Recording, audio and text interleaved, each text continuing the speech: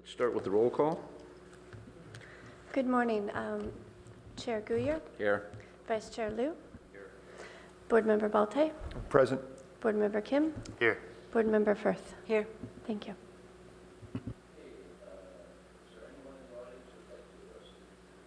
Is there anyone in this audience who would like to address the board on an item that's not on the agenda today? Okay, seeing none, I'll bring it back to the board.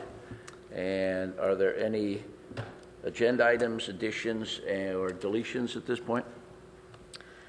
We would just like to move the elections of the chair and vice chair to the end of the agenda, just to clarify that those positions would start in the new year. That's what I thought. Okay, thank you. Chair Greer, I don't know if it matters, but I noticed the on-air light is not on. Oh, quite right. Uh-oh. Oh, there we go. Somebody asleep at the switch. All righty then. Why don't we start with the first item, being classified as item 3, which is 233 University Avenue, request for preliminary architectural review of a proposed renovation and addition to an existing approximately 9,481 square foot commercial building. The proposed 11,728 square foot mixed use project includes use of seismic rehabilitation floor area bonus and transfer of development rights floor area, creates a new second-story office space and a new third-floor rooftop garden and balcony. Environmental assessment: this preliminary review is not a project pursuant to the California Environmental Quality Act, CEQA, and therefore exempt from CEQA. Zoning districts CD-C CFP. Okay, Steph? Thank you very much, and good morning.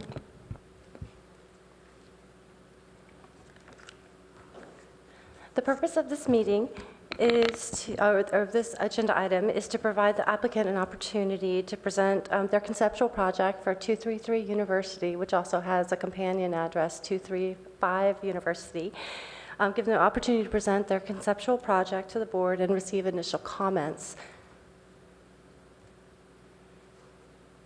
The basic and major components of this project include a seismic rehabilitation of the existing circa 1905 brick commercial building, removal of the existing interior mezzanine, remodeling and expansion of the basement, removal of the rear circa 1920, between 1920 and 1940s addition, construction of a new ground floor retail space, construction of a new single-tenant second-story office space, and construction of new stairs and an elevator to the new second story and a new third story. Here's a basic site plan. The project site is at the corner of University Avenue and Ramona. And the two tenant spaces are generally outlined and look as shown in these lots. I'd like to point out that there's an existing rear access door that leads out onto the neighbor's adjacent property, and there isn't currently an easement for that, but we're looking into that. In regard to the proposed demolition associated with the project components that I just mentioned, I'd like to point out a few different things that also helps understand the existing building. Originally, the original building only extended midway to the property, and you can see where that original building ended by this view of the existing basement. The addition that happened between the 1920s and the 1940s is this portion of the back of the property right here. This is where the entrance to the hookah lounge nights businesses, and then this is the entrance to Mills Florist. There's also a cafe use, and then of course the tap room. The applicant has proposed two different design options, the lintel option, and I'll show you later the arch option for their proposed project. And the similarities and differences of the project design are outlined in the staff report. The lintel option, just wanted to show that briefly, with Ramona Street at the top. and the arch option. Key items to consider in this project is that the existing building is a Category 1 unreinforced masonry building, and the project team would like to utilize a seismic rehabilitation floor area bonus. They also have purchased transfer of development rights floor area credits, which is how they were able to propose expansion of the building envelope. And other key items include comprehensive plan conformance and consistency with the downtown urban design guidelines, and of course zoning compliance. As outlined in the staff report, there may be additional or changed zoning items depending on any code updates by the council relative to when the applicants submit their formal application. Next steps include this discussion today here on the preliminary architectural review application. The next step after that is to peer review the draft historic resource evaluation to determine if the building is a historic resource per CEQA, and then also a submittal of a formal architectural review application. There were some requested clarifications in the staff report. On page 4, in the very opening paragraph, the word historic was mentioned a couple times. I'd like to clarify that those comments were prepared by our former historic planner, Matt Weintraub, in his review comments of the project plans, and in the authorship of the staff report, I should have changed the word historic to original because the historic report hasn't, the peer review of the draft historic resource evaluation has not been completed yet. The applicant mentioned that the design of the ground floor retail space could be single, or it could be two retail tenants. So they'll be prepared to speak about that further.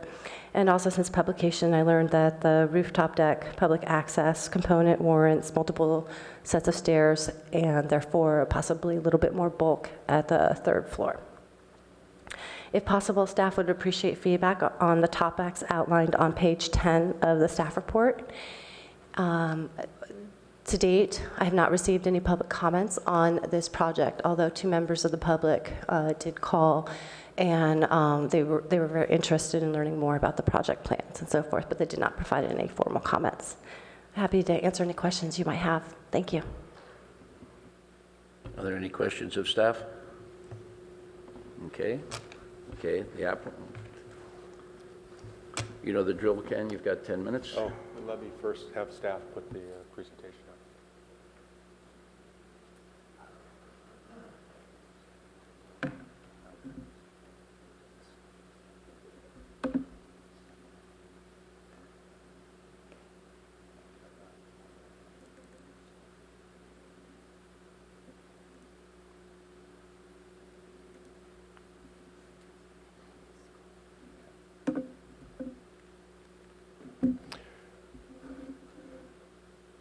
All right, good morning, members of the board. My name is Ken Hayes with Hayes Group Architects. Good to see you this morning. I'll be presenting the project on behalf of my client, the Mills family, and they're here this morning. If you have any questions about the building, they've owned it for quite a while. I'd like to thank Rebecca also, Planner Atkinson, for helping us bring this project before you this morning as a preliminary review. As we know, the site is the western corner of University Avenue and Ramona. It's about a 4,500 square foot site located right here. It's in the CDCP GF overlay district in the downtown, requiring ground floor retail and pedestrian amenities. It's completely surrounded by the same zone, so there aren't any adjacent zones that impact it. This is views of the existing building today and an historic view. It is a unreinforced masonry building. We'll be utilizing the seismic bonus. It is on the city's seismic hazards list. It is in this condition today. However, we had a historic assessment done, and this came out as a result of that. The conclusion in the HRE was that the building is not historic, and as staff said, they're having that reviewed by a third party. Currently, our historic consultant is here, Johanna Street, if you have any questions that you'd like to address with her. The building in the 1970s had the stucco removed. So for a long time, the building looked like this. This is from the 30s where it had stucco. You can see, though, around the top, there was a little bit of the exposed brick. The old wooden awning has since been removed, but the remnants of that wood, the outriggers for that are still there today that you can see. The building is in very bad shape in terms of masonry. There was a report done in 1930 or 36 that said that the mortar has lost its cementing qualities, which is a very interesting comment, all right? This part of the building was remodeled multiple times, as has been many parts of the facade. But today this does not look like that any longer. It looks like this right here. There is an historic building next door, and then next door to that is the Stanford Theater. Just to give you an idea of the context, sort of a figure ground, our site for flexibility, energy efficiency, daylighting, etc. Create a third floor roof terrace as a employee amenity and provide some outdoor opportunities, and then enhance the working, living, and pedestrian experience in Palo Alto. And as I said earlier, we'll be using the 2,500 square foot seismic bonus, and then the 1,600 square foot TDR that they have purchased actually from the city. This is the ground floor, sort of just some site constraints. We're keeping more than 50% of the existing brick wall, which is a requirement to get the seismic bonus. So this red line here indicates the masonry wall that we're keeping primarily. We need to make some modifications to the front. We are trying to create window opportunities, new window opportunities on Ramona to open that side up, create an entrance over on the Ramona side, contrary to the staff report. There is an entrance on the Ramona side, main entrance here, but certainly if the building is subdivided into multiple ground floor retail tenants, we can add an entrance here as well. So it'll be flexible in that regard.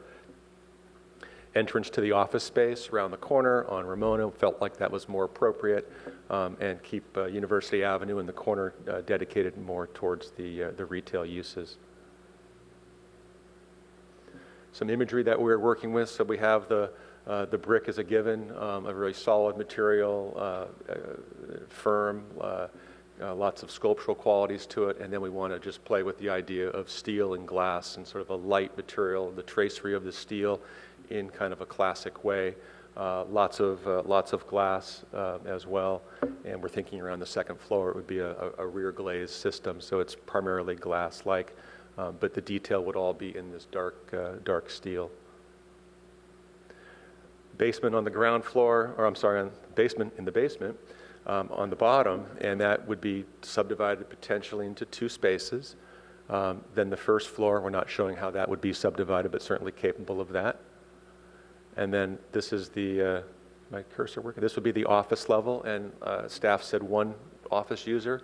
It's designed so it could be multiple office users. We're always aware of that and try to create spaces that are flexible. So we do have two means of egress and the two stair elements there. There's a terrace at the front. We've set back, trying to defer a little bit to the historic building next door to keep the cornice line the same, and also to acknowledge that the Stanford Theater, also an historic building, is just one door away. At the rooftop terrace, the setback continues. This would all be outdoor terrace space, some green space. This would be mechanical well. We have an elevator that would go all the way up, obviously, to that third floor area. So it's just amenity up there. There's no office space or anything. So it's a place to get out. Existing Ramona.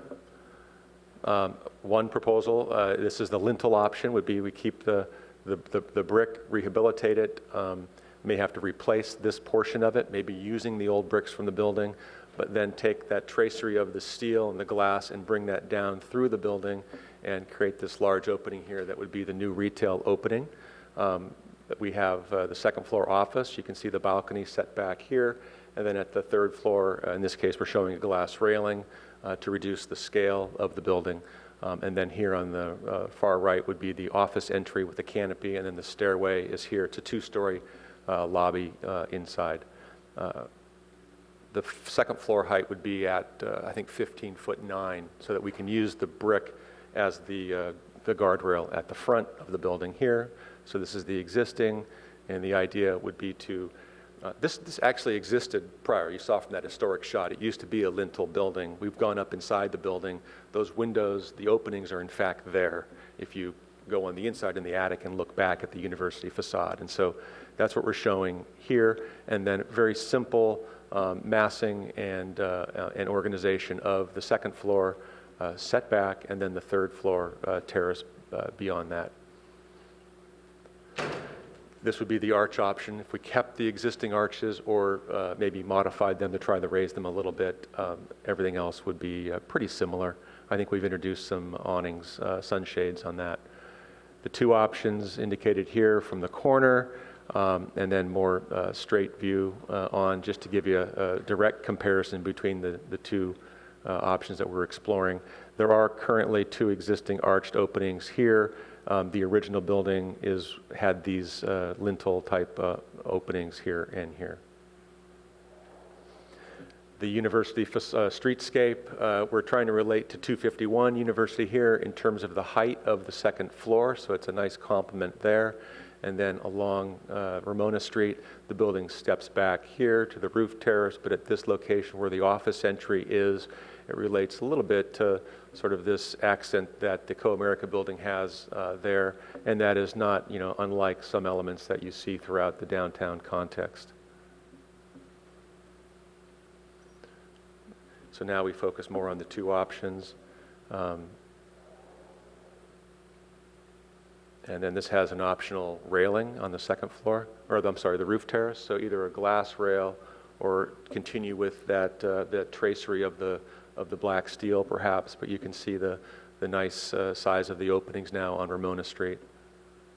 And then a view from the office side down Ramona Street, looking at the office part of the building.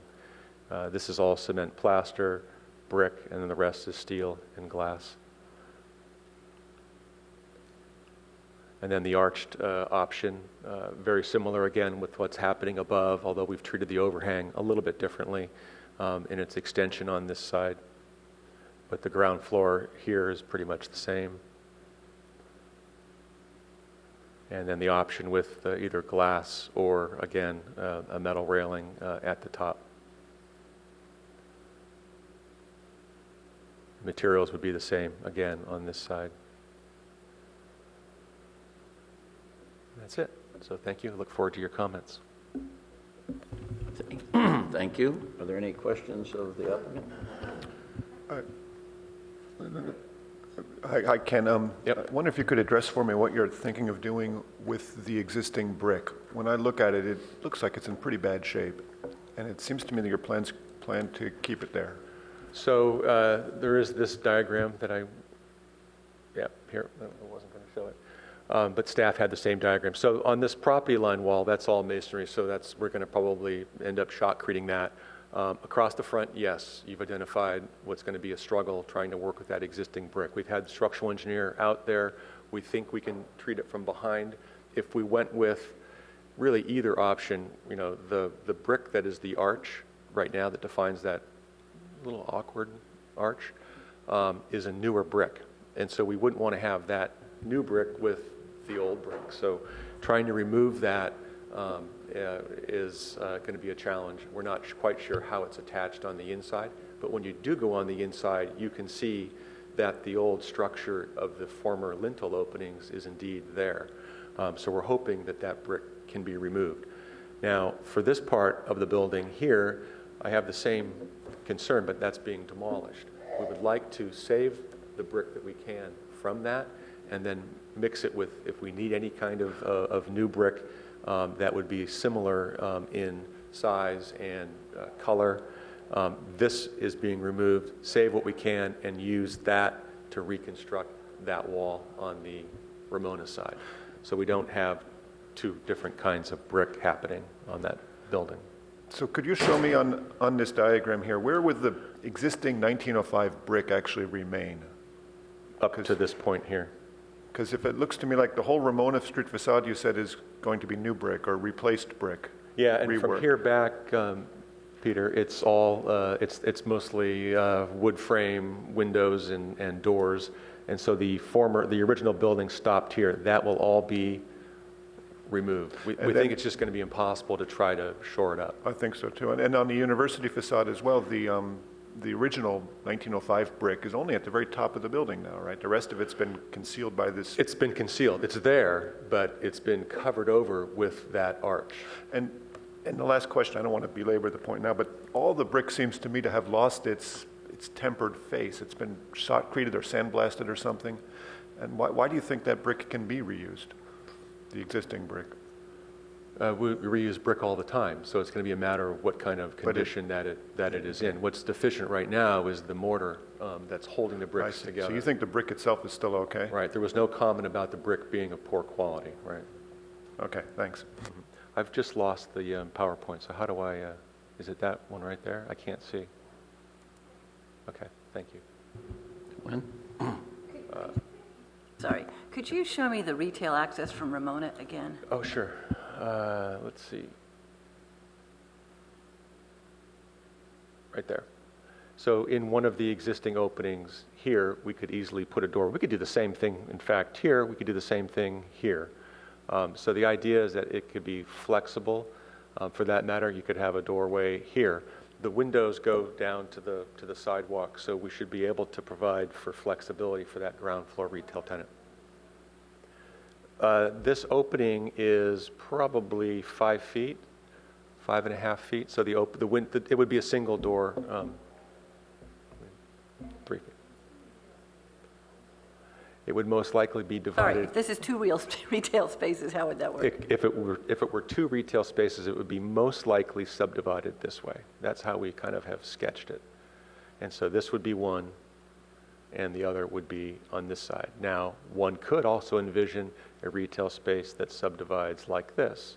So this person gets, or this business gets these wonderful new windows here, and this space would get the University Avenue exposure. But there would never be more than one entry point from university itself. No, I think there could be. I think you could. I think there's no reason why we couldn't have a door here. We were just thinking, we're showing it as a window right now. Thank you. Anyone else? Okay, is there anyone in the audience who would like to address the board on this issue? Okay, I'll close the public portion, bring it back. Peter, you want to start? Thanks for the nice presentation, Ken. It's welcome as always.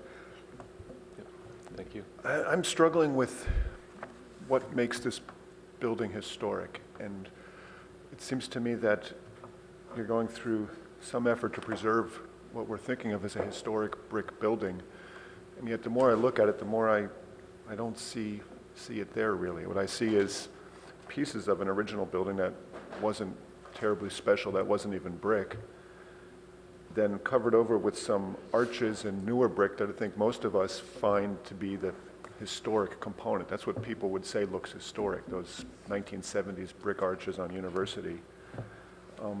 And yet when I think about the logistics of you doing what you need to do to make the building safe and bring it back to speed, I think you're going to be using mostly new brick.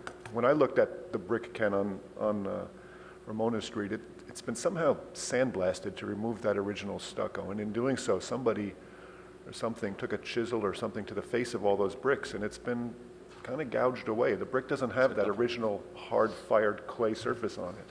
It's a double width wall, so it's an actual structural brick wall, so it's not just the veneer. It's a double width, so there is brick on the inside. But I think the brick that we're going to see that's being exposed or retained has been so badly damaged on the face of it that I just can't see it making sense to rebuild a building with reusing that material or trying to somehow replicate it. I guess I'm just seeing a lot of difficulties trying to replicate a brick building there. And I don't really have an answer for it except to say that I think it's going to be challenging, and I'd like to see more detail how you propose that. That said, my second big driving idea is that I think more than ever we want to encourage pedestrian-friendly retail environments, and I think in this case it'd be nice to try to get more of that on the Ramona Street side. And that would mean changing the existing building even more, opening up big openings like you have there. Again, it just comes around to me thinking, why are you even trying to save this building? It really is so little of it going to be left, and it's going to be so difficult that I just question this. I suppose we'll let historic review board take a look as well, but No, it's not historic. I just really have some big question marks about us going through so much work to do that. If I may? Yeah. Yeah. So there, in order to, it's a URM. It's on the city's seismic hazards list. In around 2014, the city council determined that in order to be eligible for a seismic bonus, which is the incentive to get the owners to do something here, you have to maintain 50% of the existing brick. I'm well aware of the Right, so forces driving the economic decisions. The comment I'm making is that this is, in my opinion, one of these cases where the building has just gone beyond its useful life. The effort we're going to see you go through to do that in order to get this seismic bonus upgrade seems pretty convoluted to me, and I'm just questioning whether it really makes sense. All right, but it's not historic. So the building is not historic. I think most of us would agree. I think most people in Palo Alto like the idea of an old brick building on Main Street or University Avenue. If I may just confirm that staff has made no determination on whether this building is historic or not, we need to do some further analysis. Thank you. And I'm just sort of mussing aloud. This is a preliminary review, but I just see a lot of question marks in my mind about how historic this thing is and then what we're doing. And that, to me, that just brings a red light. What we're going to wind up with, I'll predict, is more or less a brand new brick building made to look like an old 1905 commercial building in Palo Alto. What we're really doing is creating history. We're recreating what we think it was like then. And to me, that's not historic preservation. That's not preserving the old. It's just sort of creating another Disneyland on Main Street effect. And I throw that out there again as food for thought. I don't see enough of this old building to survive what we're thinking of doing. Okay, all that said, I like the idea of having a marked vertical entry feature off of Ramona for your office stuff. And I think that can be a nice complement to the brick horizontal or box in the front. However, I'm concerned that the new second-story office component is a little bit too tall in my mind. As I read the plans, it's almost 15 feet from floor to top of roof, and I think you could pull that down a couple of feet, and that would help a lot, I think, in having the second floor not feel like it's overwhelming the brick box below it.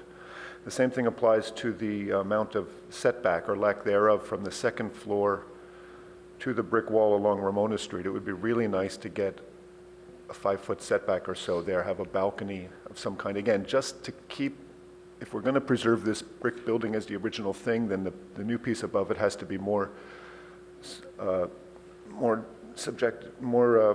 less dominant. So it has to pull back a little bit more. I would like to see you explore that at least and see if that's possible. I'm concerned that you need to come up with a good solution for the service at the back. It'd be great if you can keep that door off of the alley or the private alley from the movie theater. But if you're not able to, I think you need to find some way to get trash in and out, bicycle storage, things like that. It does also come back to my way of thinking that bike storage in the basement is just not realistic. It's not going to be used as a bicycle locker. And it's sort of skirting the intent of the code. We wanted to have bike storage on the main floor off that alley where it can actually be used by people. The same thing applies to the trash storage in the basement. I'm skeptical that it will actually be used in that capacity. And so again, a better solution to those two needs, I think you'd have to just find a little bit of space in the back to get a long-term bike storage. Then also in the vein of trying to find some sort of pedestrian amenities, as long as I've been in Palo Alto, the corner of that building has been this sort of flower market stall, but it's always been open. You can sort of see through, even walk through the corner. And I'm wondering if there's some way you could activate the corner more by pulling back the glazing, leave an open spot at the corner that you might walk through. And that's sort of we were talking about this at the meeting the other day, pedestrian public space off the sidewalk. And I know it takes up square footage, but it might be a nice gesture to the past. I think that's what you're going to be looking at more than actual historic preservation. But if you could somehow open up that corner, I think that would be a nice gesture.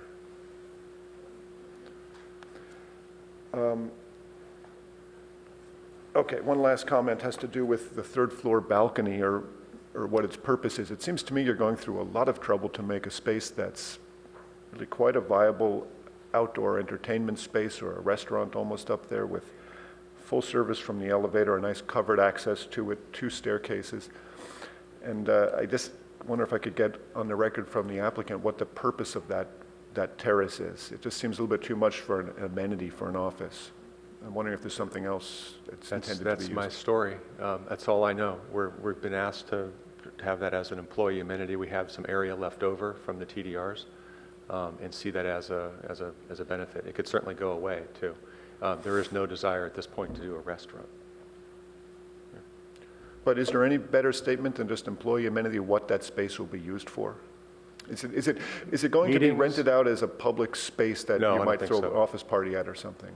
Not, Okay, I I'm don't think so. driving at I that. could let the owner respond to that, Peter. Well, I'll mention it to the board because this building is already underparked and it's sort of squeezing into the limits there. But if this upstairs space were to become some sort of event space, then it just further exasperates that parking problem. And really, the upstairs space is, the 3rd floor is what's driving the tall elevators and sort of the appearance of height. So I'm just looking for clarity on that. Okay, enough, thank you.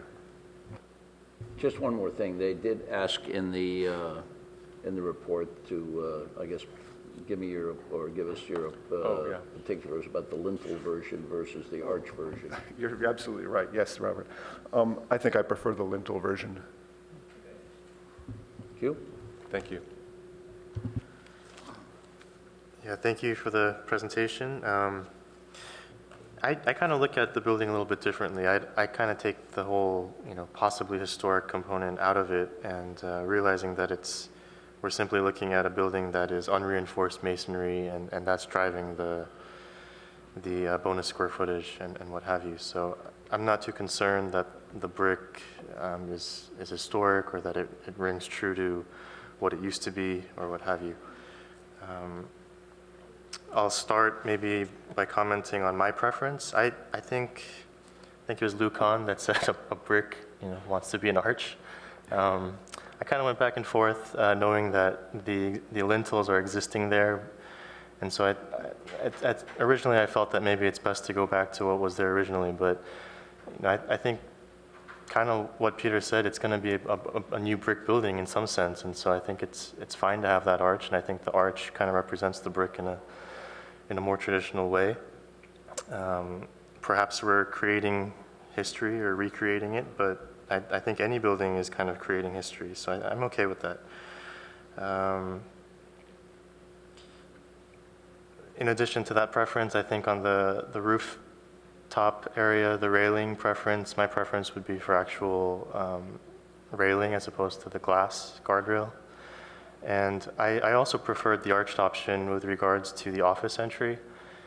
I know that in the lintel option, the office entry is kind of framed as a full rectangle, but in the arched entry, or in the arched version, the frame is kind of left open towards the brick side of the building. Do you follow what I'm saying? I'm trying to. Yeah, I don't see it, but.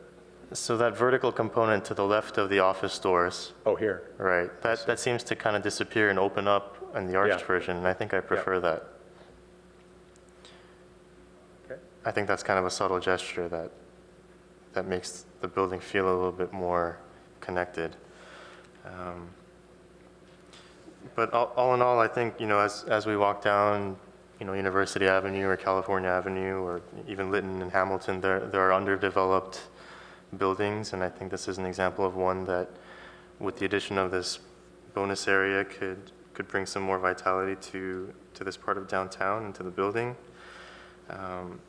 I admire kind of the previous work that you've done that does something similar, where you're incorporating past components of a building and adding on to that. In closing, I have a few questions.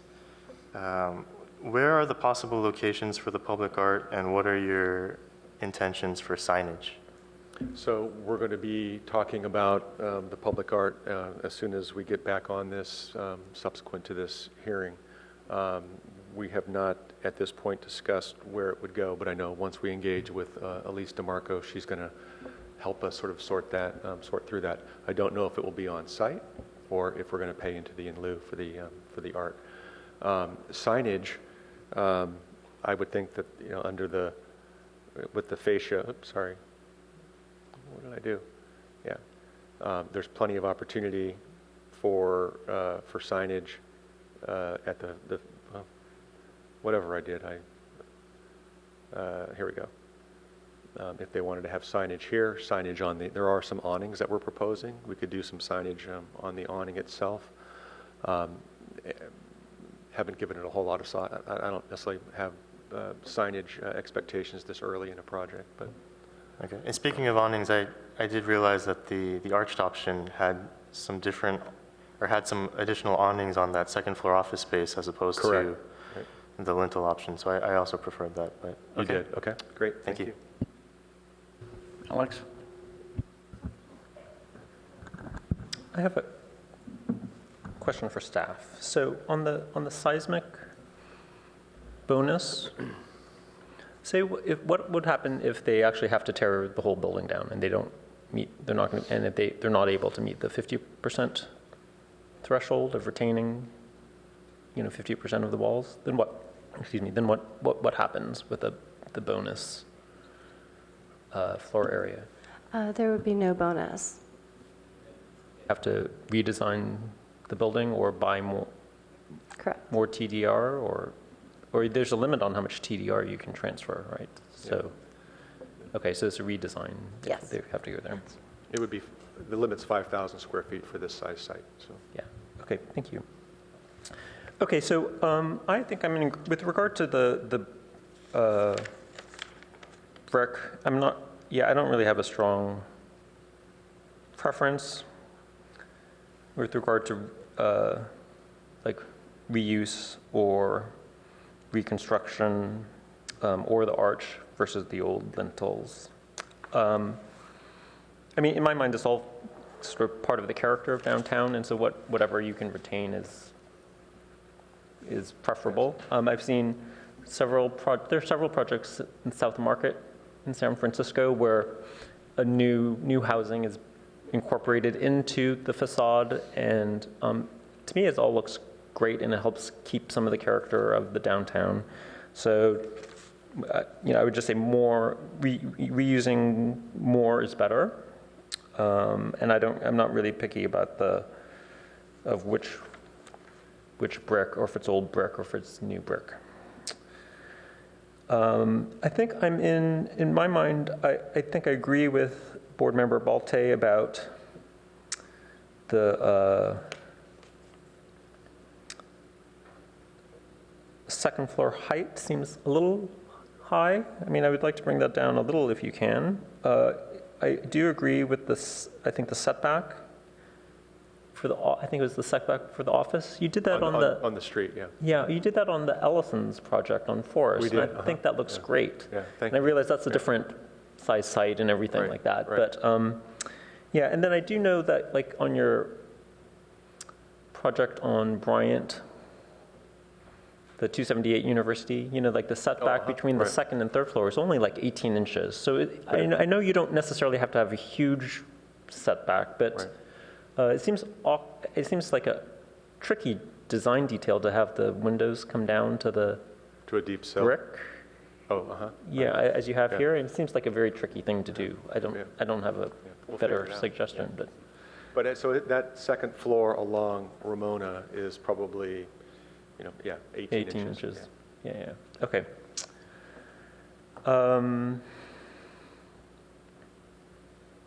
I guess, and then Peter had a comment about the trash and bikes in the basement, and I know you've done that before on other buildings, like We've put bikes down. 278 University has all the trash in the basement, and so maybe staff could, if you have an opportunity, if we know that there are issues, if it's come up, I think we can analyze it if it's causing problems. So what would be, if I may just Yeah. take a second. So the trash facilities that they use currently, they're not in the alley immediately adjacent to that door that leads out the back of the building. They're actually over down the street further where that alley cuts through to the city parking The lot. other one, yeah. Yeah, and I think we need to get an initiative going to try to create a common trash facility in that other parking lot that would accommodate not only these businesses along Ramona, Right, all of them. but all of them into a nice facility. I mean, this is Palo Alto, and it's just a It looks disaster over terrible. there. Yeah, and I think I did mention that on another project, right? I mean, the senior center is, Same. there's a parking, right? I mean, there's some money to redo the parking lot, and I did mention that the trash trailer looks terrible. I would just say for the trash though, if there's a restaurant use here, then I think the trash can't be in the basement. It has to be above. And I know that the way that our parking is configured, the parking ratio, it's all blended, right? I mean, it could be Yeah, it's retail all or 250, yeah. Right. But I know that there's a whole other thing for buildings. If you have a restaurant use, there's a whole other component of building design that has to be incorporated. Yeah, right now, our program is retail and retail. office, yeah. Okay. And then I would say also too is then if it were restaurant use, I think what Peter had mentioned, having an open corner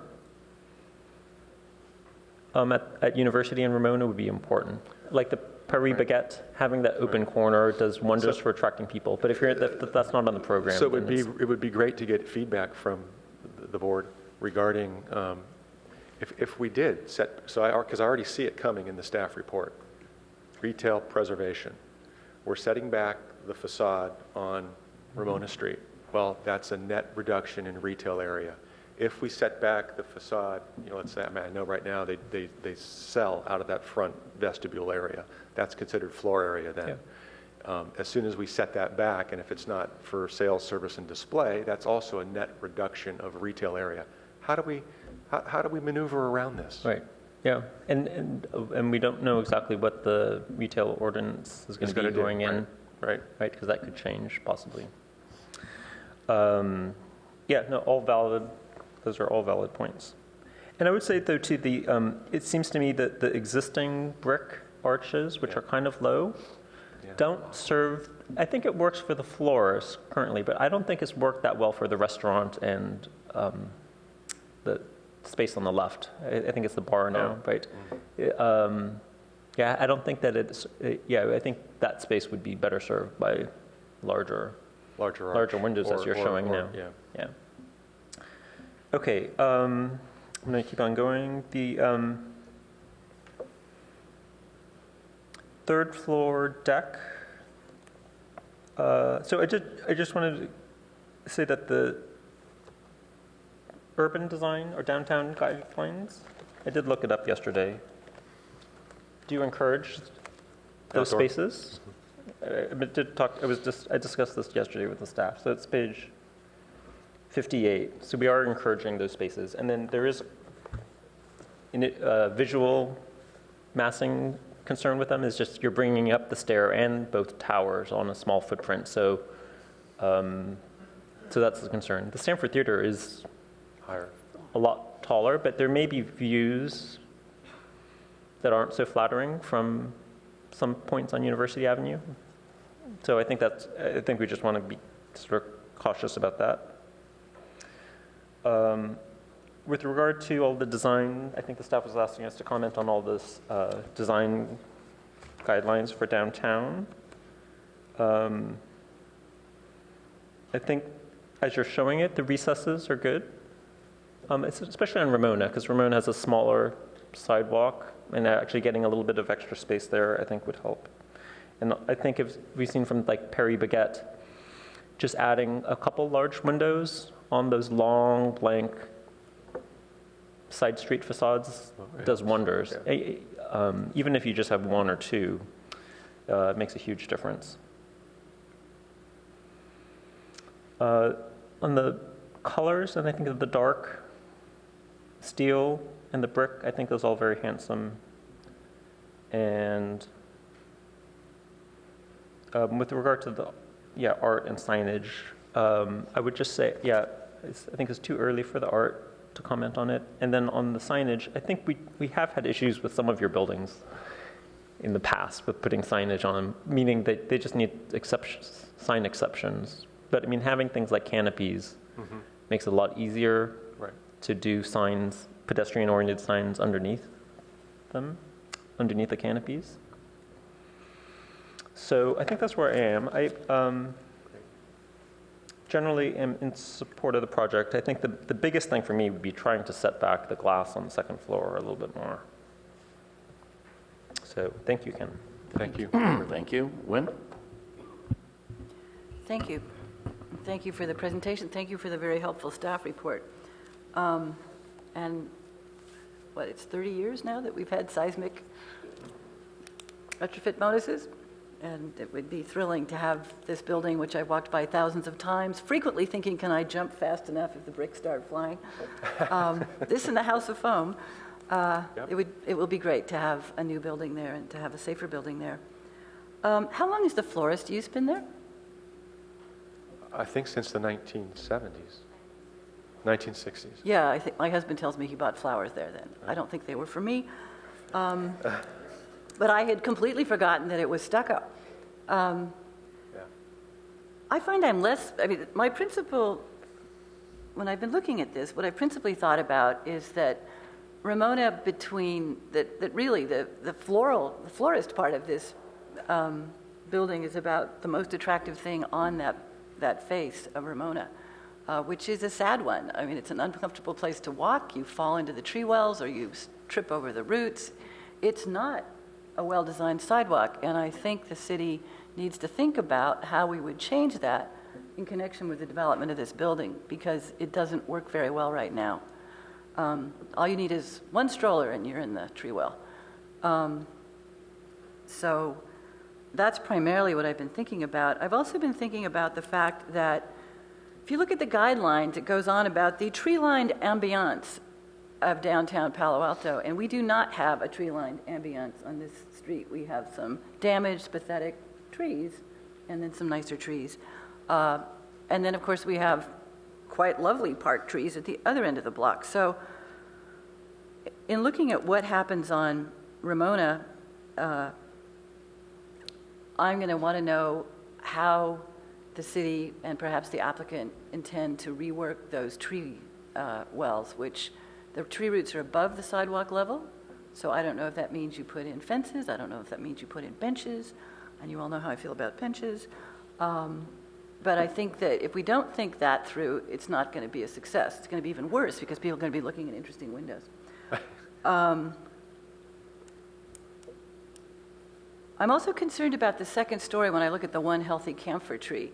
Because one of the things we've discovered is that when you put second stories in and you don't send them back, you don't leave enough room for healthy trees. And we need big, spreading trees on this street if we're going to have a tree-lined ambiance. That's traditionally what we've had here.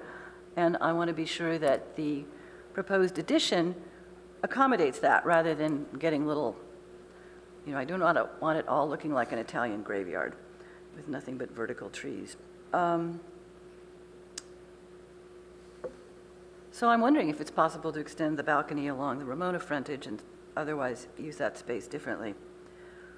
Generally, I like the idea of having outdoor accessible lived-in spaces upstairs, but I too am very concerned that you've got a great deal of support structure with the double access to accommodate a lot of folks up there. And I'm already concerned that the access to the office and the roof take up a lot of the Ramona frontage and a lot of the visual impact of the building. There are lots of very small access points to upstairs offices downtown, and I don't know if it can be designed to be smaller, but I would hope so. I'm also concerned that the recessed areas seem to be primarily the doorways, and that's not giving us enough passageway and stepping out of the passageways if you're just in the doorways, or next to the doorways, or where the doors are opening, if they open out. So I'm looking forward to learning more about that, and what I'm looking for is a better passage along that space, which is going to involve, I think, working on the city's land as well as the private property. So I hope that can be done. I'm concerned that I think the retail access from Ramona should be bigger.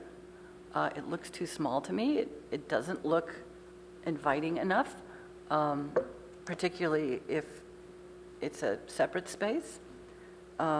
Oh, and on that point, it would be good to have the notice of the proposed project on the university frontage of the building as well as the Ramona frontage of the building, and maybe not with a black hand over it. Though I realize you have two, and it's perfectly readable. In thinking about whether this building is historic and what aspects of it might be historic, I don't think that's particularly important in this case.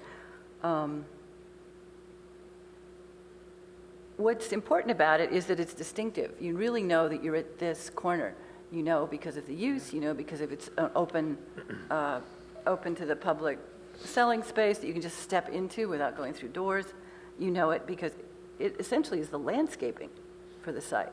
And so when and if the floral use goes away from that corner, we lose, the good smells, the good beauty, the welcoming that goes so very well with the florist use and also with people dashing for the train. So I would like to see some kind of open corner treatment. I, of course, would like you to be selling ice cream cones or flowers out of that corner. I don't know if that's possible in a modern area, but I'd really like you all to think about it. I think the distinctive thing about this building is that it's charming and whimsical. It's also lethal, and that needs to change. But, it's got this Pirates of the Caribbean ambiance on the Ramona side in particular, and that may not be what your market's looking for now, but one of the things that concerns me about the quite elegant windows in steel, which I like, is that it doesn't seem very whimsical. So I know that what's there is in many ways a bit silly. I don't think they ever needed those interesting high windows and whatnot, but I would like to see a bit more sense of fun and play. And I'm very concerned about having a completely unparked social space in the top floor. It would work in the research park, but I'm concerned about an area that's already very short of parking. I do like the brick. I like the fact that it's quite, as you say, sculptural. This is a sea of stucco. There is actually a brick facade across the street and up a little ways, but it's not a very interesting one. This one is. This one feels good. So I hope if you do keep brick, it's, as you say, textured. I'm fine with partially blocking the view of the upper reaches of the theater. I went out and looked at that. Looks fine to me. But I'm also concerned about floor-to-ceiling windows on the retail side on Ramona, so close to pedestrians. This may not concern the rest of you, and maybe this is how retail now operates. When this street was developed, of course, the windows started more higher up on the body, knee height. And I would prefer that approach and would give us more brick, perhaps. But what I'm most concerned about is an open corner, less tower massing for the second floor access, and setting it back so we can have serious street tree experience. Because that really replaces on-site landscaping downtown.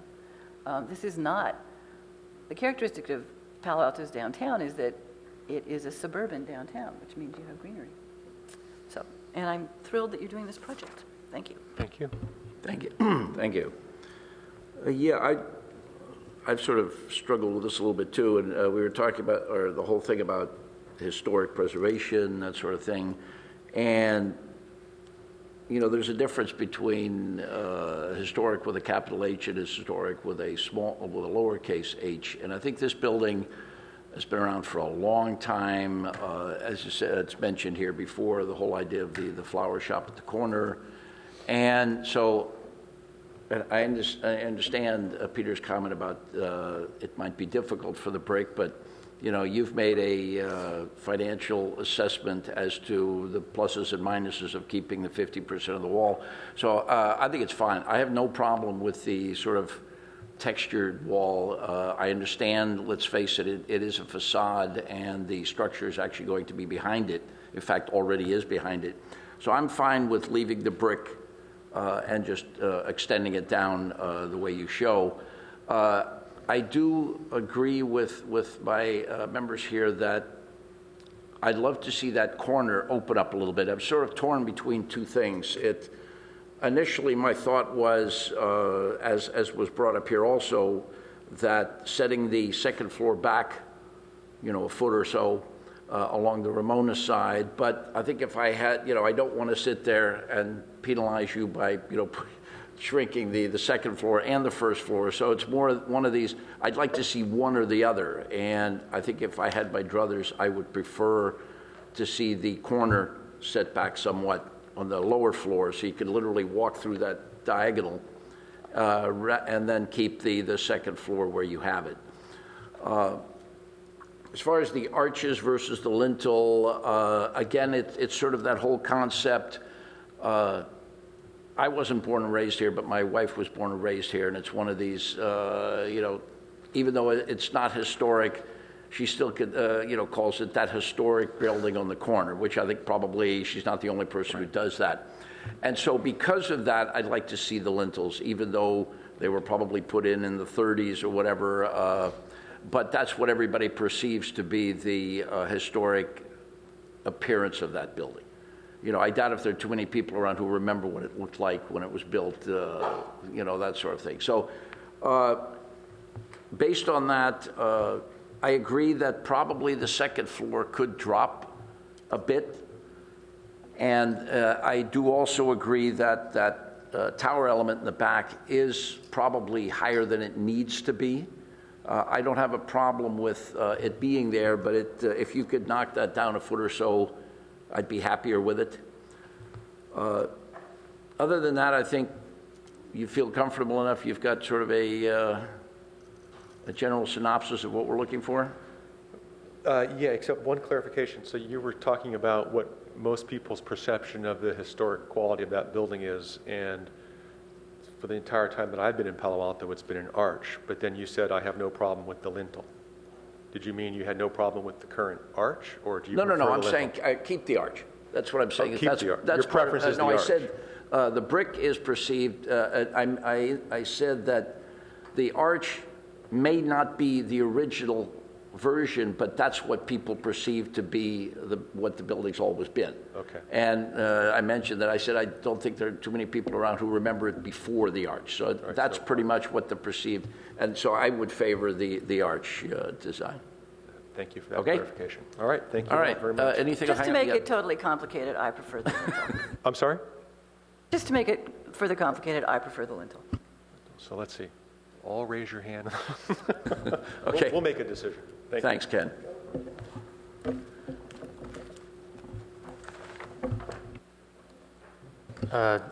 Did we want to get any input from Mr. Doctor while he's here regarding those street trees, or? Oh, yeah. Sure, why not? Seeing as though you're sitting there, as far as the whole expansion of the canopy when you go above the first floor. I mean, have you had a chance to review that, or? Correct, yeah. Staff has reviewed it, and I would like to ask, actually, for clarification from Board Member Firth on to define serious street tree experience. Well, if you stand on we'll design for that, you stand on University and look down Ramona, you don't see a series of large, healthy trees. Well, we lost two of them. I mean, right? here's the side elevation right here. Right. We lost two huge trees on Ramona, if I recall, in the past year or 18 months. Right. So we have one that's been quite, and one of the larger ones is quite eccentrically pruned. So I don't expect it to be all wonderful soon, but I'd like us to be planning so that it will be wonderful. And I mean, I love camphor trees. I know they're very difficult trees to live with, but that's my ideal shape and filtered light and green much of the year, except when you don't want it to, if you don't want it to be. And we have good tree wells down as you approach Lytton, and that really helps the sidewalk. But we do not have good tree wells as you get close to University. This is where people line up to go see the Harold Lloyd movies. This is where people who live downtown north come with their children on bikes and scooters and prams, to get to downtown or the farmer's market or University. So it's a good street tree experience means that I see trees with healthy canopies that don't look like they've been tortured by living in urban environments, are stressed, let's put it that way, as the one on the right is. That their routes are managed in a way that lets us have the best use of an already functionally narrow sidewalk. Just before you get started, we do have a large agenda today, so I don't want to, what I'd like basically is maybe to answer when sort of, do you feel the trees are in, serious, is there going to be a problem as far as putting a second story at that location? It would be helpful if the second story stepped back a bit, whatever extent it could. It would allow balancing branching from the new street trees in the future. So the second story step back would definitely be helpful, because the whole building is going to be a shaded experience for these new trees, which we can come up with a whole new streetscape scenario for the 3 new trees. We were looking for direction from the board here on how important the streetscape was, and to whether to take the existing camphor and say maybe we need to start all over new with it, or keep the mature tree on the corner because it's something left of the old days. It's a green mature tree. Do we take it out now? Hearing the board's emphasis, I think we should be looking at a whole new streetscape, replace all of the, redo the entire sidewalk frontage is the only way to get new street trees in responsibly, even with that large camphor tree. Removing that and starting out with a whole new frontage on the side street there, we can get away with a good new three new street trees. It would look, if we have the opportunity to do underground silvacells or engineered soil mix, we can get away with that. Lastly, the open corner, there's a way to establish at the foot of the post, if you had an open corner, a green pillar to restore that floral suggestion to that corner for everybody in the future. If you planted little horsetail, narrow seat wall planter against the post with a vertical vine, you might be able to get away with a greenery changing the shopping behavior aspect of an area. But we can restore the streetscape. That's the end of my comments. Thank you. Thank you. Go ahead. Well, I don't want to inadvertently sentence trees to death, but what I want is us to have word from the city on how, now that these are becoming 2-story buildings, how should we think about the trees? I don't care whether you decide they're short little trees that are going to give us tree experience lower down or taller ones, but I don't want something that's going to fail. Okay. Great. Okay. Thank you very much.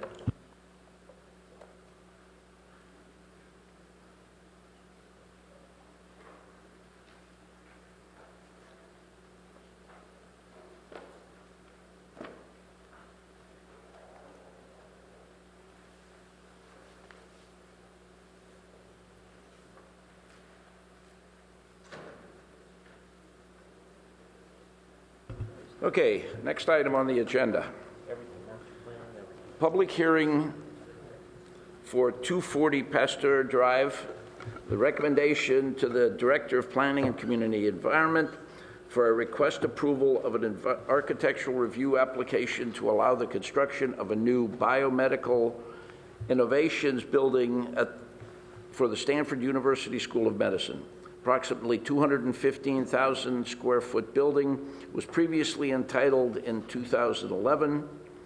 The proposed project includes architectural modifications to reflect updated internal program needs, surrounding pathways, heritage trees, and the architecture of the adjacent hospital.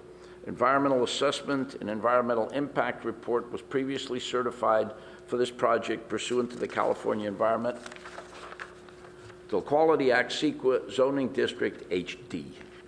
Staff? Oh, hang on. We have to do disclosures. Pardon me? So, disclosure. So I met with the applicant, Zach Posner, on September 6th of this year to review the project. Actually, I was going to do the same thing, but later. I also met with the applicant. Okay, staff?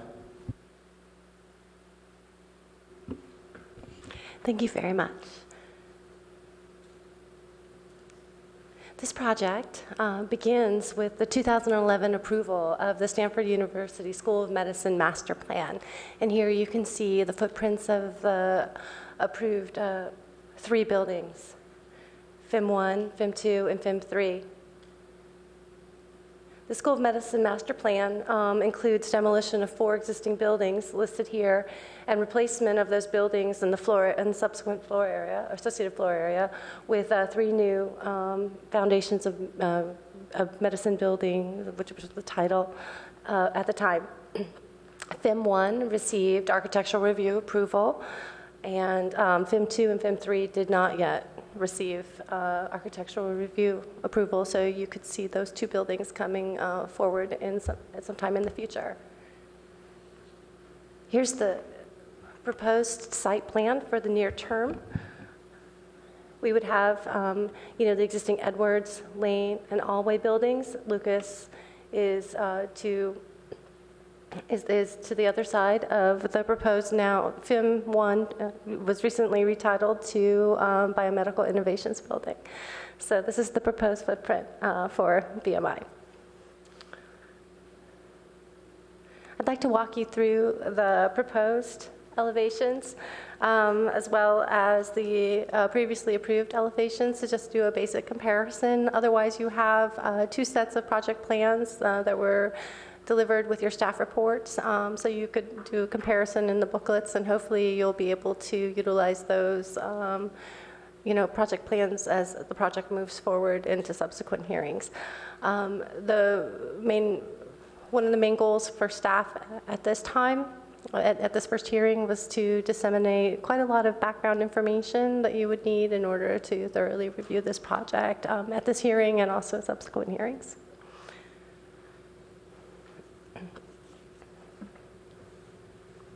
So the proposed elevations are on these next 2 slides, and which side of the building is indicated, north, east, and so forth in the corner of the slide. The north elevation. Doing that in lay terms too, which street we're looking at? Or? Exactly, yeah, I was going to go to it, so sorry. The north elevation faces Pasteur, for reference. The east elevation faces the Edwards building, and the west elevation faces Lucas. The proposed elevations have a height of basically 72 and a half feet to the roof, basically 84 feet to the top of the mechanical screen, and 92 feet to the top of the proposed exhaust stacks.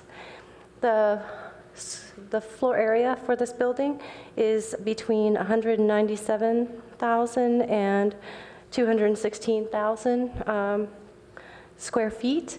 The reason why that has not been finalized yet is that staff is still doing a code compliance review in regard to floor area. In the hospital district, certain types of storage rooms are quote unquote exempt from floor area calculations. So we're working through the internal programming to see what counts or what doesn't.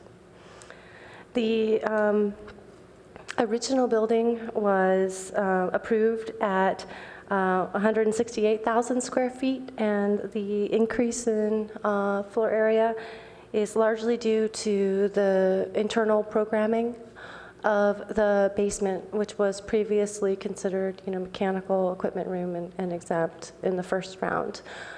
So the building itself is, larger in terms of height, and the footprint has increased somewhat, but the actual bulk of the building, to the tune of about 30,000 square feet, is largely in the basement.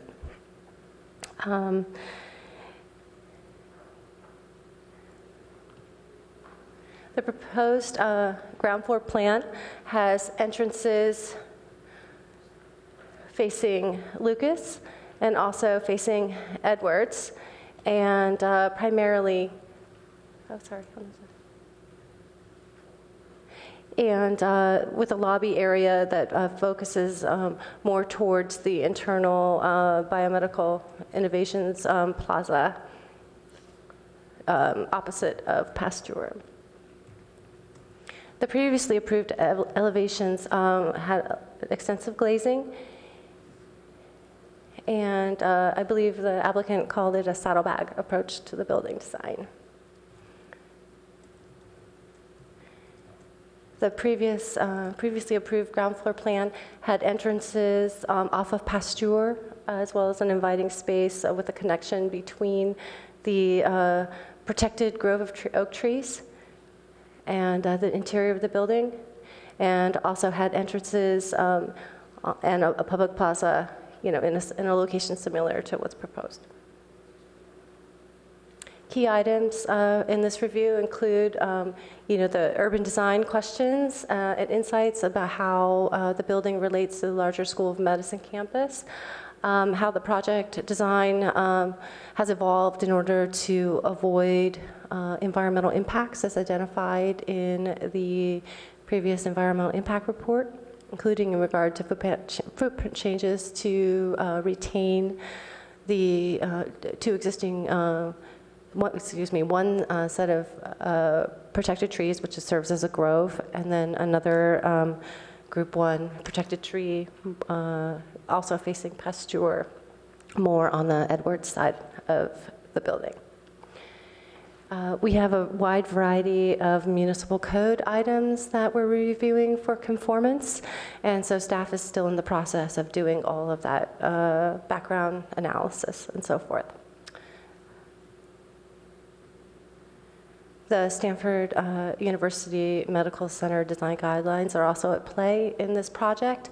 I think it's fine to propose a different skin of the building and massing, floor area, and so forth, but we do have the design guidelines that are in effect for the entirety of the Stanford University Medical Center project.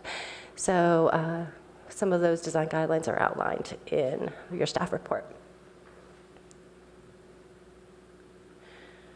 Staff recommends a motion to, basically review the project and continue the project to a date uncertain. There are also other motions that are available to you.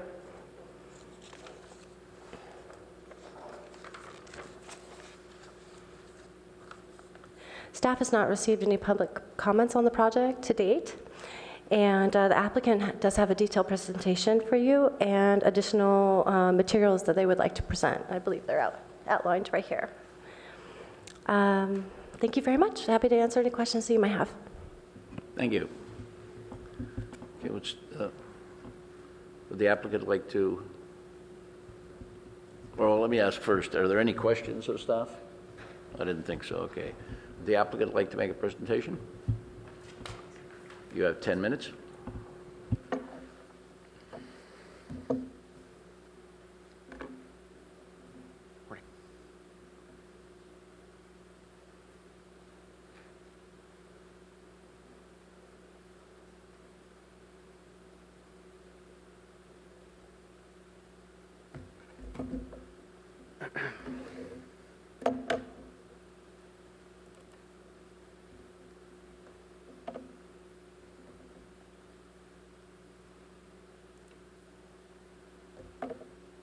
Good morning, and thank you to the board for the opportunity to share our project with you. Thank you to staff for your review comments. I'd like to take you through the Stanford Biomedical Innovations Building project. By way of reminders, the key drivers in this project was previously approved by the council in 2011, and in large part we are seeing the changes as revisions and modifications to that process. The building program is generally the same as the 2011 project, that being primarily laboratory spaces, workspaces, and associated support spaces. The building size is, in general, as noted in the staff presentation, roughly the same with the exception of the changes to the lower level floor areas. We've taken great strides to improve protection of the protected tree areas and have adjusted the building footprint thusly. There have been refinements to the exterior skin. That will be one of the primary talking points today. Those are in large response to changes in the building program allocations within the building footprint, not changes in amount, but changes in arrangement. So that exterior design has been refined to respond to some of the 4 key takeaways from the previous hearings. First and foremost is this idea of gateway entry to the School of Medicine. The revised exterior elevations and massing do seek to improve that sense of gateway and welcoming composition to the campus. We've also modified building entries and entry articulation to improve visual hierarchy and improve visual prominence to pedestrians circulating around the building. There was additionally a request for final landscape plans, which have been included with the submission package, and we are working closely with the city to move those forward, particularly in relationship to the protected trees. Lastly, final photometric plans have been included in the package, and I will share with you an illustrative approach of that photometric layout. As an orientation, the project being discussed here is labeled as proposed FIM 1. As the project's changed, we're now calling that BMI. Campus Drive is to the south of the project. The body of main campus is to the south and to the east. The new building footprint is largely in line with the previous proposed building footprint. Those modifications that have been made really are intended to provide greater opportunities for survivability of the heritage trees. We've also modified the building footprint to increase the visibility and sort of visual hierarchy of building entry. In terms of adjustments to the project landscape plan, we have really limited the amount of work that we're going to perform. In fact, we've essentially eliminated it. Under the canopy, the drip line of those protected heritage trees, again with eye towards giving them opportunity for maximum survivability. We've programmed the spaces around the site in a way that integrates a different sort of range and scale of public and individual uses for collaboration, outdoor meetings, and events. The previously reviewed and approved FIM 1 plan indicated on screen shows an arrangement of laboratory modules to the exterior perimeter of the building. That was really the biggest driver in the proposed previous massing. We certainly want our buildings to tell the story about what's going on inside and telegraph that program through to the exterior.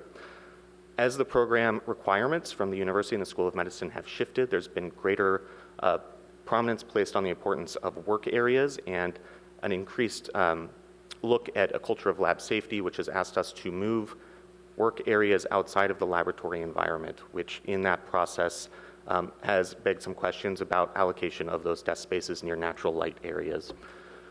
The revised floor plan shows those laboratory environments to the interior of the building and those workspaces to the exterior of the building. The intent there is really to drive natural light access for folks who are working within the building on a day-to-day basis. We're also trying to create spaces that have a high level of transparency through the floor plate so that that natural light can be utilized deeper into the building, including into the laboratory spaces. This change in the disposition of the program within the building is really the largest driver, one of the largest drivers for the exterior design changes.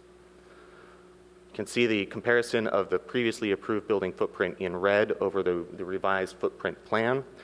The areas highlighted in yellow lay out the changes we've made based on the more well-understood tree location and size of the foliage and canopy. So we've moved the building away from those trees as much as we can while maintaining the programmatic requirements. You'll also see some adjustments to the building entries. Those are to create visual hierarchy and welcoming senses of space. Inside the building floor plan, you'll see in the center of the building are the laboratory environments which were previously pushed to the exterior. We've now located those central to the workspaces and support spaces, and the intent here is really to drive natural light as deep and as far through the building as we can. So on the exterior, we'll be seeing areas, larger areas of glazing in front of those office and workspaces, so showing that program through to the exterior. Revised landscape plan indicates that most of the, in fact, all of the planting and modifications will be occurring outside of the heritage tree footprints. The site will be programmed in a number of different scales and ways, including the incorporation of what we're calling the BMI Plaza. This will be part of future development, and the building presents itself with a sort of front porch, which we see as a welcoming, active environment for pedestrians and users of the building to interact with the public space. We've also incorporated a secondary entry on the west side of the building along Governor's Lane. That entry is located farther south from Pasteur, and the intent there is to draw connections from faculty and staff who are parking on campus at places like the Stock Farm parking. There are amenities around the edges of the site and around the edges of the heritage trees. We're really trying to create these small composed spaces as a way to celebrate the heritage trees and sort of create spaces around them without interrupting their root structure or their growth patterns. In concept or illustrative plan, this is the photometric approach. We've really tried to dial in the lighting to the places where it will be the most used and use fixtures that don't draw great attention to themselves or are extensions of the existing lighting strategy on campus. If you want more detail on the photometrics, it is included in the ARB submission package. In terms of the building exterior, we certainly are looking to the Stanford Kit of Parts, which is defined in large part by the buildings done on campus to date. In 2011, there was a particular suite of buildings which were referred to for defining that kit of parts. As we've moved forward in the intervening years, and this is part of the development of the exterior, there have been other projects that have evolved that Stanford Kit of Parts. So rather than distinct design parameters, this is really an evolving language, and we're seeking to update the building in some ways to reflect that kit of parts as well as the programmatic changes, and not the least of which is the hospital project directly across Pasteur. Building elevations are composed, borrowing elements or at least nodding to elements within the historical structures or the more referential structures around us, as well as looking at the more current projects that have gone on campus, including the hospital with large areas and expanses of glazing and metal panel, which is a little bit of a departure from some of the more traditional university palette, and something we've chosen to respond to. Looking at the elevation along Pasteur, the building is generally oriented in an east-west direction and horizontal in nature, in keeping with Lucas and Edwards and what will in the future be future BIM developments. In looking at the section coming from the new hospital down through our site onto the medical center campus, you can see that we are trying to respond to a stepping in scale across Pasteur. The hospital is a fairly large building, so we are trying to meet that intermediate scale where some of the articulation in the fenestration picks up on a few of the formal moves, but at a finer grain as you move into the campus environment. As I mentioned before, there is really a drive to try and connect building program, view, daylight needs to the exterior fenestration and articulation. So while we still do have what was referred to as sort of a saddlebag strategy that is representing those workplaces on the outside of the building, it's very much more about gathering light and pushing them through the building now. The kit of parts that we have defined based on our research and looking at the campus around us and the developments of the newer projects, we are defining entry through the use of red terracotta tile. It's a rain screen application. We're defining the workspaces in stone and metal and glazed volumes, which are represented as the quote-unquote saddlebags. There is what we're calling the collaboration arcade, and that is a glass fiber reinforced concrete construction, and that represents circulation and collaboration spaces within the building. We think of that as a reinterpretation of the typical Stanford campus arcade, a place where interaction occurs outside of laboratory or working spaces. On the south side, you can see that we are additionally telegraphing through that language of the exterior articulation, the programmatic elements inside, which has shifted since 2011. In greater detail, the elements of the exterior here, in the case of the BMI porch or the front of the building, we have that Rocomat limestone, which is a traditional part of the Stanford campus vocabulary, a combination of glass and metal window wall, and that red clay terracotta rain screen tile, which comes to visually signify building entry, so trying to respond to the comments about visual hierarchy and clarity of entry. If you'd finish it up with the... Previous renderings show a very highly glazed building, which would have been difficult, I think, to push through board approval. We currently do have Board of Trustees approval on the revised design. In meeting that approval, we have increased the amount of stone and balanced that with the glazing. We've also introduced this large overhanging canopy element, which serves to provide the idea of gateway to the Stanford School of Medicine campus, so a much larger entry feature there. Again, looking from the south, that overhanging gateway canopy with the idea of aperture or building entry. In terms of building entries and the language of very transparent low iron glazing, so highly transparent combined with terracotta clay rain screen, we've, I think, increased the transparency and the visual hierarchy of the building entries, particularly at the main entry, in this case viewed from BMI Plaza, highlighted there. And then looking from Pasteur, you can see the clear articulation of what we're calling the interactive arcade, the Collaboration Arcade, punctuated with a sort of rooftop or fourth floor rather terrace as a visual perch and sense of arrival, and give some compositional breakup to the building. And then looking from the other direction, we can see that secondary entry, which is still using this language of terracotta rain screen tile to signify and indicate entry, but at a smaller scale because it is secondary entry. So with that, I invite your comments and questions. Thank you. Thank you. Are there any comments of the applicant? I have a couple questions. I don't know if I missed it, but could you just introduce yourself very quickly? Oh, I'm so sorry. Justin Brooks from ZGF Architects, Okay. presenting on behalf of the Stanford School of Medicine. Great. And then kind of a side question. How old is the CCSR building? Do you know by any chance? You know, I couldn't myself answer that offhand, but I can see if my Or do you know if there are any colleagues campus plans for... 2001. Okay, thank you. Anyone else? Yeah, go ahead. I have one architectural question and then also one landscape Sure. question. So on the architecture, the previous building had sunshades on the south side, and now I don't see any. And so I was wondering, how are you handling the solar glare control? Yep. Solar control is being handled internally through roller mechanical shades. That'll be tied to the building management system, so this will be operated through a computer system which will control glare and solar heat gain onto the building. So we've eliminated those exterior filigree elements. Right. So but it allows the heat gain.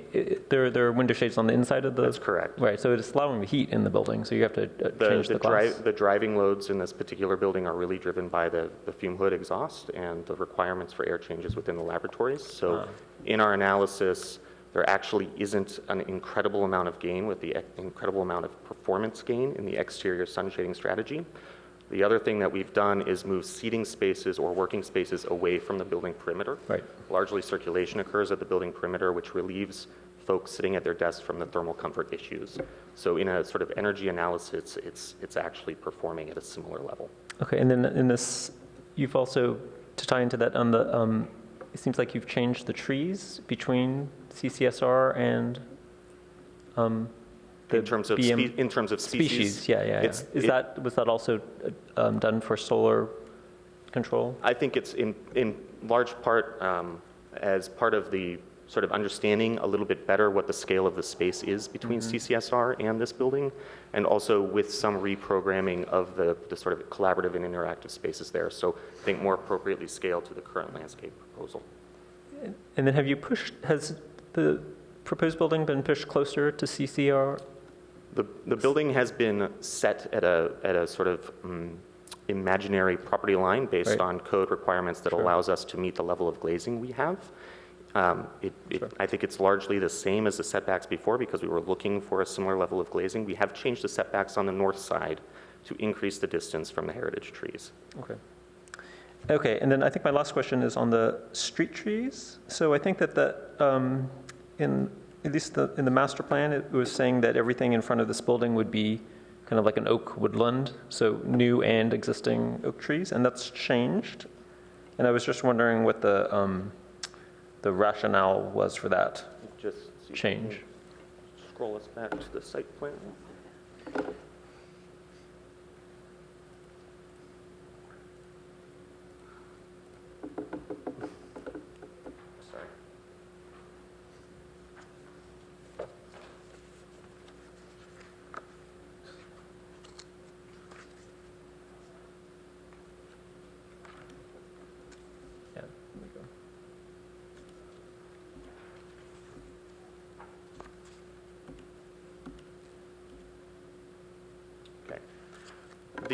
The oak groves that we're really celebrating are now the coast live oaks that we're preserving, and the street trees along the north side of the building, along Pasteur, are an extension of the species and type and arrangement that occurs along Pasteur and other areas. So rather than stitching that oak grove along in whole, we're really trying to make something special out of the preserved coast oaks that we're keeping.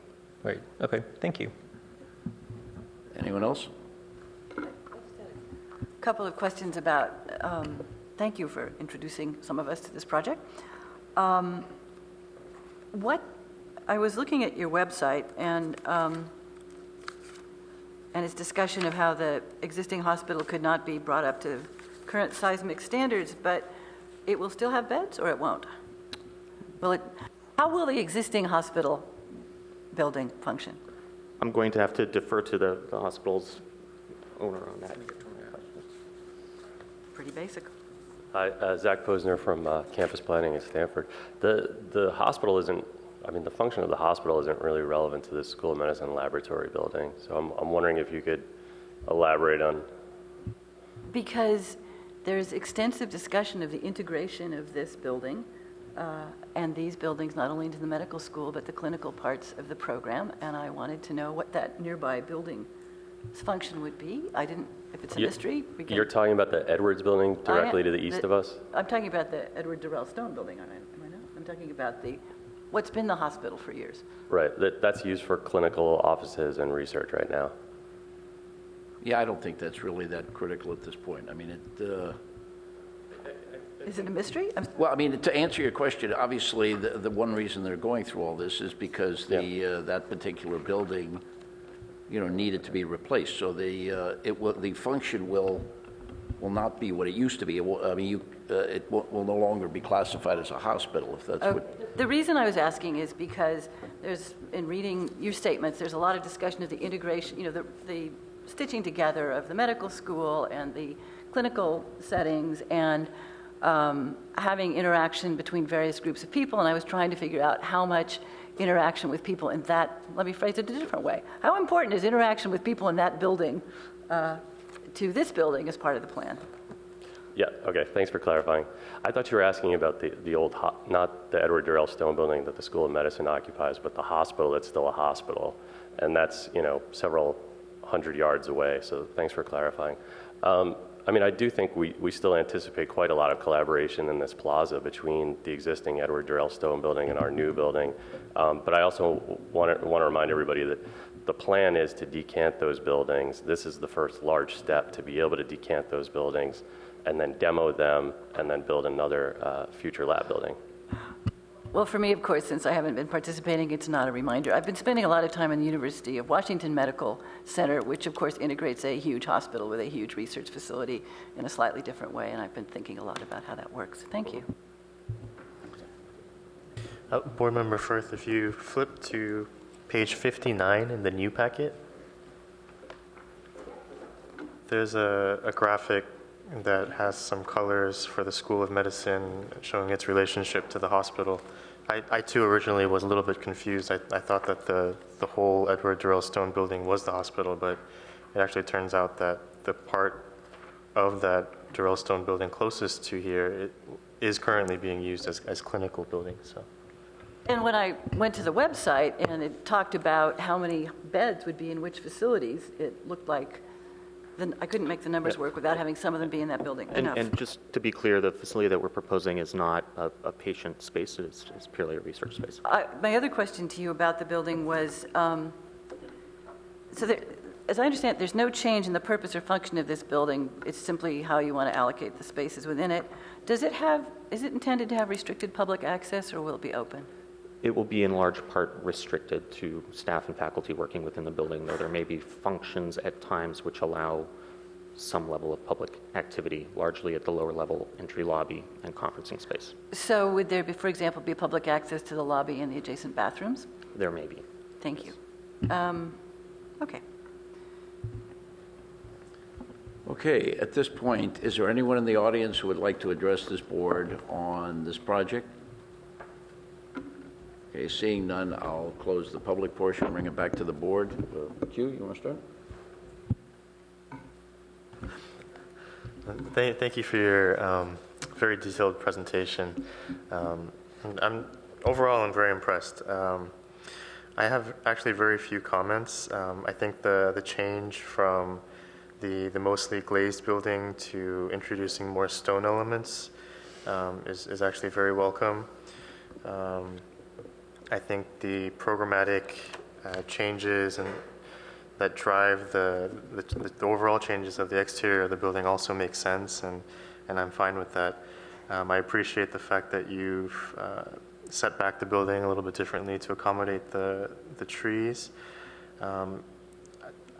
If there's one thing that I'm still a little bit torn about, it's actually the building's relationship to Governor's Lane.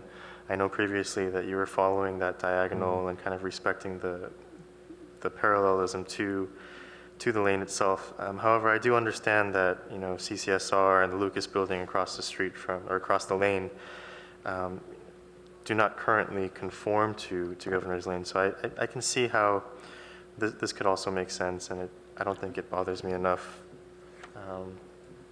to make it a significant comment. But I think overall the choice of materials, I think you've done a great job in explaining the kit of parts and the evolution of the architectural language that the campus is taking.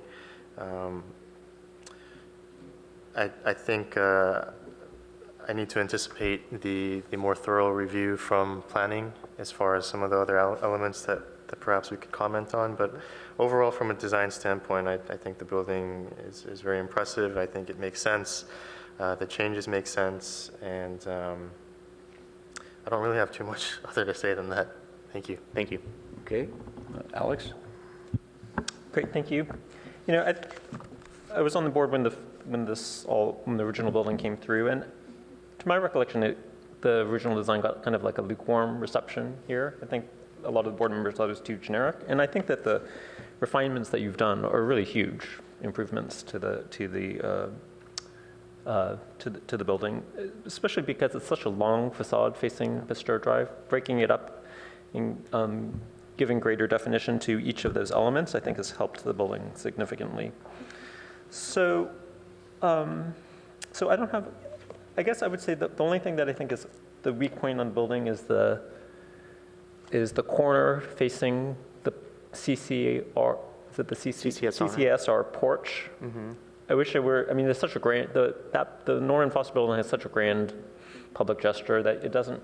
You do sort of acknowledge it, but it's just a little one-story arcade. So to me, that's sort of that's disappointing. But that's sort of the way I look at it is internal, facing the campus. Right. It's not a public face to the city. And then I think my second comment is maybe for Dave Doctor, is that with regard to the oak trees, you know, I've received criticism on previous projects where we've saved oak trees that the buildings were too close to the existing trees. And I think you have a great sense where you actually go out and look at all of those. And I was just wondering if maybe you could explain how much of the existing tree can be pruned, and if there are any, if having the new building so close to the existing tree will affect its long-term viability. Thank you, Board Member Liu. The general tree protection guidelines that were established in the mitigation measures have been longstanding. The siting of the footprint of the building has really not changed too much. There's always been final updated tree report information that needs to be submitted to us that will really tell the tale on how close things are getting to the roots and protecting the trees. So some of this is still yet to be determined in final, as-built condition elements. The biggest concern I have is the potential shading of on this graphic here, the right-hand tree.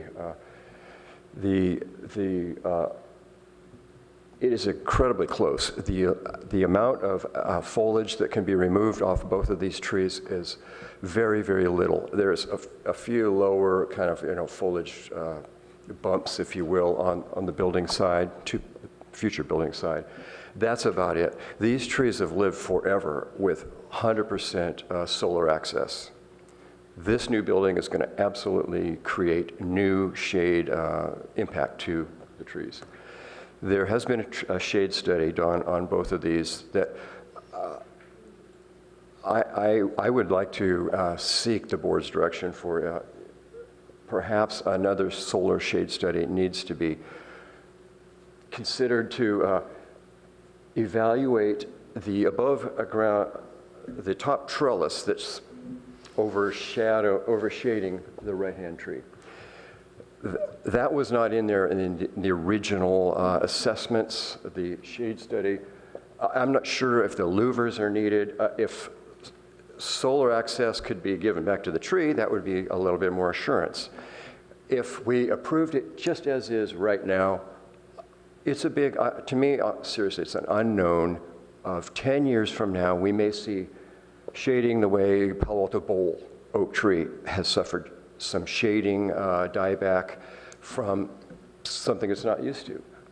I am just not sure. We're getting as close as we can. The trees would survive the building project. Shading, I am unsure at this time with positiveness of trying to predict solar If I limitations. may interject, the study that we've done looks at a baseline comparison of the tree in its current state, baseline comparison of the building as proposed and approved in 2011, and the new current proposal. And what we find is that largely the shading impact is from the building itself as opposed to the canopy, the massing of the building. And the impacts from the canopy, which working with Mr. Doctor, we have and are dialing in the shape and orientation and extents of the louver has what we would call a nominal impact on the shading in the given calendar year in the order of tens of hours. And there is, in fact, a detailed shading study, I believe, that's been submitted. Okay, so this is ongoing with that staff is reviewing, and so what would, and the next step is that you're saying the staff is recommending another shading study in addition to the one that's been done? Staff just recently received the dimensions for where the building would actually be placed. I think it's page 52 or whatever that was, the slip sheet in your plan set. So with those updated dimensions, we're going to be able to take a look at the prepared solar study a little bit more carefully to see if all the numbers match up and so forth. And so we can, do further analysis on that shade study. And looking forward to that. Okay. And I would say the other buildings in Palo Alto that where we've saved oak trees were only less than 50 feet. They were probably like 45 feet. And so we're looking at a building that, a whole other scale larger than those. So it would be only worse as I look at it. So thank you. Oh. Just to conclude, yes. I am, we're okay in that the mitigation measures say that they will save this tree. They've committed to saving this tree, and the details will be left till later, or which is now because the building is going in. But they've committed to saving and mitigating the tree, and the only things I think we need to deal with is just the solar access aspect of it, and the additional louvers and trellis. That's the only thing I think that's within the board's purview at this point. They're committed to having to save the tree. If it dies, it will need to be replaced and mitigated per the conditions. So we're set. If it gets shaded out and dies 10 years from now, then there's a process for fixing that. So environmentally, we're okay. We just don't want to do, we want to do as little harm in the beginning as possible. So the shading is important to dial in on. Thank you, sir. Okay, thank you, Dave. That's all that I have. I think that the building generally is handsome. Thank you. And it is a larger scale than the neighboring buildings, but that's part of the plan for the medical center. That's right. That's it. Okay. Thank you. Wen? Thank you.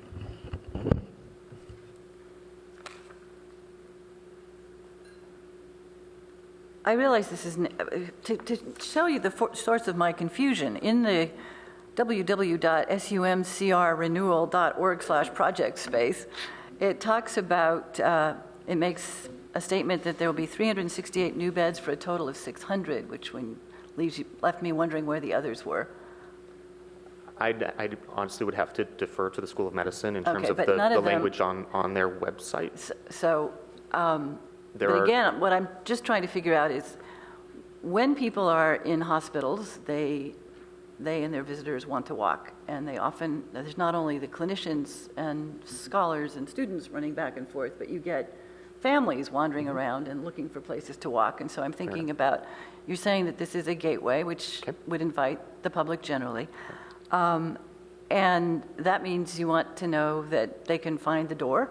You're going to have to learn the code of the terracotta and have access to bathrooms and whatnot. And you seem to have created a magnetic space with this tree. And so I thought that people would be drawn towards it. And then how would they find their way into a place of shelter? I think when we're talking about patients or users coming from the actual medical center of the hospital, we're sort of setting a bit of a porous edge to what is actually the School of Medicine campus. Right. So this is a bit of a delineation. So the gateway aspect is really at a campus scale, and that's what this sort of overarching trellis is trying to do. And I think what that's doing is really inviting people onto campus, and less so trying to invite people from the hospital or medical center into the BMI building. That's why I was asking you a question about access. I understand that, and I've spent 50 years walking around the Stanford campus, but which in some ways is very inviting, and I think it's helpful when people, as a matter of fact, people will be there. They will not all be affiliated, and I'm happy to know that if they find the door, they can find the facilities. It's a formidable building. Thank you. Is that it? Well, it's like a drinking fountain somewhere, too. Okay. Peter? Yes, hi. I wonder if you could pull up the large 3D perspective from Pasteur. I'm looking at page 26 on your package. Is it possible to put that on the screen? Yeah.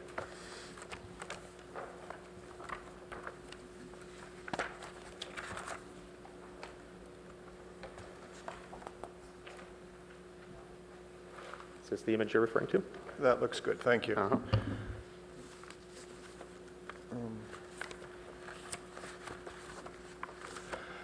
I find the building to be a large, vaguely attractive assemblage of what I call modern Stanford architecture.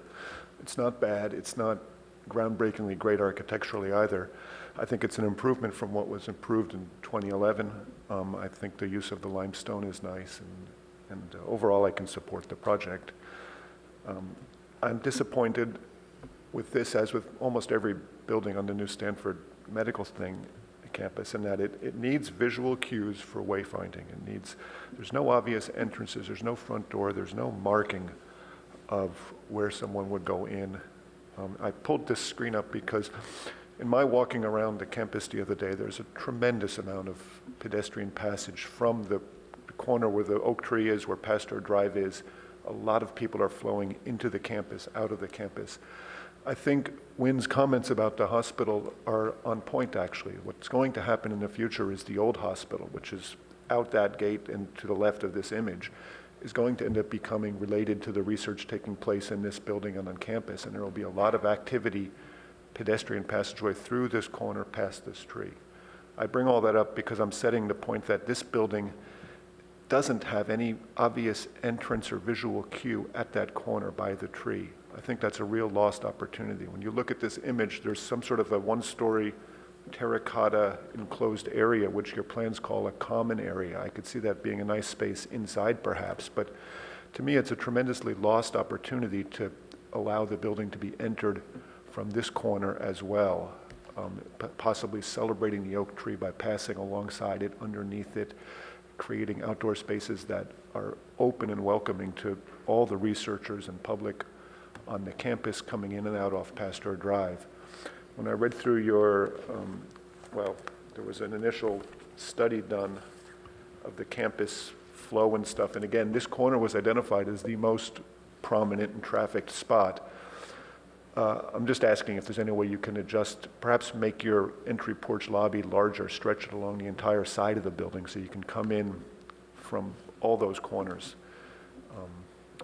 Use the tree as a wayfinding marker, as an obvious front door entrance.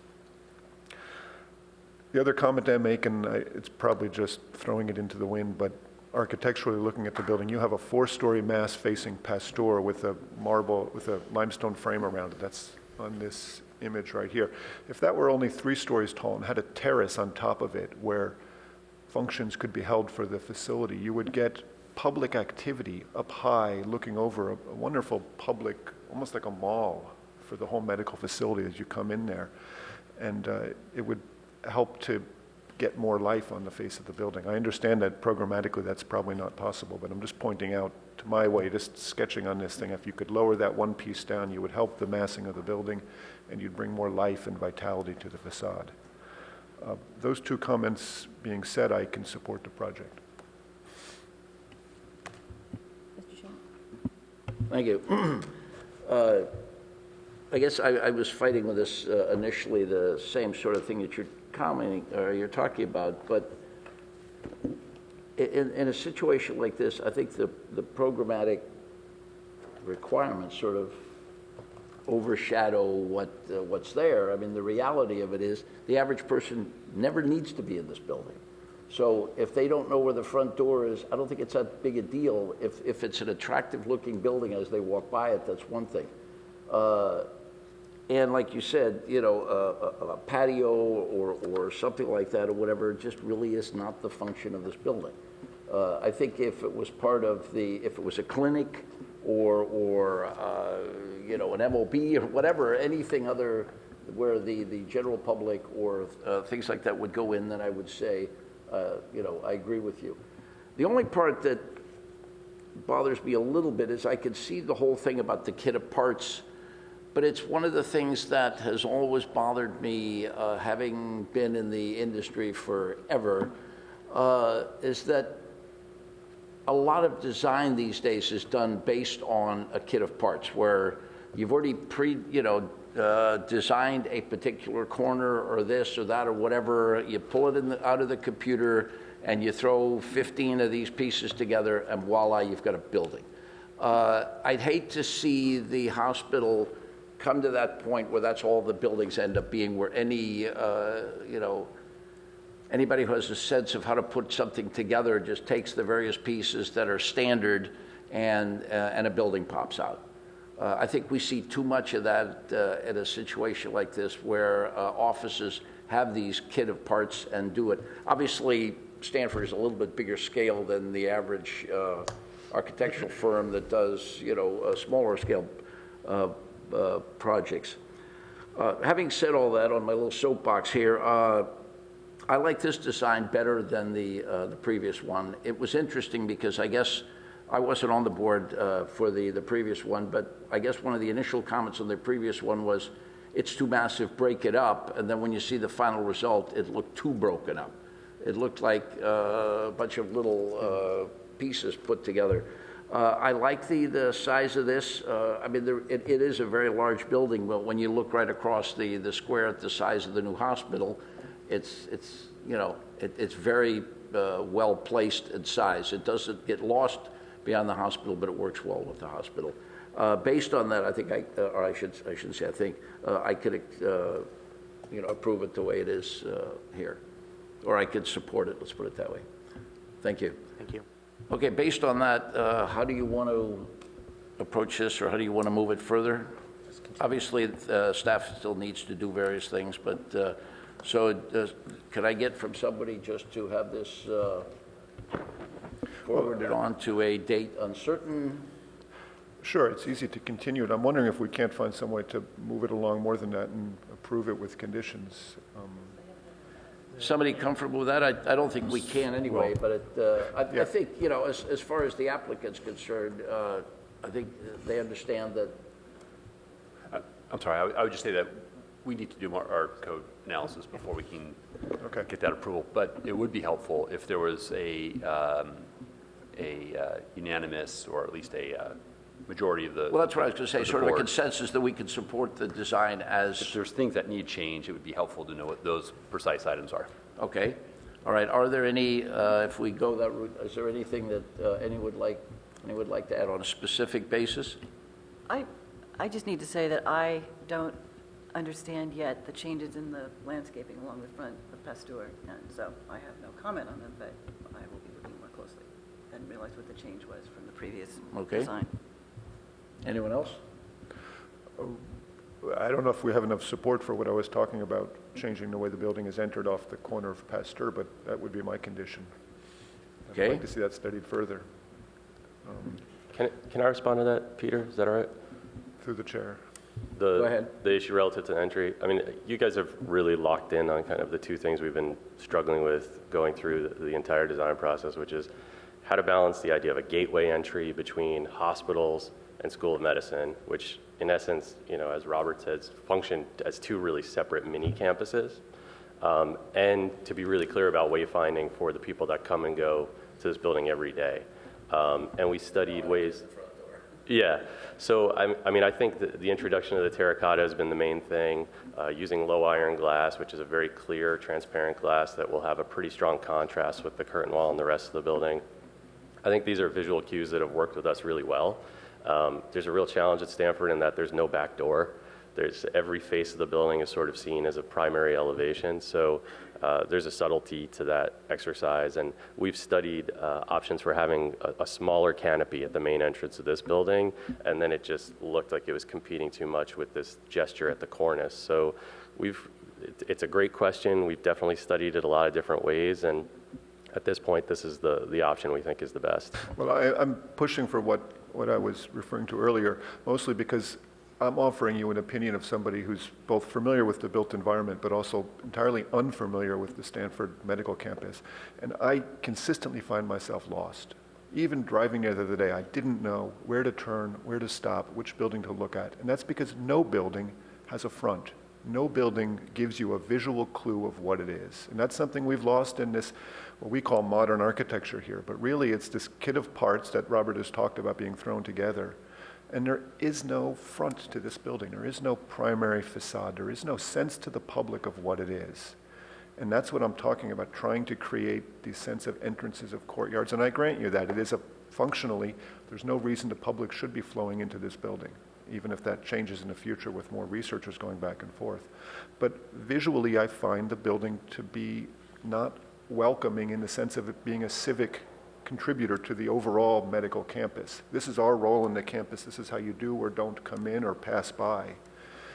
But I think that's probably one of the downfalls, is that it is just a part of a larger campus, and so they have a tendency to blend together. Absolutely. I fully temper my comments in that this is not just one building, it's the whole medical campus. And it's actually, ask Winch, who's been up in Seattle, the way medical things are done these days, I think the function is so powerfully overriding everything that almost every hospital has this problem. It's not a comment just about you at Stanford. And that's why I was saying, I don't want to see this project held up by us causing more review and delay over something that probably isn't going to change too much anyway. Yeah, I'd really like to bring back the landscape in more detail. I think that's the good move, because that's going to help tell the story a little bit better. Go ahead, Wynn.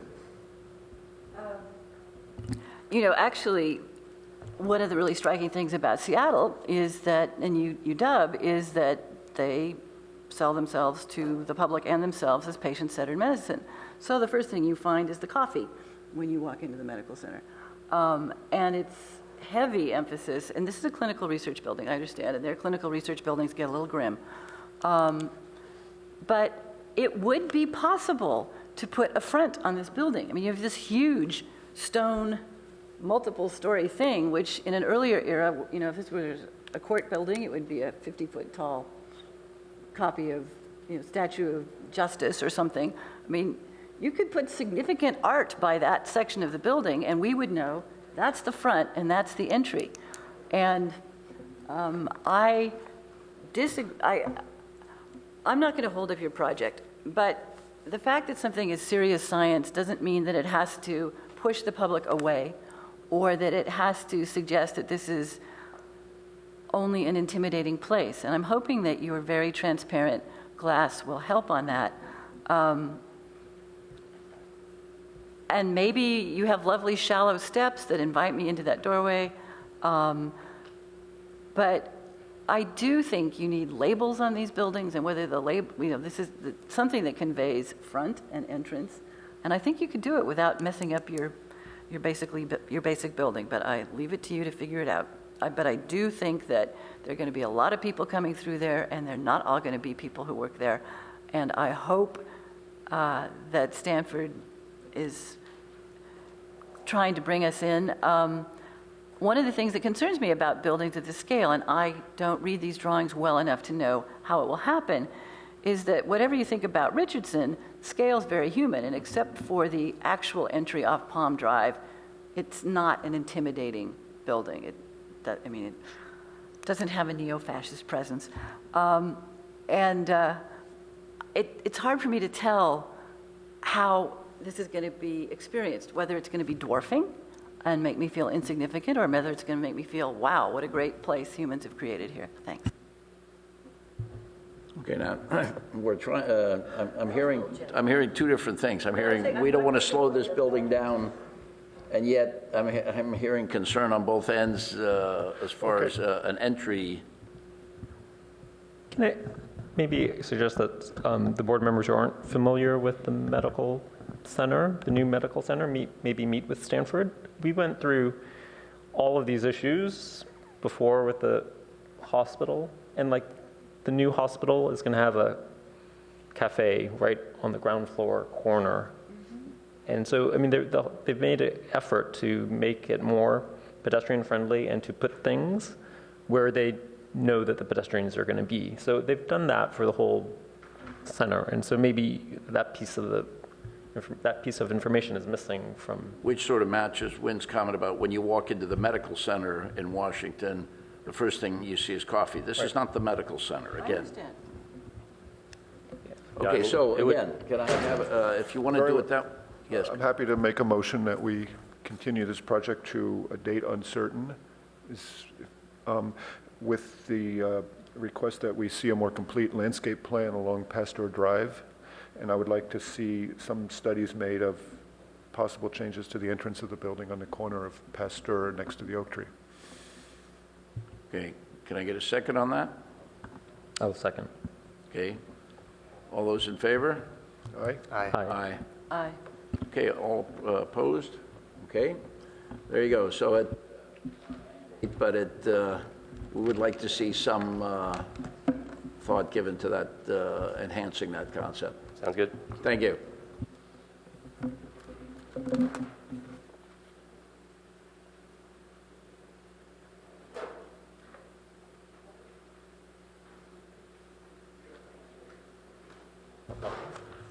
We're going to take a 5-minute break, 5 to 10 minute break, and then we'll be back.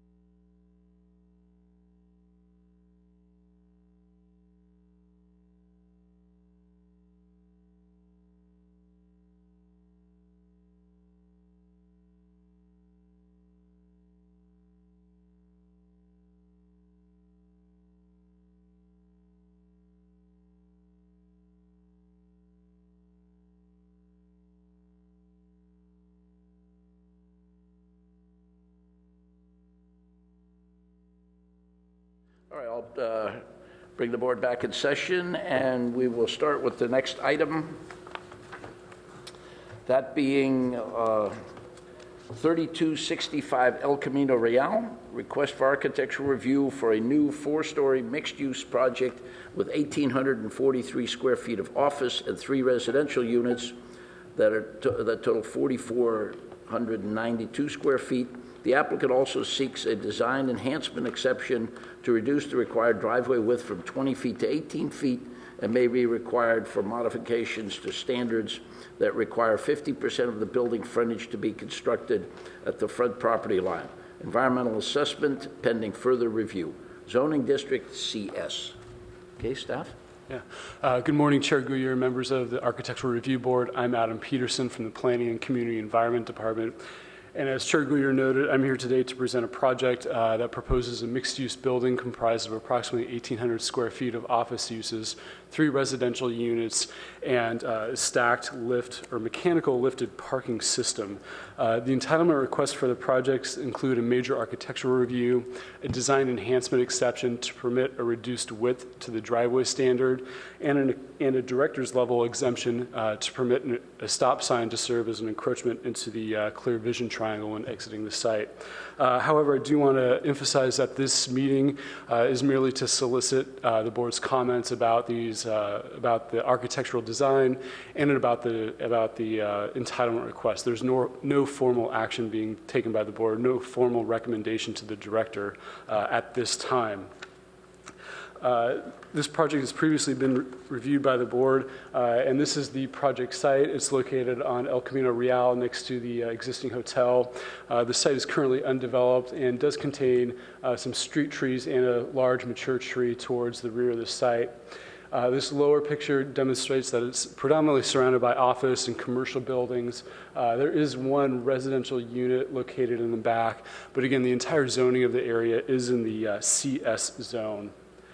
This is the proposed site plan. On the left-hand side of the site plan, we have the entrance to the site from El Camino Real. You enter the site through a portico. Again, this driveway is 18 feet. The requirement is 20 feet. There is a first-floor office in the front with a second-story office above the portico here. You enter the site. This is an auto court, followed by landscaping and open space with a deck area. This is the tree in the back that's being retained. And there's the office, the ground floor office located at the rear of the site. The applicant notes that there is the option of providing an internal staircase to connect the first floor office to one of the residential units on the second floor. The lifted parking is located here. It uses lift parking for the office use and for the residential use. There's 6 spaces in the garage for a total of 12 spaces, and then 2 surface or pad level spaces located basically just to the side of it. These are individual garage doors too that the applicants proposed. This is the rendering of the project and also the elevation along El Camino Real. As you can see, you enter here off of El Camino Real through the portico. This is the auto court area or the drive area. The applicant proposes using permeable paving in this area, again followed by landscaping with a deck area. The building materials consist of a stucco building with a wood paneling finish, Spanish tile roof, and recessed windows. As mentioned, staff is requesting the Architectural Review Board's comments related to a number of issues with the project. Number one, we're requesting the Architectural Review Board's comments related to the design of the building. It is subject to numerous design guidelines and standards, namely the South El Camino Real design guidelines, and then also the Architectural Review findings and the context-based design criteria. As noted, there is the design enhancement exception requested to reduce the driveway width from 18 feet, from a 20-foot requirement down to 18 feet. There is the director level exemption to permit a stop sign instead of meeting the clear vision triangle requirements. Historically, in terms of parking, the city's treated use of mechanical systems as being tandem parking. This has been permitted for residential uses, but historically hasn't been permitted for an office use. Although I will say last night, the Planning and Transportation Commission is evaluating that standard and is hearing that standard. Also, the project description notes the use of a live-work unit on the back office building. This use isn't defined in the Palo Alto Municipal Code, but the staircase is noted as optional. I do want to say the staff report also called out that the project wasn't meeting its landscape and open space requirements. The applicant came back, and in their presentation, they have a revised site plan that shows that the project is consistent with that. However, staff hasn't had an opportunity to review that thoroughly at this time, but the applicant does have a revised site plan in their presentation. So based on this information, again, staff's recommendation or staff's request is that the ARB review the proposed project, provide comments to the applicant, and continue the project to a date uncertain. Thanks, and I'm available for any questions that the board may have. Okay. Are there any questions to staff? A quick one, yes. I'm confused. Is this project a preliminary review, or is it a formal hearing requesting a motion and an action? It's not a preliminary review. There had been a preliminary review on this, but there is no formal action. I guess the only action is to continue it to a date uncertain. Yeah, and if I can add a little more clarity to that. The reason it's before you this evening or this morning is because this is a project that has been on file for some time, and we're interested in seeing it advance through the process to a conclusion.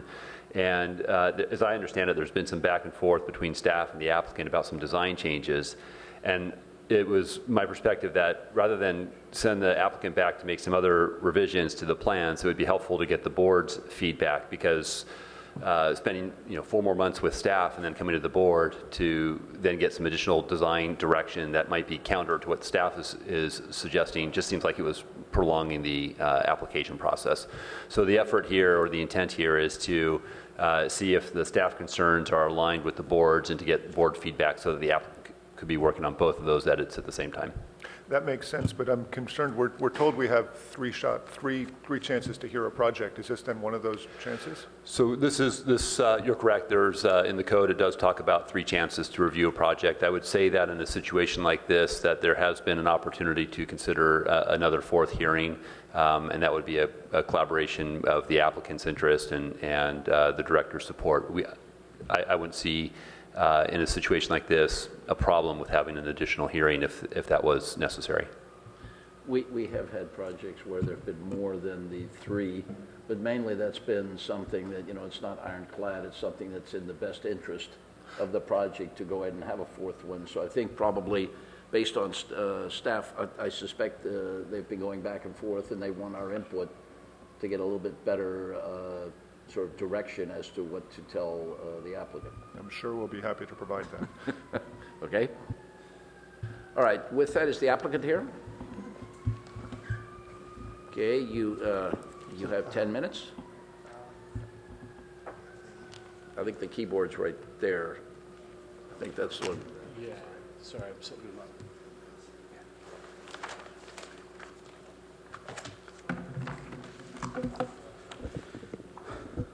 Board members, thank you for having us here and listening to our project. My name is Bob Iverson. I'm with Hunt Hale Jones Architects, and I'm here on behalf of the Dodarty Group, who is the ownership group on this project. It has been, as staff has mentioned, it's been in for a while, and we've been going back and forth, and that's why it is kind of nice to see if we can align your views and their views on a final approach to this project. As was mentioned, the site itself is in the, as far as the South El Camino Real design guidelines, it's in a corridor area, the Cal Ventura corridor area, and directly in front's El Camino. And it's not one of the pedestrian nodes, but it does have, the requirements are still to create some pedestrian feel for the project. And where we've kind of run into some of the issues is street frontage. It's only required to be 50%, but we've been pushed towards trying to get it closer to 100%, and yet we still have, as you'll see, some of the issues. It's a long, narrow site with very limited access. We have to retain the curb cut, we have to retain the street tree, and we have to retain the heritage oak. So there are some constraints, but within these constraints, we're hoping there's lots of opportunity as well. And one of the things that, we've done quite a bit of effort to in engineering at this point and tried to figure out how to maintain the heritage tree during construction and how the project would fit around the tree. And so we don't want to go down too many of those paths with a lot of heavy engineering to solve some of these issues if the project itself needs any major renovation. That said, with these constraints, that Heritage Oak also offers what I just recently heard a term called wabi-sabi, which is beauty and perfection in imperfection. And just the fact that this, I think what we have an opportunity here is this tree's slightly towards the edge of the property line, and we can have within the project itself, it can enhance the project as a mature element, as well as something that we can see as we walk down for those pedestrians and have a view through the porte cochere to the tree beyond. So as you can see on there, some of the major issues we have are the 12-foot setback, which are the 12-foot sidewalk, which gives us a 4-foot setback from our property line. We're going to require 2 exits for our project, and then as well as a drive aisle. Here's the Heritage Oak in the back with its tree protection zone, the residential setback of 10 feet, the Travelodge at this point, which is fairly low density, but it's anticipated that I think everybody contextually would like to see the whole area change. And then Indo Restaurant, which is a small single-story restaurant next door, right along the property line. And as if one of the items that you'll see is the planning requirements are fairly limited to us, and this is the maximums we're going to be able to get as we go along. The ground floor commercial space uses up 30% of our lot coverage, and so as we kind of move forward,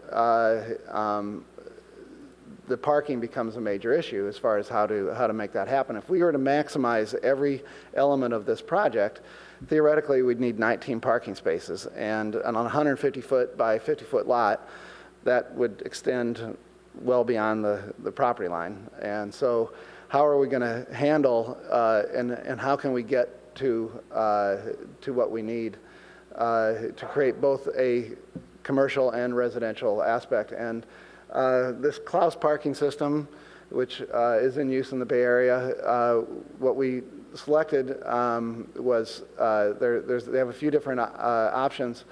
This stack parking system, it's manually operated. It is something that the owners can do themselves. They do not need a valet, and it takes probably about 2 minutes to go the longest travel distance. It is no different than just shuffling the floor or the ground up and down, and you just pull in and park like you were parking into a regular residential 2-car garage. And the issues with this is it does not. They do have another type called a puzzle lift, which can handle every type of car. This one we can only handle on the upper level, the taller, more trucks or SUVs, and we cannot handle oversized Escalades, that kind of thing, from a weight standpoint only. But from width and height, we can handle, and length, we can handle everything except for the larger SUVs and larger pickup trucks on this site. So with that said, what we're able to do is come through the site at the required curb cut and come down along and create an auto court for our parking area, over which we would put the 2 residential, getting that off the street and leaving the commercial leg and fronting the street, and stepping over the drive aisle. And so it's just a simple L scheme, which is not going to be surprising from the requirements of the site. What we can do, and I know one of the major issues is the visual aspects of this at the time, if nothing happens for quite a while on the Travelodge site, of a fairly extensively long building. And so what we're able to do is maybe create some knuckles along here, a circulation knuckle, a service knuckle that would allow us to break up the massing, as well as the programmatic elements will also vary the height of the project, as you see, with the two-story commercial, 25-foot minimum along El Camino, the 50-foot maximum along this side. We don't hit that. We're quite a bit under, and we end up with, and with a pitched roof, we're still under. And then our circulation aspect. And then down at the other end, we're able to step down to this commercial area and then a townhome above. We would like to propose possibly turning this into a live work, because it could be internal at that point, in which case, right now, one of the issues that's driving the height here is if we're trying to align this floor, if we're trying to get to this floor and align the next flight of stairs up, we have to push this parking up higher than it actually needs to be to access this townhome from our common stair. And so that said, we were able to get 14 parking spaces in this as opposed to the 19, which would maximize the lot. And then three residential spaces and our commercial space, required commercial space. So as far as precedent studies and how we would go about, one of the main issues came up, well, how do you deal with a long wall and that kind of thing? Santa Barbara's City Hall seems to be a good example of a fairly long project with some massing breaks and some bundled windows in a Corbusian way. And so we'd like to take advantage of these kind of concepts at the residential portion especially, along that long edge. And then at the commercial side, something that this image is quite nice as far as the simplicity of the front, street front. And then going to that whole idea of wabi-sabi, how do you, when you walk by and you see this porte cochere and you look back, what do you see? And do you see a fairly usable space that if we, with the paving and such, that the mews themselves and the auto court, and then the oak tree in the back with a deck protecting it, and as a amenity for the residents of and the office users of the space. It's going to be an urban situation, and this is kind of an urban condition that I'm familiar with, and it can be a very elegant solution, I think, along the Mews or the auto court. If you can speed it up, it's okay. So how we ended up with basically we kind of stuck with a more traditional aspect and tried to break and try to deal with some of the solar issues and such with large overhangs and deep recessed windows to give it a little texture and create to the street facade. And I guess if at this point, just trying to get some one thing we will take advantage of is a fire access along here. And get some lighting throughout so we can have light from both sides and air and circulation on both sides of all the units throughout the project, and create some nice actual views into the interior courtyard and use of and access to the tree through. And this would be limited access for the windows, but we can bundle them and get some larger openings in that space. So with that, I guess I can answer questions and we can go forward on this. So. Thank you. Are there any questions of the applicant? Yeah, I have a couple questions. Go ahead. So I'm just asking for some clarification on the loft condition at the office space in the very back. Mm-hmm. If it were to become a live workspace, that stair would essentially lead to the residential unit that's right directly above? Yes, it would. Mm-hmm. Okay. Mm-hmm. And then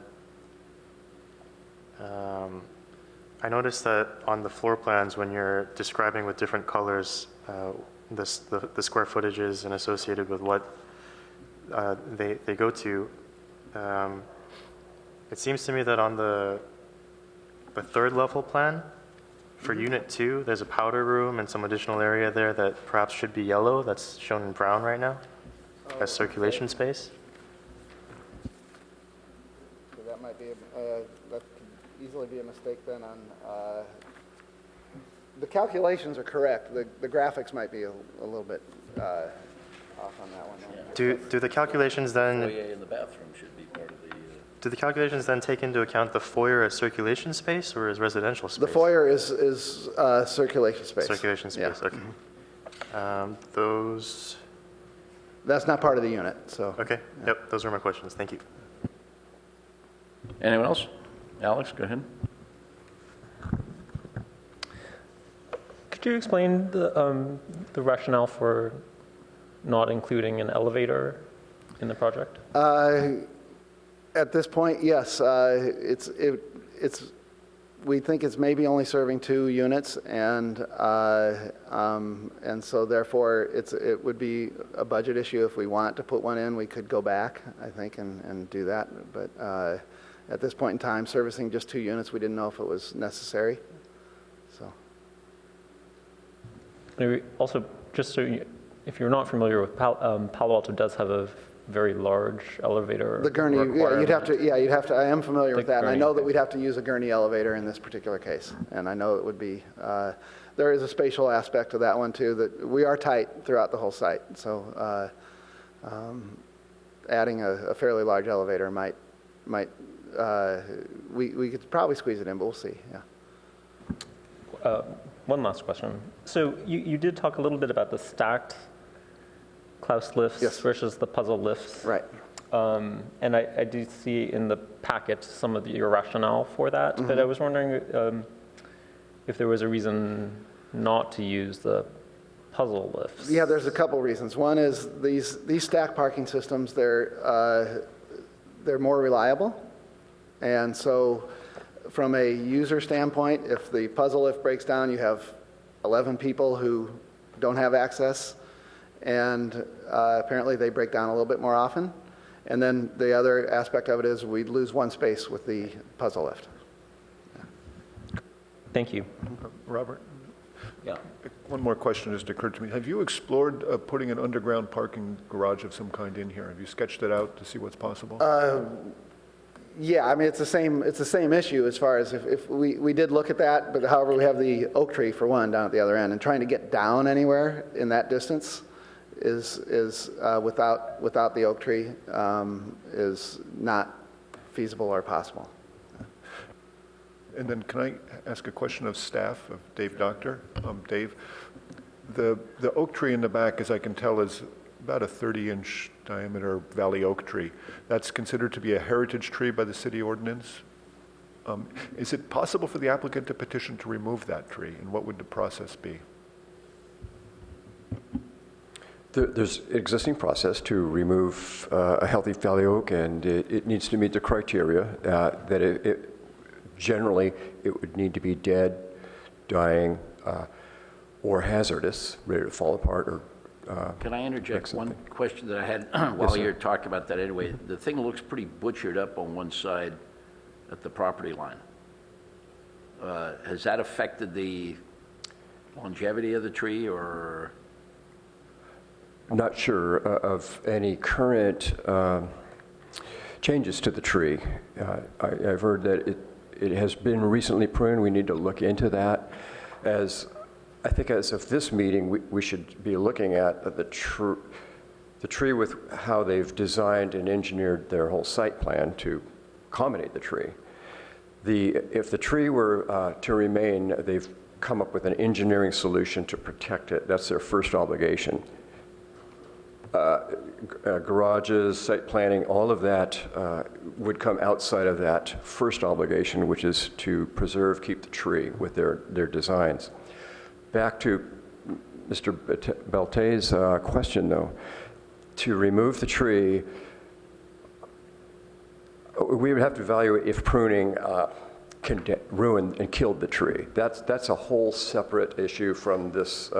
The development projects. We'll deal with that separately from this project. I think we should strategize for that. But for the tree protection, let me have you rephrase it, Mr. Ponte. If the applicant... Where are you going with this? If the applicant wanted to remove the tree, or if we felt removing the tree was in the better overall interest of the project, if it allowed other parameters that we're concerned about to happen, is that possible? Is there room in the code for that tree to be removed with certain conditions being met? Yes, it is possible. Okay, thank you. They can apply for that and be evaluated on its own merits with the state of the tree the way it is now. And we would have to follow up with code enforcement and other issues. If the tree were condemned and for somehow went missing, that's a violation to the city municipal code that affects the entire community, not just this property owner. Okay, thank you. Okay. Any other questions? Okay, is there anyone in the public that would like to address this board on this project? Seeing none, I'll close the public portion and bring it back. So basically you're saying that even with the tree being sort of drastically cut on one side, it seemed like the part that hangs over the property line, it's in healthy condition at the moment. So if I can just, so we haven't observed the tree in the condition that you've described. We learned about that yesterday, and I think today Dave was going to go out there and do an inspection. So our analysis up to this point has been based on what the applicants submitted, which is So at this point, you're assuming it's a good, healthy tree? That's correct. Okay, all right. And that would change if you make some other determination. Okay, thank you. Okay, let's see, why don't we start with, let's see, who's next? Wynn?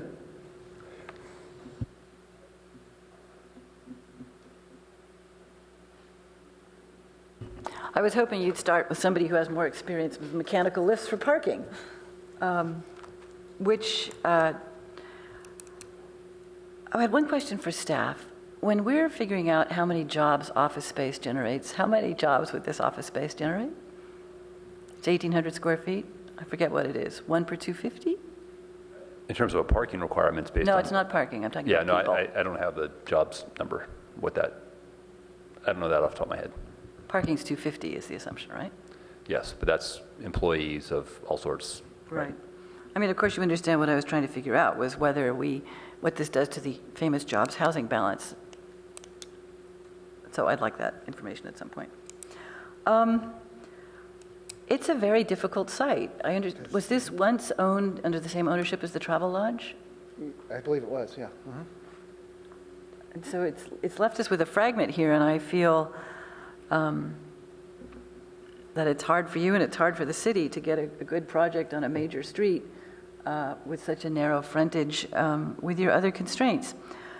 I'm concerned about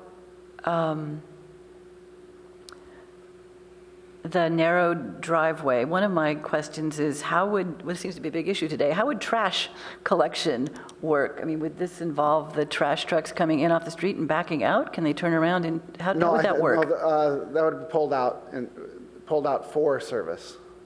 And we could set up a staging area for them.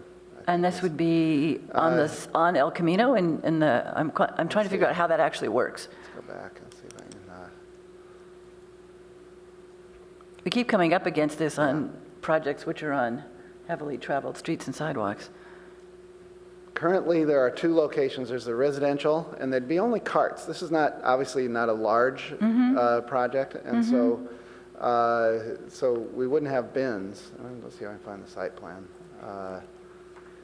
So the residential garbage are carts right here. Just like any residential user. And what we would assume is we could pull them over and stage them possibly right here, and they'd come in and pick them up and pull them in. And then the other garbage for the commercial is right here, or one of these spots. And they could also just come in, grab them, and go on out. So you're not talking about the bigger bins that No, we see? we're talking Got carts. it. Yeah, it's carts just, only for this project. It's just small. Yeah.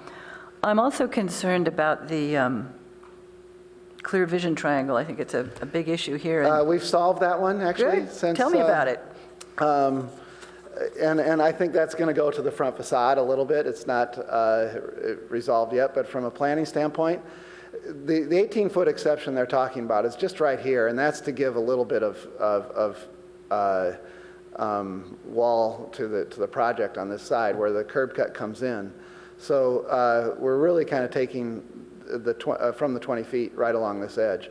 And so if we pull back our pedestrian corner here, we can actually get the vision triangle to here. You see that it's still within our property line. We originally had it out here on our property line and some planters over here, but apparently we were told that even though planters are allowed on the South El Camino Real design guidelines, the Public Works does not allow them. So we were going to use the vision triangle outside. Now we've moved it back just into here, and that would affect the front facade to a point. Okay, thank you. I find myself concerned about the, what I think of as towards San Francisco frontage, that it's not softened as far as I can tell by landscaping at all. I'm interested in my colleagues' comments on the practicality of the parking approach. So if I were driving in as a customer to the office, where would I go? Would I use one of these lifts? Yeah, you'd use one of these lifts. And those lifts are really no different. It's really just changing the ground level.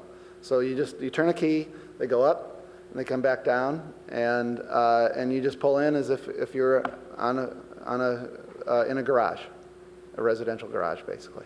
And there's a number to call if something goes wrong?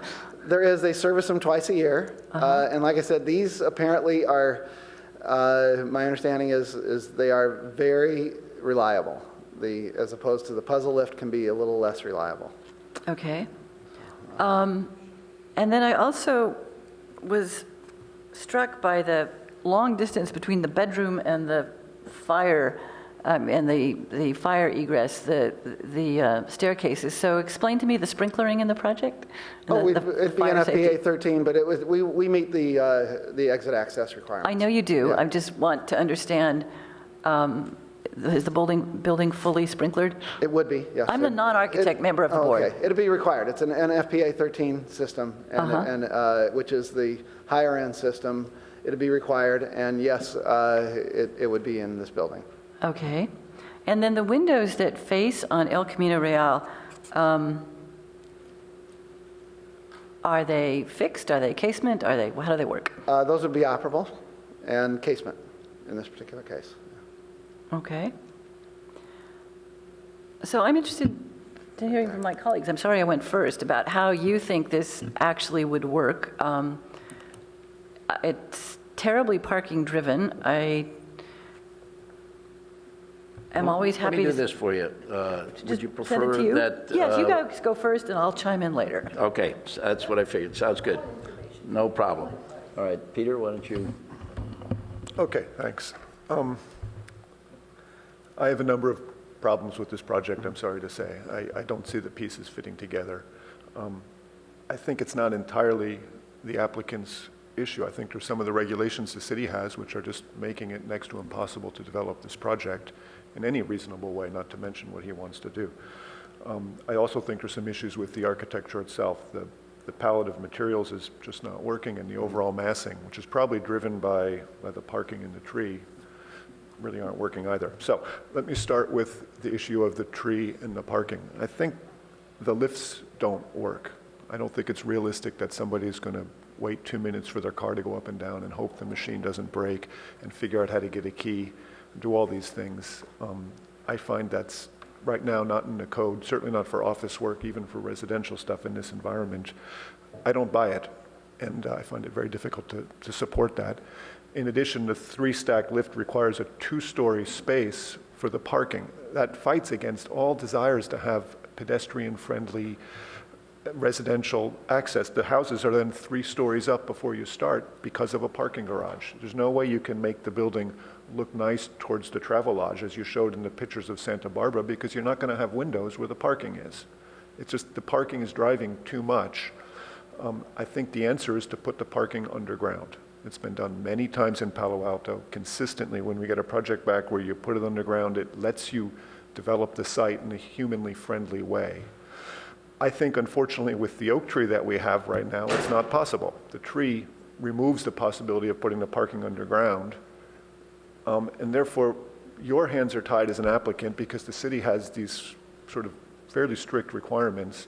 In this case, when I was out looking at the property, and we'll have that confirmed by Dave Doctor, I think, that the tree has been badly pruned on one side, and it may not be that healthy right now. But I would think as an applicant, it's the kind of thing where it's incumbent upon you to put forward a stronger statement to the city. In order for us to develop this properly, we need to get the parking below ground. In order to do that, the tree has to go. We're letting an old oak tree in the back corner of this property, which has been badly pruned, it's not visible from hardly anyone but except the people on this property, drive what's a very large development on El Camino. And I think the city needs to think about whether that's a real balance that we want to have. If we can reconsider that, I think the project can be better developed. The same thing perhaps applies to the number of parking places required. As Wynn mentioned, this is a difficult lot to develop. Any one of us would say it's just really tough to scratch your head and see how it comes together. And for us to request that he has so many parking places here in order to get these housing units that we so desperately want, maybe it's also room for the applicant to petition for some relief from some of the parking. And there are mechanisms within the code that you can do that. So what I'm pushing for at a high level, you're asking us for how do we feel about this? At least from my point of view, the city needs to grant him some relief on the tree and the parking, and the applicant needs to consider putting the parking underground for me to see this project coming together. Otherwise, I just don't see the pieces working for us to make those findings.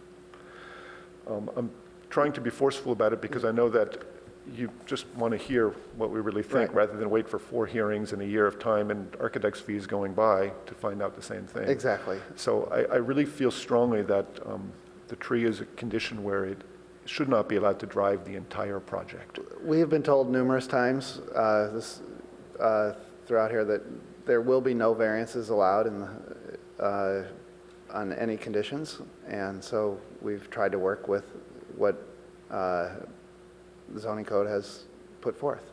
I'm a practicing architect in Palo Alto. I know exactly what you've been hearing, and my comments are as much directed to the staff that without some flexibility, we're letting an old oak tree drive a new building on El Camino in a way that's detrimental. If you think about that facade next to the travel lodge, it's next to 40 feet tall, right next to a parking lot. That will be seen from a quarter of a mile away.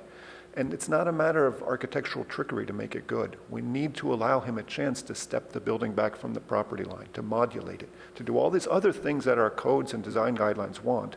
It is impossible without changing the way the parking is done, which is driven by the tree. The staff needs to consider a larger holistic approach as we evaluate what can be done. The applicant doesn't even know that he can try to push for that. So you want our opinion, that's what we're here for. All that said, I think that it's very important for residential stuff to have a pedestrian-friendly sense about it. I just can't imagine my wife bringing our kids home through this arcade, looking up at 2 stories of blank wall where there's a garage past another door to get into this lobby and go up 2 sets of stairs to the residences. It just doesn't work. It's not residential feeling. It's not designed to be pedestrian friendly. And so much of that comes from modulating the architecture and modulating the site plan the way you do the parking, but it's just not working here. There's no sense for people walking along El Camino where you could sit down for a second, where you could take a breather, understand where you are. All these pedestrian-friendly things we keep talking about, we have in our design guidelines now, need to be considered. I'm afraid I don't see them happening here. When I look at the architecture itself, I understand that you've picked some sort of a vaguely Mediterranean architectural style, and yet I see a hip roof, a gable roof. I see 4 or 5 different types of facade treatment. Up above is a band with some wood battens, then a flat piece of stucco, then another middle piece over the entrance with more articulation. It's just all over the map. You've got so many different architectural styles going on. I find it just really dissonant. And then the way you're treating the windows is not in the least bit Mediterranean. These are large single pane pieces of glass, as best I can tell, fairly flush out to the surface. It's really just not working. From a basic architectural vocabulary, you've got too much going on without enough understanding of where it's going. Lastly, on the landscaping side of it, I just don't see how you could even propose to us a project without some buffering along the property line where the travel lodge is. I mean, that poor facility there will have a 40-foot blank wall right next to it. If you've been following at all what we're doing, we pretty much gave a hotel a tough time, where they were proposing, this is over on San Antonio, because they were too tall next to the rest of the community. This is a much larger violation of that, and I don't even see any evidence of landscaping or any efforts to modulate that impact. Isn't there, well, I think there's, from a practical, excuse me. I think that the landscaping just really has to We don't has need to the consider responses. that. He's just giving you, The landscaping just really needs to consider the impact on adjacent properties, and in this case, there's just nothing here. So I'll leave it at that, and I'm eager to hear what everybody else thinks. okay, Q? I also really question the parking. In addition to everything that Board Member Balte has just mentioned about the parking, I just don't see how, you know, let's say a neighbor and you get home at the same time and they're on a different floor of the lift, and I'm not even convinced that the garage door is going to work with the lift system there. So I think too much of this has been based upon the parking design, and I also agree that there just has to be something done to make it more feasible. With regards to the overall design of the architecture,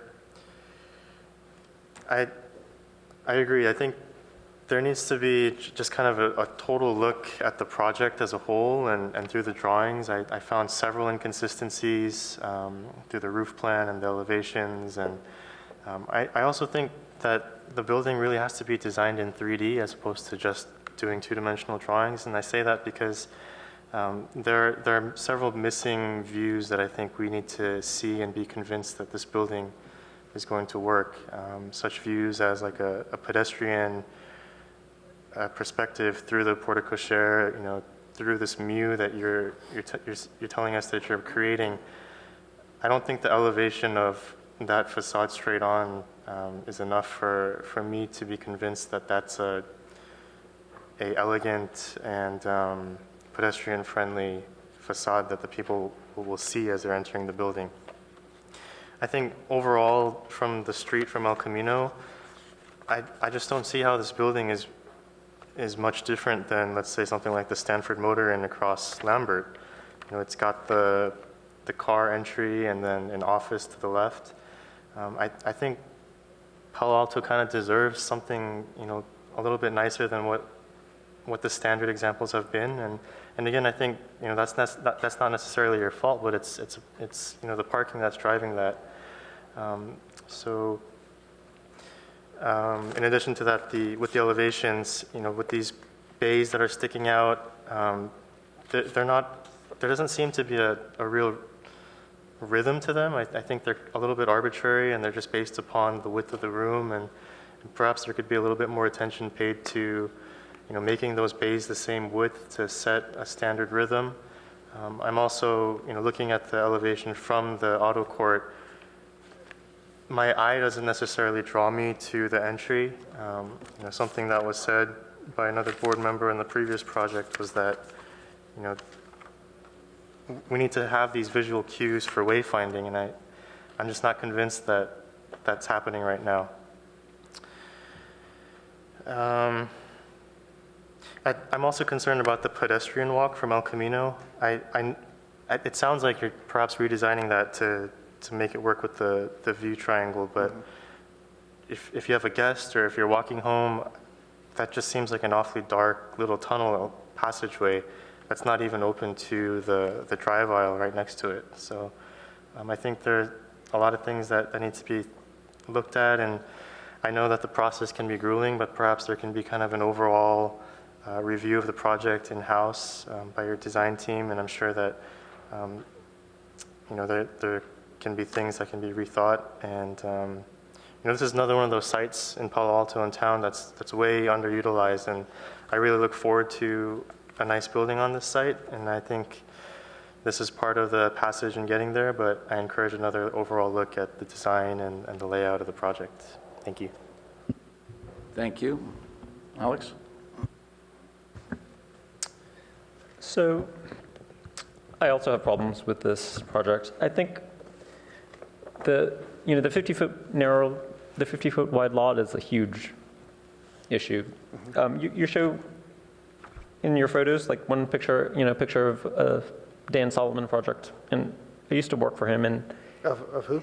Dan Solomon. Oh, I think you're okay. showing the Fulton Grove yeah. project. And he did some really amazing projects on 50-foot lots. But in San Francisco, there's no parking requirement. They have a parking maximum, not a minimum. And I guess I would say, that you have a challenging site. I think our South El Camino design guidelines kind of suggest that some of these lots are not usable unless they're merged together to form a larger lot. And I think that that's probably the case. I would say there are projects that are recently built mixed-use projects on El Camino that are narrow, that have worked and have gotten approval. There's a Ken Hayes project. It's in the 1800 block of El Camino. I would encourage you to take a look at that one. That one did not have to deal with an oak tree. I think it had driveway issues, right, with the width. We also have some projects downtown. In downtown, we have a shared parking assessment district, but we have some projects here that use turntables. We have projects that use car elevators so that they can get rid of the ramp. So there are other things that I would just hope that you would consider.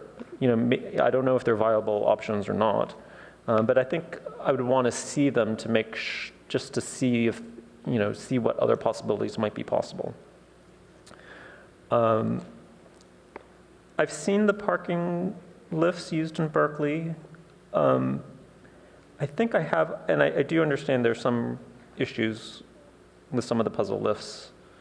I think I have a preference for the puzzle lifts if you're going to use the lift system, mostly because you can bring the overall height of the building down, right? So all that extra space that you've got,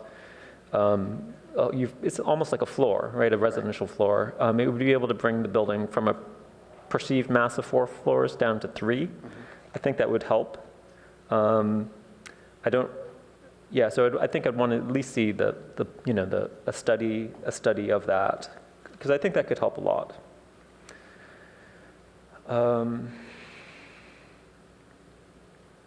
Again, I do want to see on the next time we meet with the staff opinion about the Valley Oak tree.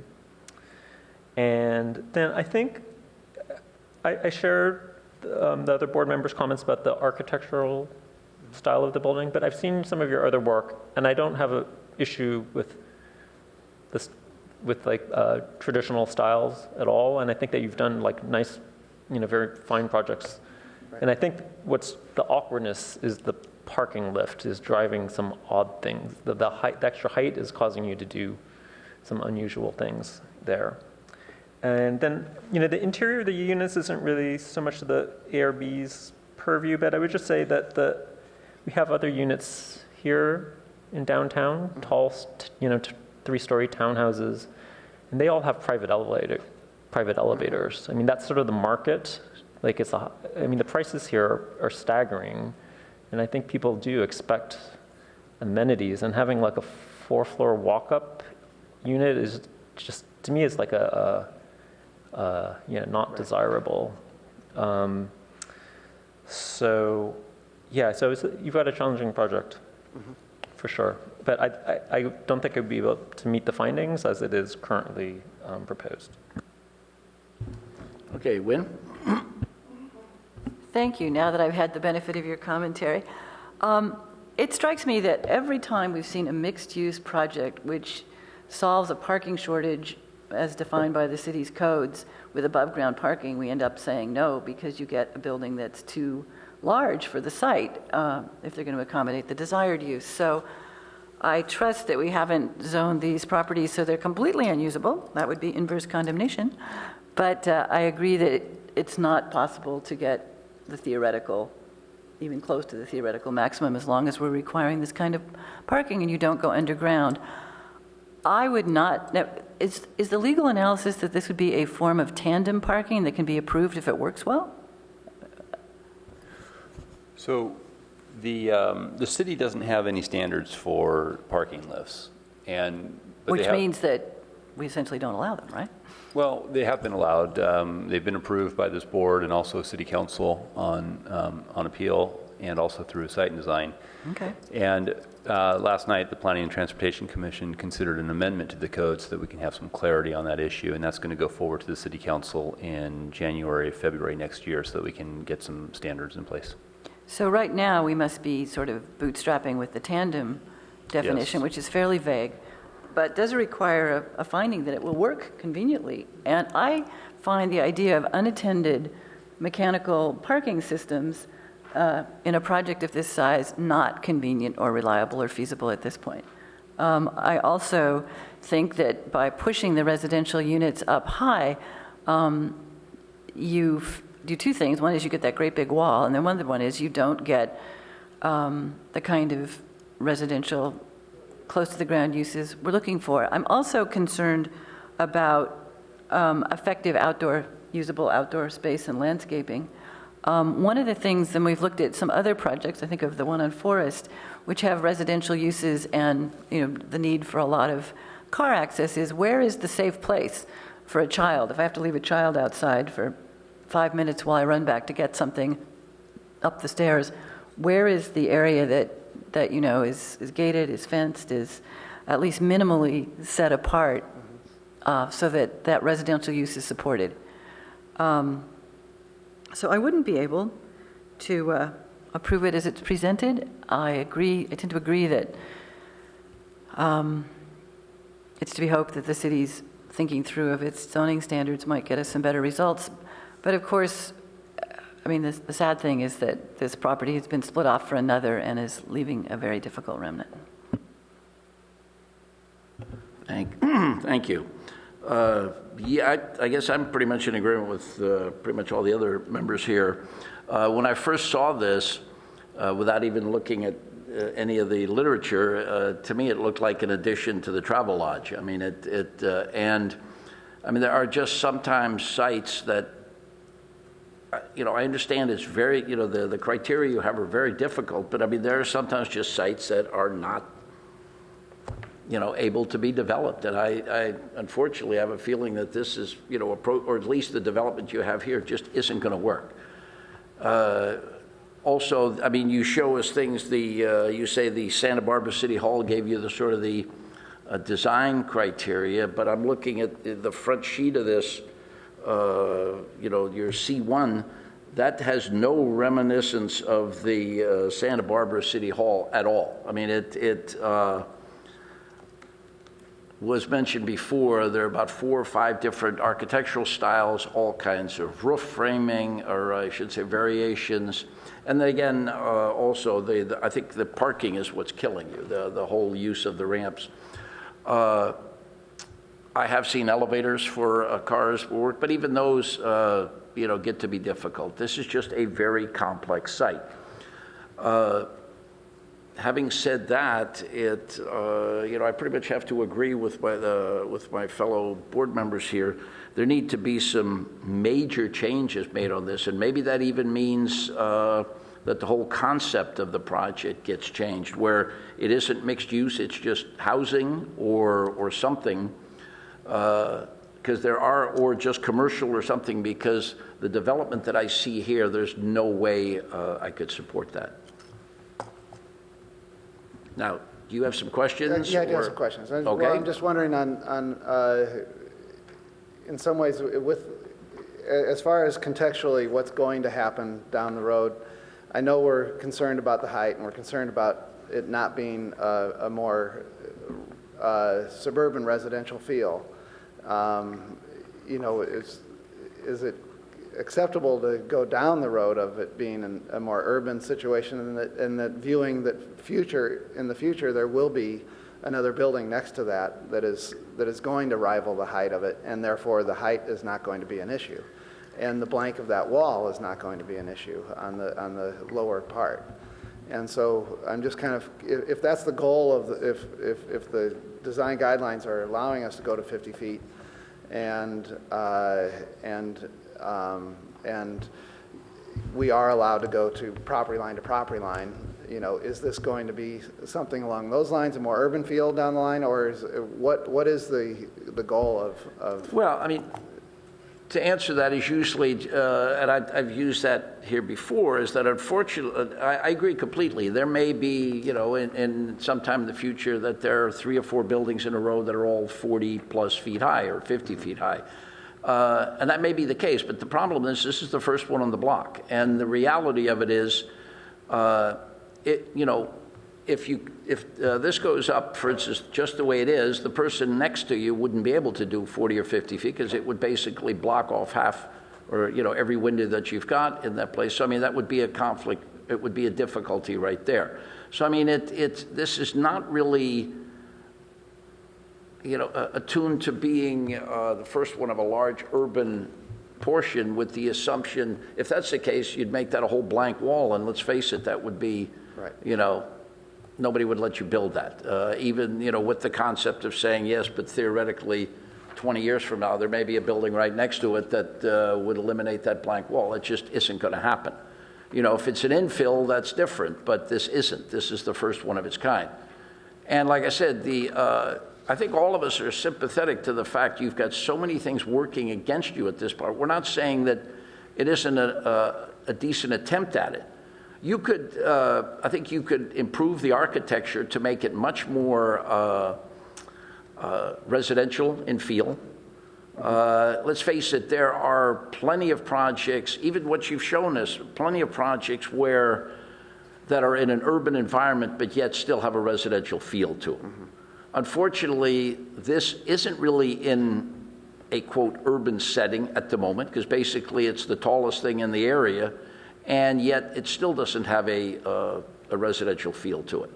So it's I'm not saying that we wouldn't look at anything that you do on this project, but, or I should say, where we're telling you this is not developable. All I'm saying is that you've got so many things that you need to work at, it's very difficult. And unfortunately, we're not going to accept something that isn't up to what we feel are certain standards just because it has a lot of problems developing it. And I understand that makes it difficult for you, but that's, not our purview. Is it possible that simply through a more coherent skin and design elements that a project of this scope and size could work, I guess, is the... Well, I'm not saying that a project this scope and size couldn't work. It's just not in this format. Mm-hmm. I'm not saying that you couldn't put 3 residential units and 2 office spaces on a property like this, but not if it looks like this. Okay. Sure. Can I make a suggestion? Is that we do have a huge number of projects in the works in this vicinity. Mm-hmm. So we have a new hotel coming up right at the Parmeny Hotel site. We have the big mixed-use project at the Foot Locker site, as well as a big mixed-use project on the Mike Spikes site. And they're not adjacent to this particular project, but maybe we should see these all together in a streetscape elevation or something, so that we can accurately gauge how it looks with the neighborhood. The average person in the city would be able to understand sort of what it would look like when they're all finished, and it doesn't all of a sudden, and also it maybe give you some idea that, 5 years from now, the context of what's been approved or will be built. Right.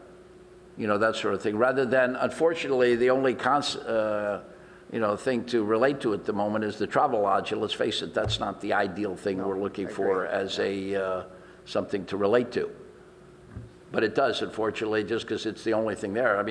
That's at least better than the restaurant next door, which is just a box. So it's difficult on your part, but I'm sure the city would be able to, let you look, or it's online, to be able to see what those buildings look like, seeing as though they're in the process. It's public record at this point. So you can get a relationship to see what would be there in, 5 years from now. Yes. Thank you. And if we're talking about design, we have some fairly successful both commercial and residential buildings further north on El Camino and on Alma. which do use sort of vaguely Mediterranean elements in the sense that they have heavy stucco, they have dark metal windows, they have recessed windows that give a lot of interest to the surface of the building. They have red tile roofs. So I think it can be done. They seem to have more significant landscaping, and they have a lot of curve, I guess you'd have to say. And they tend to be a bit simpler. I mean, maybe pastiche is an unfair word, but I have a sense of too many elements that don't, at least in these drawings, convince me that They fight each other, yeah. there's a coherence here. And some of them are simpler. This is a high-speed road, so people read this building fast, or it's a moderate-speed road. So I think the El Camino elevation does unfortunately look way too much like a motel as it presently exists, and I suspect it could be a lot more successful. Yeah, and I think all of us will probably tell you the same thing, is that if you came up with something that looked very Mediterranean, but was done, nicely, and all the four sides look, relate to that, or some, I would have no problem approving something like that. That's it's not the issue. It's not that, it has to be modern, or it has to look just like the hotel that's going up, a block down the street. Right. That's not it at all. I'm just saying maybe that'll give you some concept, but if this did end up looking like, as you said, like the Santa Barbara City Hall on all four sides, I wouldn't have a problem with it. But I mean, it doesn't. And so I think that's the difficulty that you're having. There's just way too much. Sometimes, I mean, the old simple is sometimes the best solution. And I agree with that. I guess my question is then, if we come back with something that is more architecturally appealing and coherent, are we still fighting a battle of scale and I guess the lack of the residential units being in a more ground floor yard aspect kind of thing? Well, I think probably maybe you're a bit gun shy at this point, which I can understand. But and there's nothing wrong. I mean, having lived in a lot of urban, densely populated areas, there's some very residential-looking high-rise buildings that I've lived in that I would have no qualms. This is actually very small in scale. Right. I have no problem with a 50-foot building if it's done well. And so, I mean, it just actually, if it's done well, then it becomes the impetus for the neighbors to go, hey, look at that. They built something a little bit bigger, and it's a nice-looking building, and it was approved to do that. So I don't think that's the issue. It's just only one of the items. But, the first thing that people are going to respond to is what it looks like. Mm-hmm. And now, obviously, the problem that you have is there are a lot of other issues that are affecting what it looks like. So but if you can conquer what it looks like, I think there's a big step in the right direction. Okay. I guess one of the elements that came up, or one of the comments that came up, was just the feel as you walk towards the residential entrance, as you go by the garage doors and go by the the parking areas, that didn't feel quite right. And that possibly could never go away. And but think of it this way also. I mean, I've been warned at that before. We're not here to design it for you. We're just telling you what. So we're telling you basically that we don't like what's here. Right. But that doesn't mean that if you come back with something totally different, and not just changing the color or changing the roof slope a little bit. I'm talking about a major redesign. And that we wouldn't approve it. I'm not saying that. But like I said, I'm also not going to sit here and design it for you and say, if you do this, I'll accept it. Mm-hmm. So with that. I just wanted to. Sure.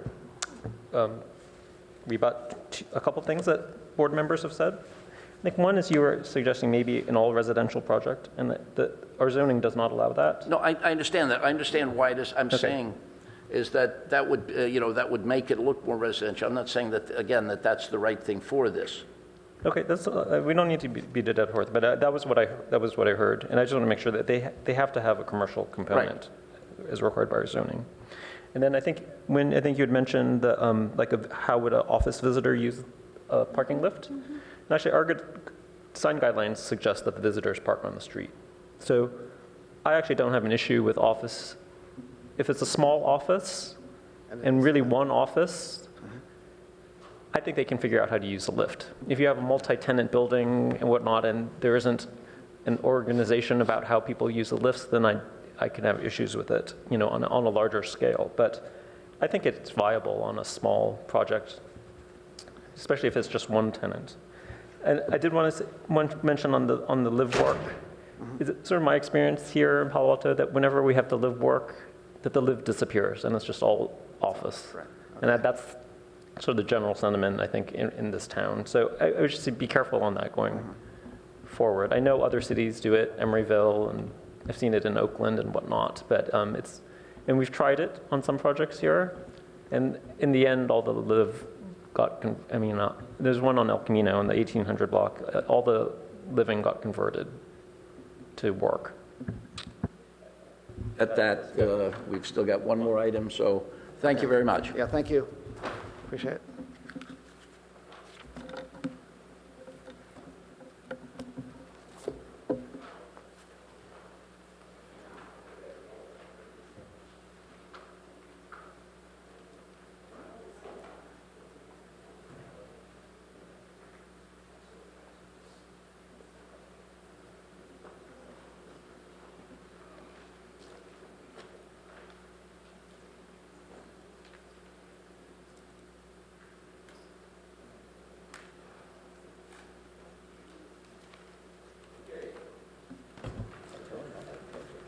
Next item, also a public hearing, recommendation to the Director of Planning, Community Environment for approval of an architectural review application to allow the demolition of an existing 6-story commercial building and construction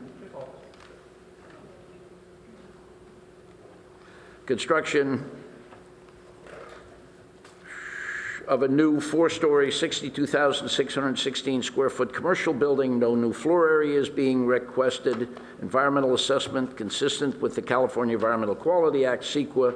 The project is exempt from further environmental review pursuant to section 15302, class 2, which allows for the replacement of structures with substantially the same purpose and capacity.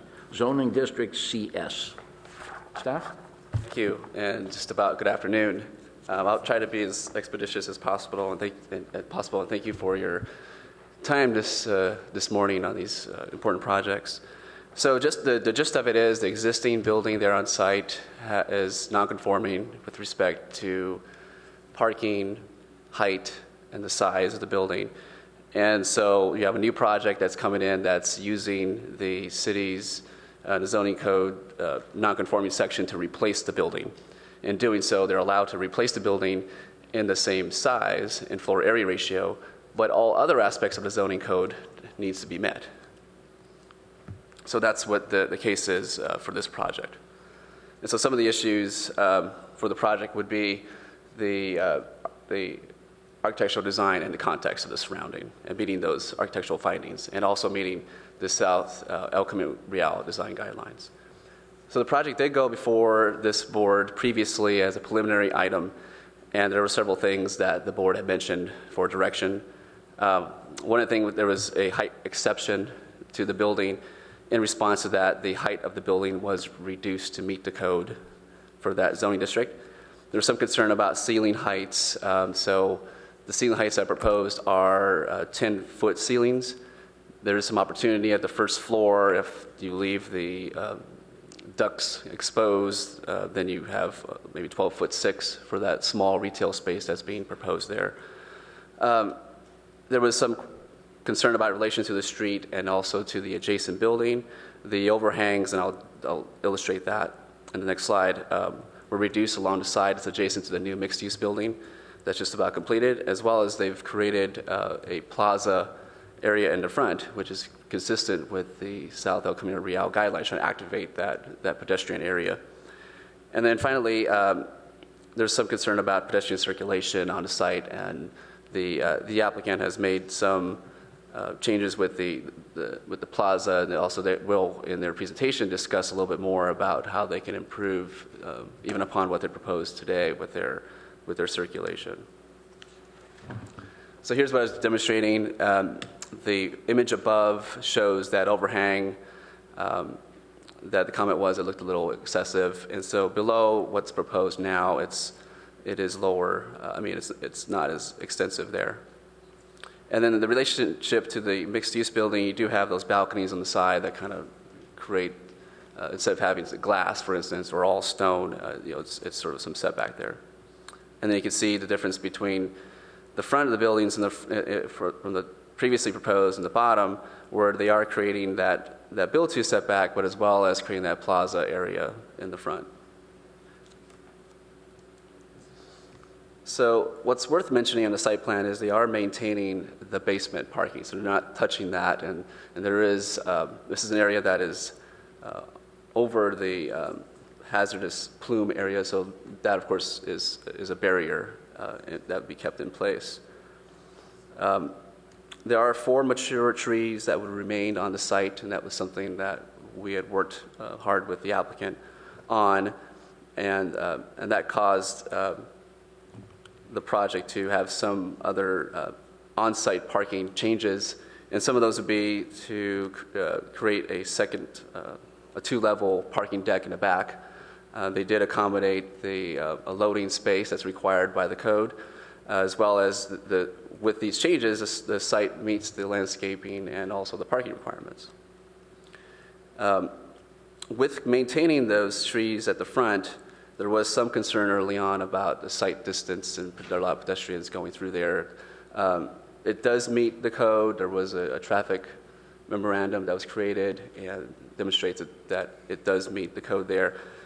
But the recommendation of the traffic study was to include a stop sign, and so that was what would be the result of that.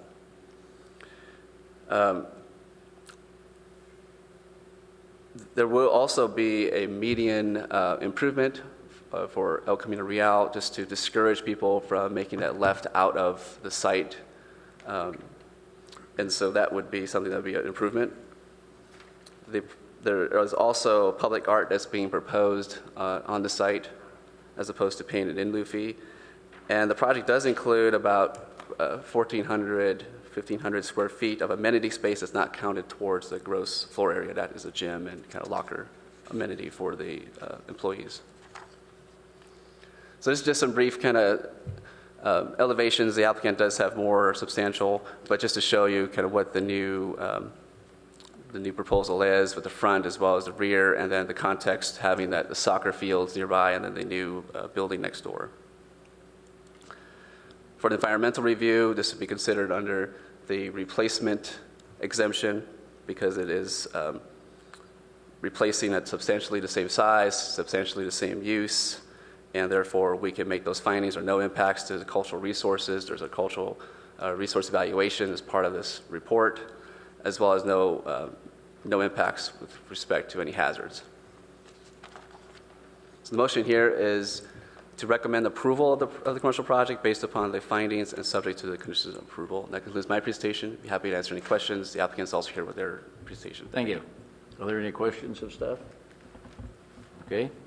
Oh, yeah, go ahead.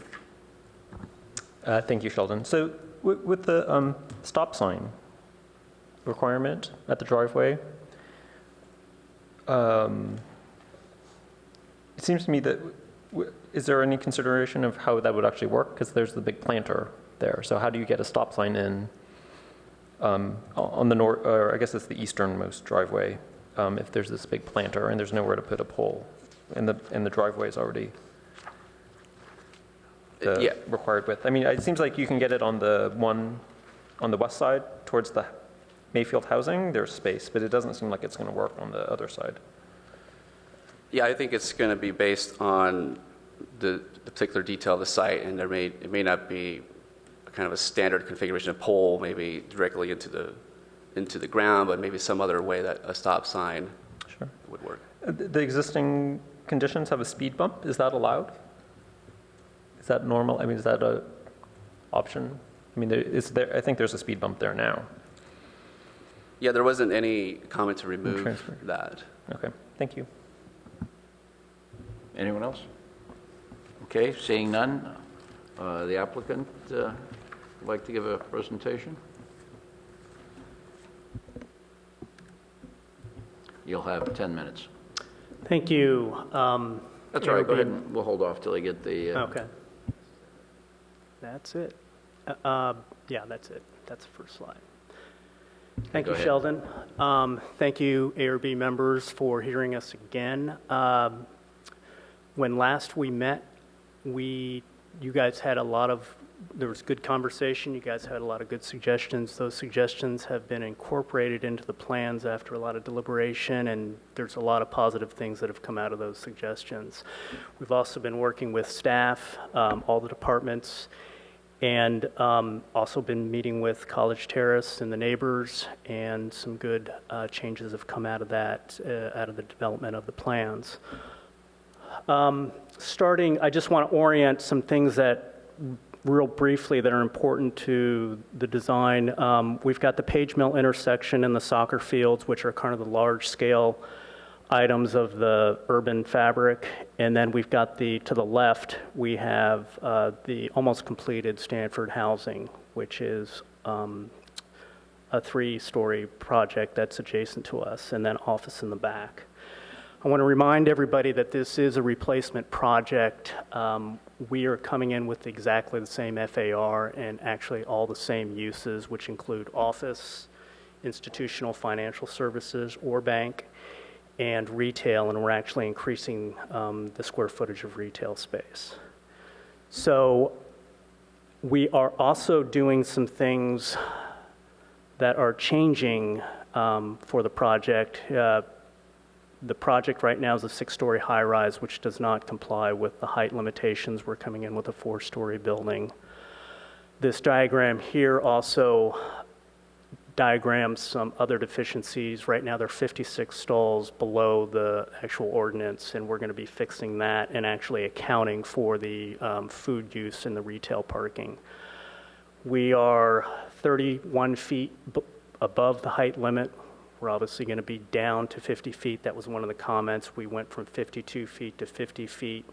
That will be in full compliance. And also, currently, we have single one-way drives around the project, which basically dumps traffic. If you can't find a space, you've got to go back into the street. So it's causing congestion there. We're fixing that with two-way parking. So the end of it all is we're coming in with a very refined project that is completely compliant with all of the codes for the city ordinance. This site plan showing our project with the adjacent Stanford housing. The building now relates to the street, except in addition to that, it's also creating a public courtyard facing the street that's going to house the food retail use that's right off the lobby. In back of the building, where there's currently just parking, we're placing another publicly accessible space. You can either go around the building or you can go through the building to access that space. If you add those two spaces together, those public access space, it's actually larger than the current plaza space that's currently there on the second floor, with obviously the added benefit that this public space, especially the one towards the street, is completely integrated and vibrant, adding vibrancy and activity to the street. Behind that space in the back, we've got the 2-level parking structure. Want to describe a little bit more into that. When we saved the 4 planters, that was at the request of Dave Doctor. We thought that was a beneficial item. Just want to point out that those are not protected trees and those are not heritage trees either, but we do think it's a benefit.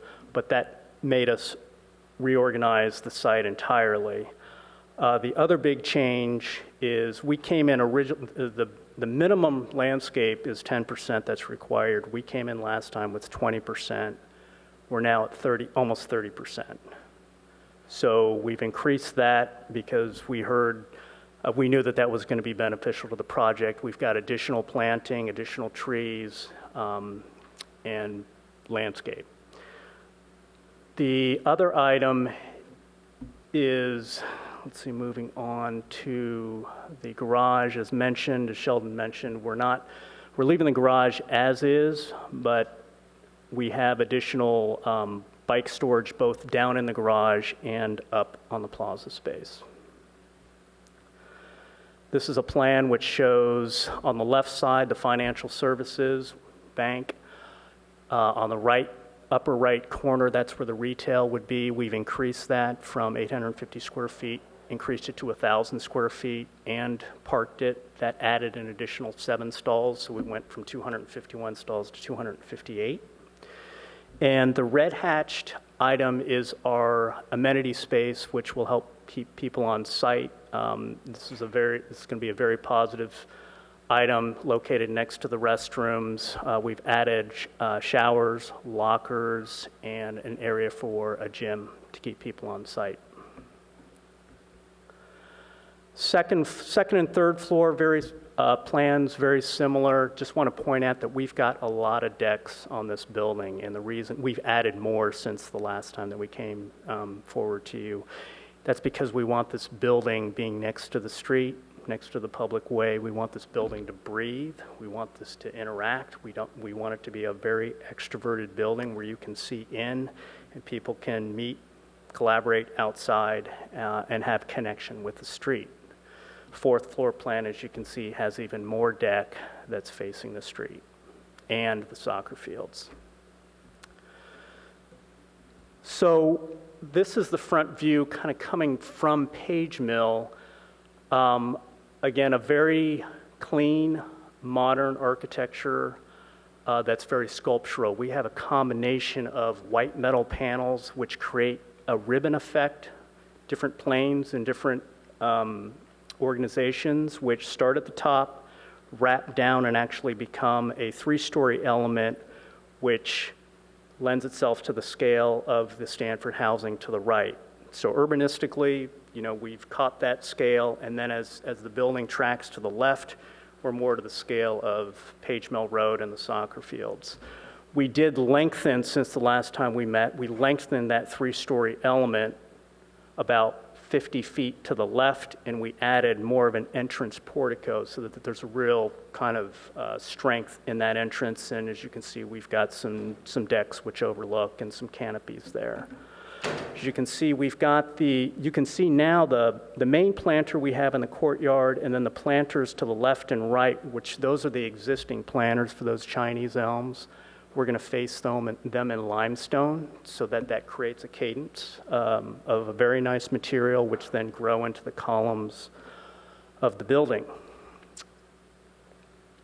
One of the suggestions you had last time was, can we get a little bit more texture into the glass, especially on the 3rd and 4th floors? I thought that was a good suggestion. We added some glass fins because that will add some texture to it, even some shading on this eastern side, on the northern side, northeast exposure, sorry. And then that kind of continues throughout the project. Coming from the side that the Stanford housing is on the right, you saw that kind of bulky overhang that we had before. We've pulled that back, so it's actually about 8 feet behind the massing of the first 3 floors, and actually what ended up happening is it actually tied in with the massing on the back side very well so that ribbon can continue on back and transition towards there. This is just a view to the back where we see the limestone actually coalesce into the 3-story element in the back with a very dramatic deck overlooking the soccer fields. And we just don't think that part of the reason we spent the expense for the limestone there is because we want to make that back area, public plaza, very nice, very scaled, and an intimate, high-quality space. These are some views into the front courtyard with the limestone planter that's going to buffer some of the traffic, and this is the view into the rear area showing that seating. Now that we've got a food use, that can be a very active area, but then also protected from the noise of El Camino. So we've got a variety of public spaces going on. Paul Lettieri is also here, landscape architect, if there's any questions on the landscaping. And we have... You'd speed it up. Yeah, okay, so I'm done. Okay. Oh, and that's our public artwork. Okay. Thanks. Thank you. Okay, is there anyone in the audience that would like to address this board on this item? Seeing none, I'll close the public portion, bring it back. Alex, you want to start? So thank you for your presentation. I think the improvements look very good. In general, I can support the project. I have a whole bunch of nitpicky comments. I think I think the two comments that I have that I've been most concerned about was just the pedestrian connection from the above ground garage to your building, from the staircases, and also from the parking in the the surface lot. And how does that, if you're walking from the surface lot to the building, how do you get there?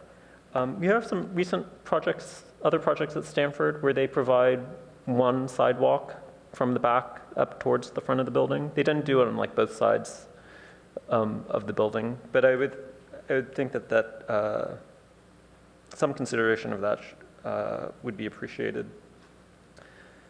And then I think my second concern was just on the sidewalk on El Camino, just what's happening with that sidewalk. And we don't have a hardscape plan. And I think ideally, I'm thinking is like maybe it's best to match what's happening in front of the Mayfield housing, ideally. Yes. And they're not doing tree wells. They're doing something different. So I think maybe if you could resolve that with maybe coordinate it with the staff to see what's viable. The driving force is to try to get more area for the trees, right? And the tree wells were limited to a certain kind of a smaller size.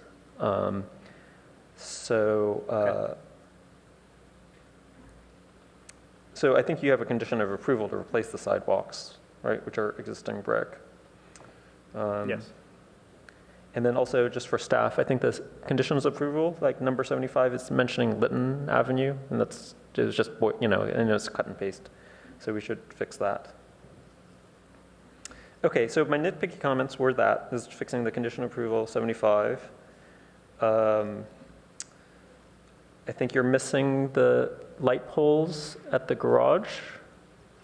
I mean, I think they're shown in plan, but we don't have them in the photometrics and we don't have the cut sheets. And I think they're showing them like 3 feet high, which seems sort of unusual. I mean, normally they're on a 12. Pedestal or something. Yeah. So I think I do need to see the light poles. With regard to the landscaping, I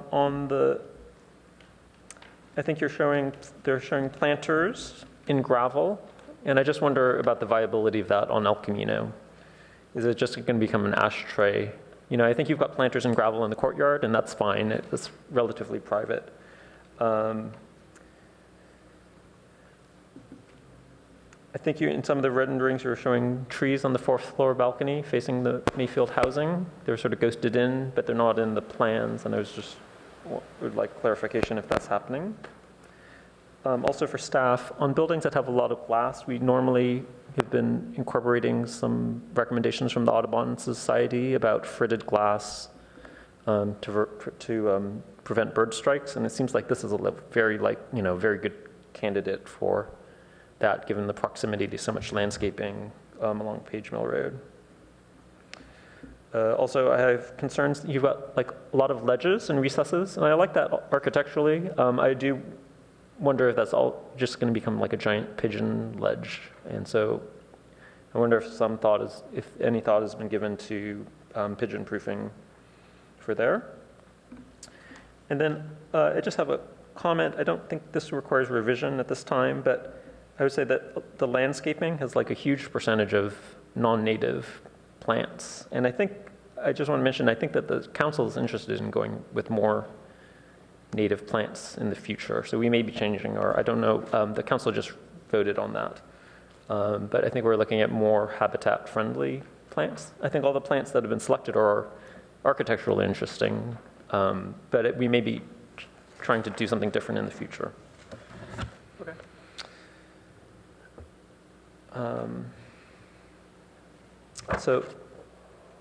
I have one last thing was the,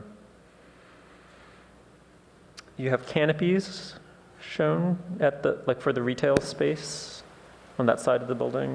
We don't have any details for that. And I think that that's kind of critical design thing that I just want to make sure that that gets done correctly.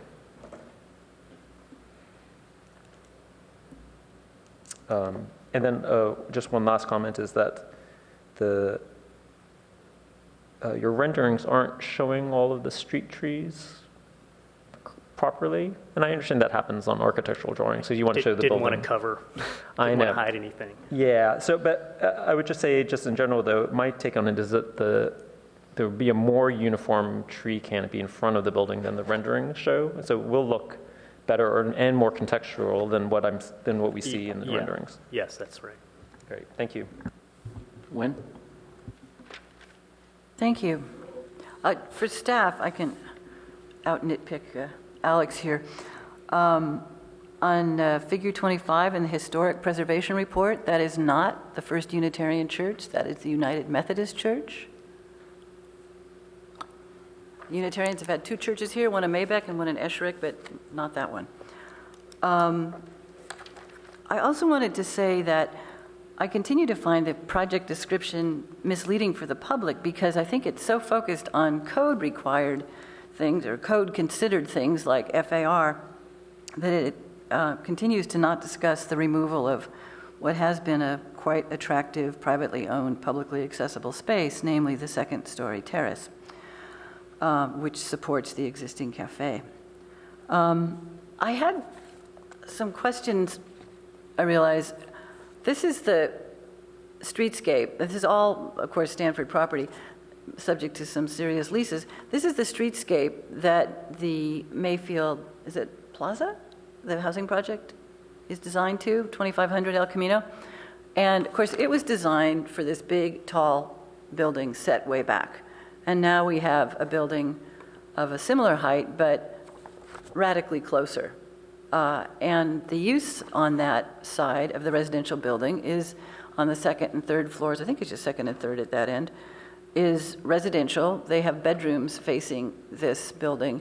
And how do those relate in height to the terraces that come off 2600 El Camino Real? In other words, how big a loss of privacy is there from somebody on that much closer balcony that was, if there is a balcony on that side, that was not considered at the time the housing was designed?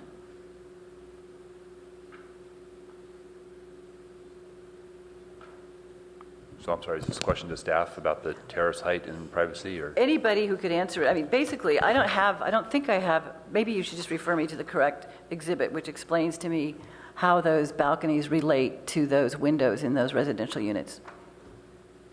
I want to know that they don't look into them, that they don't substantially decrease their privacy, that they don't require them to have curtains closed more often, because it was designed for a very different, relationship. This was what they designed for. And of course, the city and Stanford worked very hard to get those 70 units of housing, reallocated a lot of commercial space, so it's an important public resource. So we can look for section drawings, and then if the applicant has any additional information, sure. If you want to continue with the other questions. So my concern is, I'd like to be reassured before voting to approve this, that those balconies don't provide views into those residential windows, because I don't think a balcony facing those uses is appropriate if they do. In other words, it shouldn't be up to the residential use to screen themselves for privacy for something that they reasonably anticipated wouldn't exist.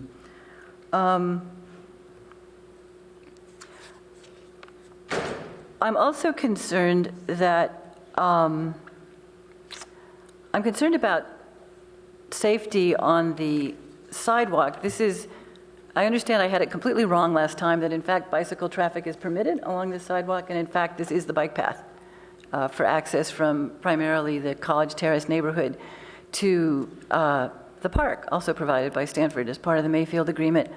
And I do not support retaining those Chinese elms and those planters.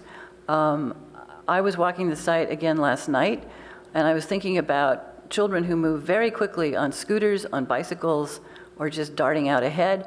I don't think there's adequate vision. I don't trust a stop sign to prevent disaster. Drivers tend to anticipate walkers. They don't anticipate bicyclists on sidewalks because that's not our normal pattern in Palo Alto, and they certainly don't anticipate children on scooters. So I do not find the pedestrian circulation adequate or safe now as it's presently designed, so I could not support that. I would like to see a more detailed hardscape plan because presently it's pretty chaotic out there. There's multiple shifts of level.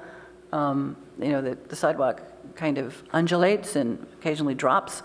So I would like to see how that's going to work, that it's going to be flat enough, wide enough. It's so wide, I even wonder if it can be protected a bit from El Camino, but I realize there's parking some of the time, but I would like to see some sort of protective plantings or whatnot, if that's feasible, on that wide space between the pedestrians and El Camino. I stood in the area last night, and it wasn't prime. Actually, I was on my way to dinner somewhere else, but it was about 5 o'clock, 5:15.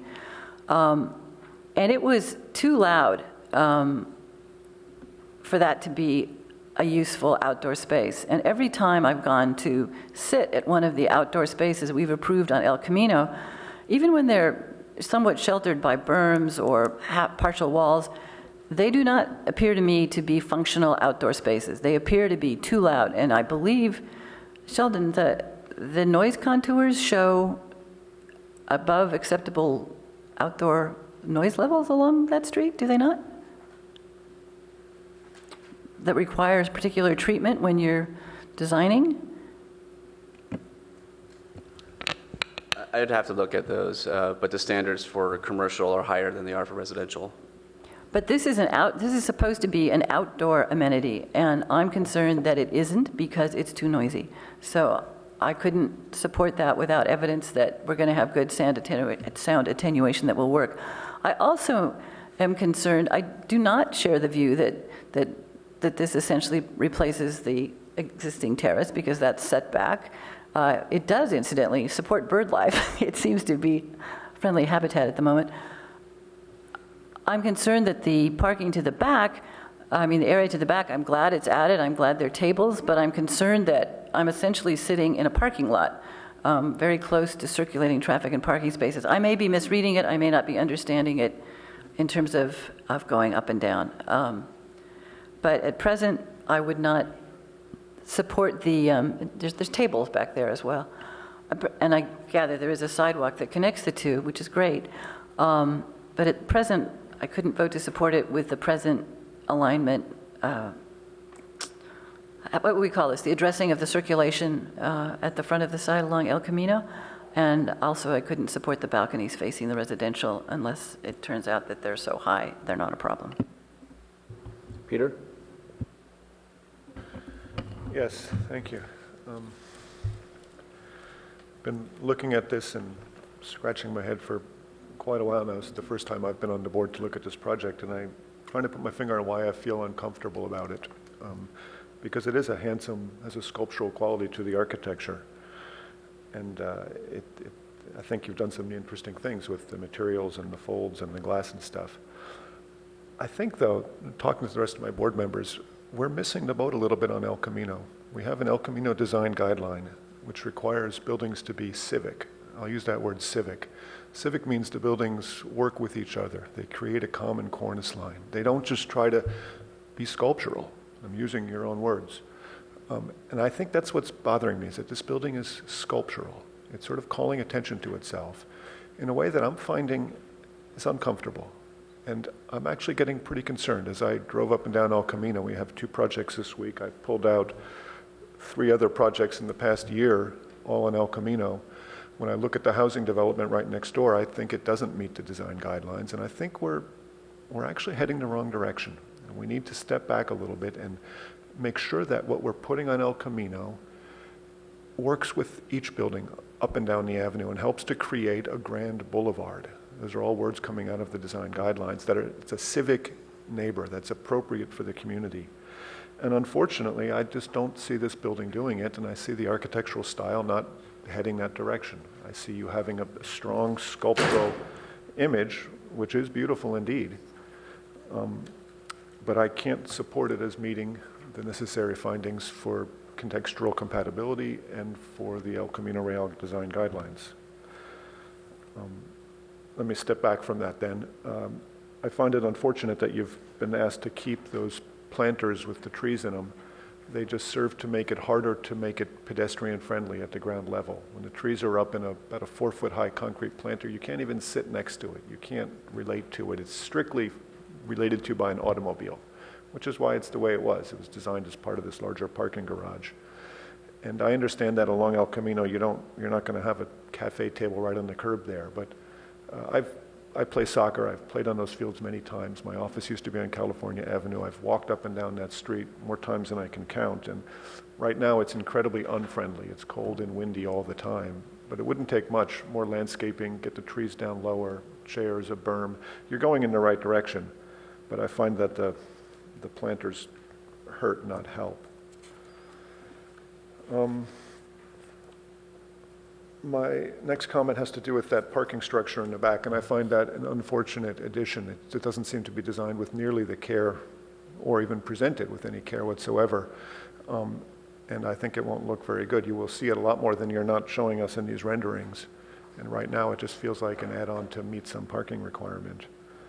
And I guess that leads me around to my thinking about feeling uncomfortable that we're allowing such a large building here, because this is a very large building. And I agree the code allows a one-for-one replacement on the FAR, but what you're also proposing to do is to preserve all of the existing parking structures. And that's driving a bunch of site planning things that might not otherwise be designed this way. You might have concentrated your parking more in a 2-story garage on a new building, which would let you have more site development and things like that. So I just throw that up there as food for thought, that bringing this up to current standard is not just the objective codes, but the subjective standards. And that's where I'm finding I have trouble with this. So let me reiterate, though, I don't think I can make the findings to approve this because I don't think it fits the El Camino Real design guidelines. Thank you. Thank you.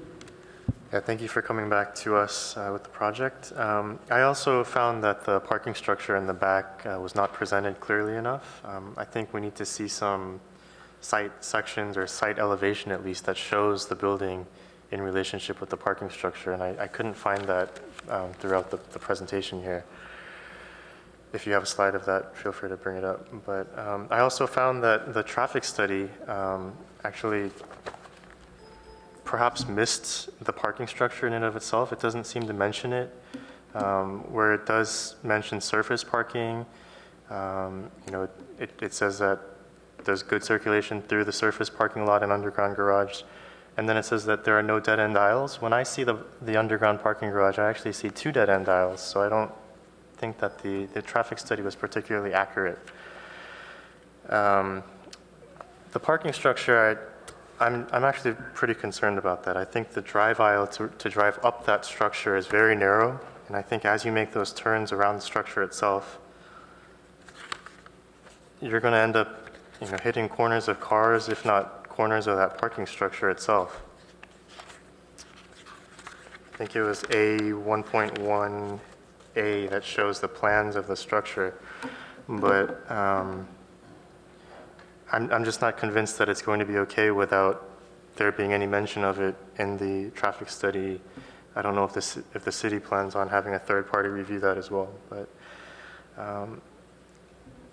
that's kind of my biggest concern. I think overall the building, I've liked it from the start. I think the choice of materials and the sculptural components of it actually are very, very nice and kind of refreshing for this area. And I think in relationship to the Mayfield housing next door, that maybe it's not the Mayfield housing, but the David Baker project right next door, I think it's going to make for a different sense of character along that portion of El Camino Real. Some other nitpicky things with regards to the plan of the building. I know it's not necessarily within our purview, but I noticed that you weren't showing the access from the lobby to the office spaces on the ground floor.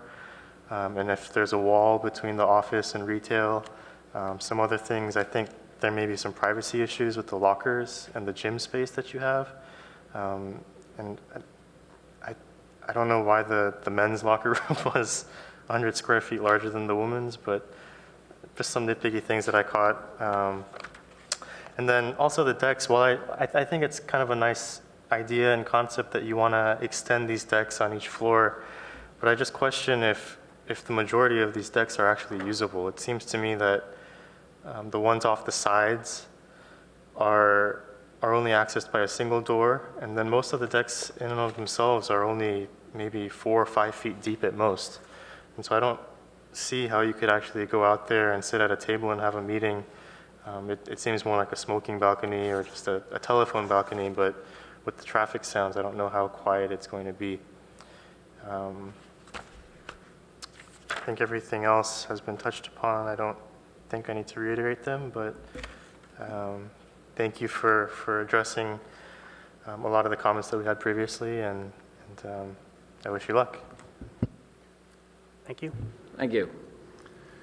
Okay, I agree. I think the modifications you made are very handsome. I do agree, though, as you said, as far as the balconies or the access on the side facing the residential. I think I've heard both of your concerns. I think the ideal situation would be is that if we just eliminate, I mean, in the sense of keep the office or the recess in the, but just remove the access to them. That would, I think, be more advantageous to what Wynn's looking for as far as not having somebody stand there. Although, let's face it, I think just from a practical use standpoint, most of the people are going to be in the office building from 8 to 5, and the people are going to be out of the residential units from 8 to 5. So I don't see the two mixing all that drastically. But going to a couple of things of concern, I agree that the parking structure in the back literally looks like an afterthought. I mean, in the sense of that, I'm not saying it can't work and all this sort of thing, but it was definitely, oops, we don't have enough parking, we need to put something here. But I'd be willing to have that come back as a subcommittee item. I don't think it's that drastic. There's some minor items, that are here that I don't think can be, or I should say, that could also be brought back to the subcommittee. I do agree. I think a couple of us on the panel now have said that those 2 trees, it's a shame as far as, or I should say it'd be a shame to get rid of those 2 trees, but they sure do seem to cause a big pain in the neck as far as so I mean, I'd be tempted to say, allow those to be removed so you could better enhance those two entry points or entry and exit points. I think would be to the betterment of the, even though I don't like, losing mature trees, I think in this particular case, I think it would be to the benefit of the project. Okay, having said that, I've heard a little bit of everything from various people, from not being able to support it to sort of supporting it to liking it. So can I get a motion from someone or? Well, Chair Greer, I think with respect to the parking structure that's behind the building, it's a pretty serious concern of mine. I just don't want to push that to subcommittee and then find out that it doesn't work and now they have a parking problem that could affect larger site issues. Okay. I would agree with that. I would agree with that too. One of the things that I realize now is that while of course the applicant had every right to reconstruct the building in a low slung model, what really is making this a bit of a mess is trying to keep the parking approach that it had before and to not put that all underground and out of the way and then provide some really significant open space on site. So that's screwing up the project. So I would like it to come back. Okay. And I would support the notion of getting rid of the, what am I trying to say? Go ahead, staff has a Balconies. comment. So I think that's an important design consideration, and if there's a majority of the board that feels that way, I think we would need to, I think it'd be good for staff and the applicant to understand that aspect of the project. I mean, they are clearly trying to retain the existing subterranean garage for probably a variety of reasons, environmental, but also, perhaps costs and so forth. But if the board is suggesting that approach is problematic, and I don't know if I'm hearing that, but if it is, that's obviously a major redesign and has implications. So it'd be helpful for us to know if that is what the board is saying as a majority. Well, I agree. So let me go back to you here. My take on it was just the above ground part of the garage and not the existing underground garage. And I guess in my mind, I was thinking that it could be revised and not necessarily complete, like not changing the organization of the building. Like, well, but I think what you're basing it on is the Wynn mentioned that maybe the idea would be if this was starting from scratch, just put 2 layers or 2 floors underground. And I don't think that's, I mean, that would be an ideal situation, but let's face it, there's not only cost in digging a hole, but there's also now cost in going through the first perfectly acceptable parking structure to put a second one underneath the first one, so the cost would be astronomical, I would suspect. So, but I think, are we in agreement that we could, if there was some more thought given to the above ground portion, that it worked better with the building, or if nothing else, so we got a better look at it and got a better comfort level, we would be okay with that. And I would just say our El Camino design guidelines really just suggest that the parking is behind the building. It allows it to be above ground. We have diagrams. No, I agree. of it. I agree. Yeah, I wasn't looking, I agree with everything you just said, and I wasn't looking for like an overhaul of the structure, but I just don't feel quite comfortable without it And being that's fine. addressed. I don't have any problem with reviewing that. So go ahead. Well, just thank you for, so if we're looking at, so what I'm hearing is that a majority of the board is not looking at the subterranean garage as being in play. Well, we're not modifying the subterranean garage. Thank you. That's correct. And then the other part for the on-site circulation are the 2 trees, and staff has been really, I would say, doing what it could to preserve that those mature trees. Are we hearing a majority of the board say that staff should not be pursuing that interest with respect to this project, that the trees are in play? Let me ask, what is the, I would just, I mean, like I said, I don't like getting rid of trees, but I think in this particular case, those 2 aren't doing anybody any favors. I think it's not compatible with safety. Well, so I see And it's not attractive either. I see at least 3 heads shaking yes, so that's the majority I think of the I'm board. a no on that. I think I support the staff's trying to keep the tree. I think the pedestrian thing is an issue. I think there may be other ways of solving it. Because we have, the applicants have been very good about setting back the building more than they have to, so we have some room to play with. What I don't want is like a pedestrian walking right along the planter. Like if they're closer towards the curb, then the drivers can see them, right? So I think that that's my take on it. But I think I'm in the minority, so I'm the only one, I think, on that one. Well, like I said, so I guess the majority is willing to or would accept the removal of those. Obviously, like I said, I don't think any of us would think that's the number 1 criteria, but or the one choice. But if that's the only practical solution, there's definitely a problem there. So, yes. And I simply may be in the minority when this project finishes off, but I'm still concerned that the noise levels haven't been considered or addressed properly, and that we will have another not really functional outdoor space. The existing one, I mean, we think we talked about this in the earlier meeting, the existing outdoor plaza has, in my experience, always been deserted because it's windy, glary, and noisy. And this one will definitely look better. It's vastly smaller. It's got more landscaping, I think.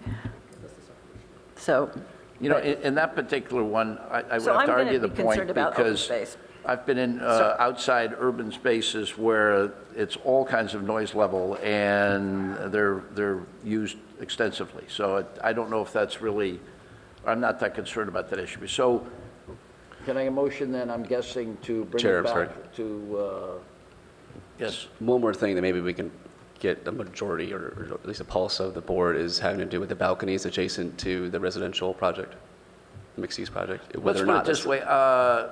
Yeah, I mean, seeing as though I agree, they're only about 4.5 feet or so wide. They're on the, they're pretty much in shade most of the day. They're not going to be a wonderful place. It seems like back in the days when everybody went outside to have a cigarette, that would be the ideal spot for it. But seeing as though not too many people do that nowadays anyway, yeah, I would say almost where we make them as a compromise, where the design still stays the same, but they don't become functioning balconies. Is that? Could we? Okay. So the Mayfield housing project was very. I mean, they consciously kept the existing trees on that property line, and I think this project is proposing to keep, well, at least as it is in the drawings, to keep 2 of the Chinese elm trees. So maybe, I guess I would like to see is how much of a buffer did the trees provide between the 2 buildings? And keep in mind, there's quite a bit of distance between the building and the housing, and a row of trees in between. If I can. But I don't necessarily object to restricting access to the balconies.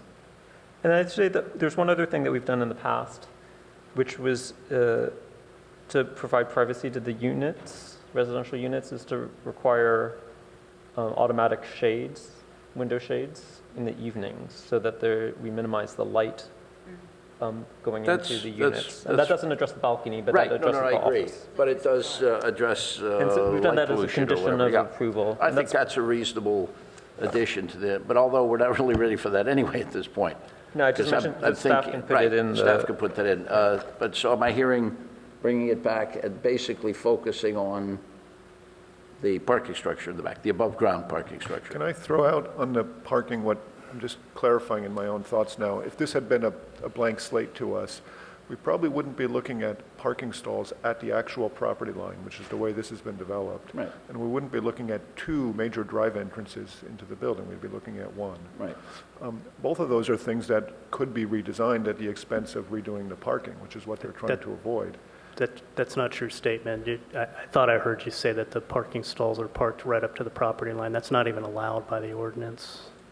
That's what I'm looking at. Well, I think what he means is just the layout the way it currently exists. So that's maybe misspoke in that sense. Not this project, but the existing. The thought being that, and I see where you're coming from, if we redesign the parking lot, you would not need as big a parking garage, for instance, but... You'd put a row of trees between the housing development and an office building. We don't have room for that now. You've got parking stall. There is, on their property, there's a whole row of trees. Well, for some of it, but I'm just clear in your renderings that there's some windows looking right at this building. In general, we would be looking for using a large site like this to meet other objectives of the zoning code. What I see us doing is not requiring that because we're allowing them to keep this parking situation, which is not something they're just entitled to do. It's something that they're choosing to do. And that's my problem with this. So I'm just putting back to you guys that it's that kind of stuff that drives creating a sculptural building in the middle of a sea of stuff. You put alleys on both sides. That's what we do in the research park. But this is on El Camino. We have guidelines to make this an urban thoroughfare. And by keeping some of these other elements, it just generates that type of architecture. I'll leave it at that again. Well, okay, I'm open to a suggestion.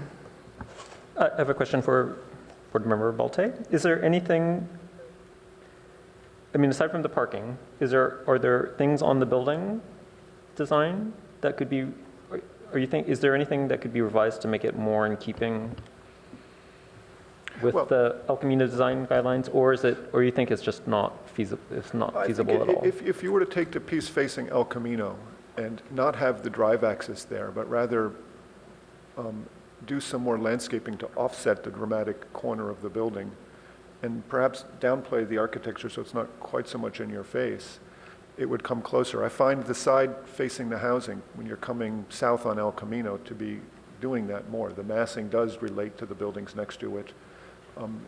The applicant spoke about making the urban nod.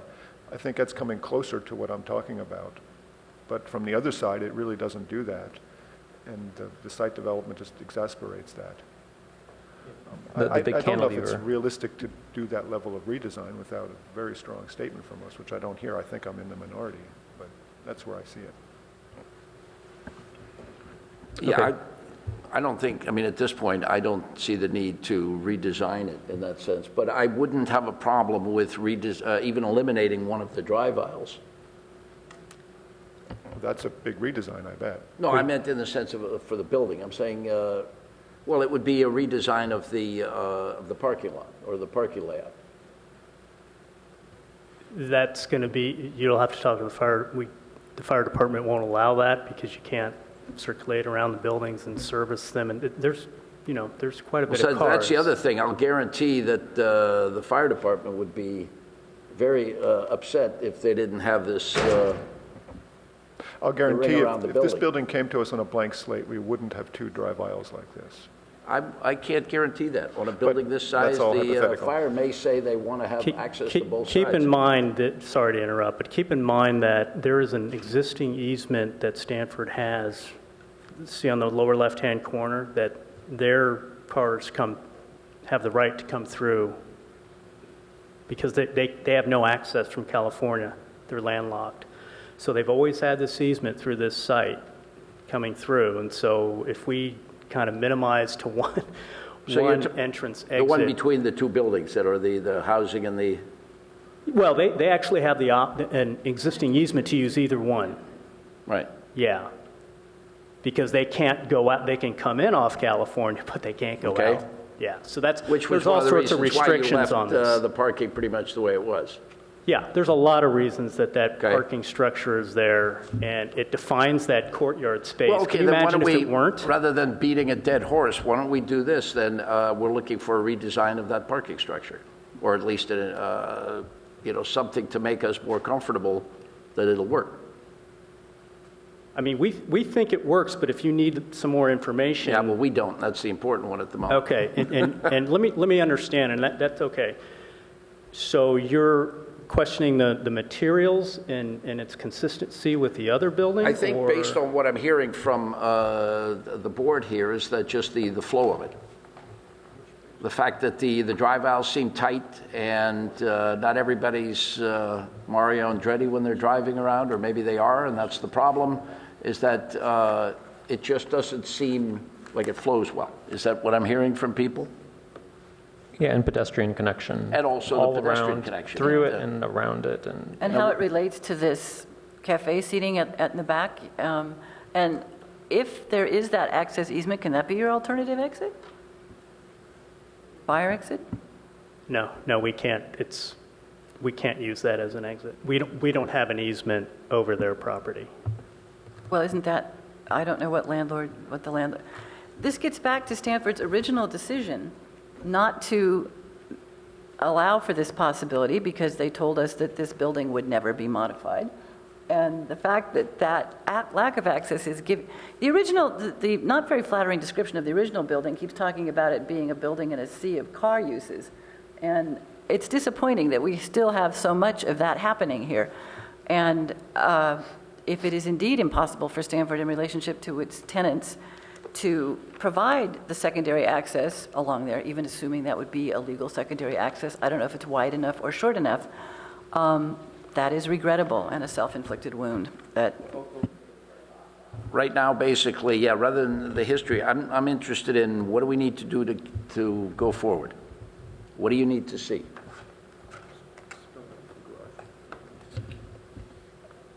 I think we need to see a clearer presentation of the parking structure. Okay. Showed in relationship to the building. Showed in relationship to the building. Sort of semi-disappearing so you see the building. Okay. Right. So we need something that focuses on the parking structure. Okay. Is everybody, or is that pretty much?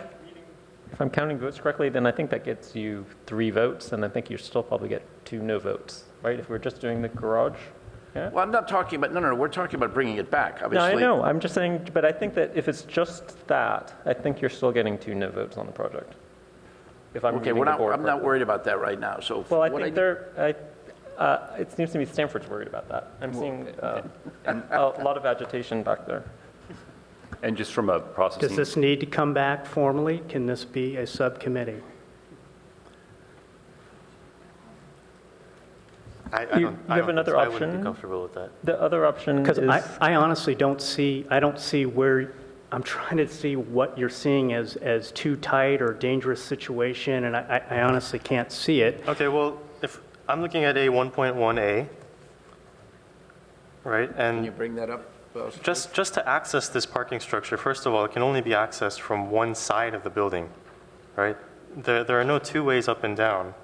It's basically a one-way parking structure, and as you go up the structure, you can only make right turns. You cannot go left, and just the turning radiuses in and of themselves seem very tight to me. Oh, on the structure? On the structure, yes. Those are, okay, I believe you when you think they're too tight, but I can have Watchery or somebody do an analysis and show you that those are completely comfortable turning radii. But and then in addition to that, I think we also as a board want to see the relationship back to the building and the pedestrian circulation from the structure to the building itself as well. Okay. And I would like to see more detail on the front. And I don't know whether you're going to choose to redesign without the Chinese elm and their supporting structure, but I would like to see how it works all the way across the front. Thank you. So there are 3 ways, right, we can do it, is that we can require modifications to come back to the subcommittee, which is just 2 people on the board, and I'm hearing resistance to that. Another way is to have the packet come back to the full board. And then the third way, which we haven't used recently, but we've done in the past, is to have the revisions to approve the project today and have the revisions come back on the consent calendar. We lose all the leverage, right, if we don't like the changes. I mean, but technically there would still be another, technically, there would be one last chance to, to comment on the project, and the full board. The problem with that is something like this, a design situation like this on a consent calendar, I think is iffy. I'm comfortable with, I've been involved in enough parking structures that I'm comfortable with this, but 2 of you obviously are not. So I don't mind having it come back, but that's one of the reasons why I would be, I would feel comfortable bringing it in as under the subcommittee. But again, there's more of you that don't. So can I get a motion from somebody, and let's take it from there, because otherwise we can. Somebody come out with something, and then it can go up and down from there. I move that we continue this to a date certain to be provided by staff, or if they prefer, a date uncertain.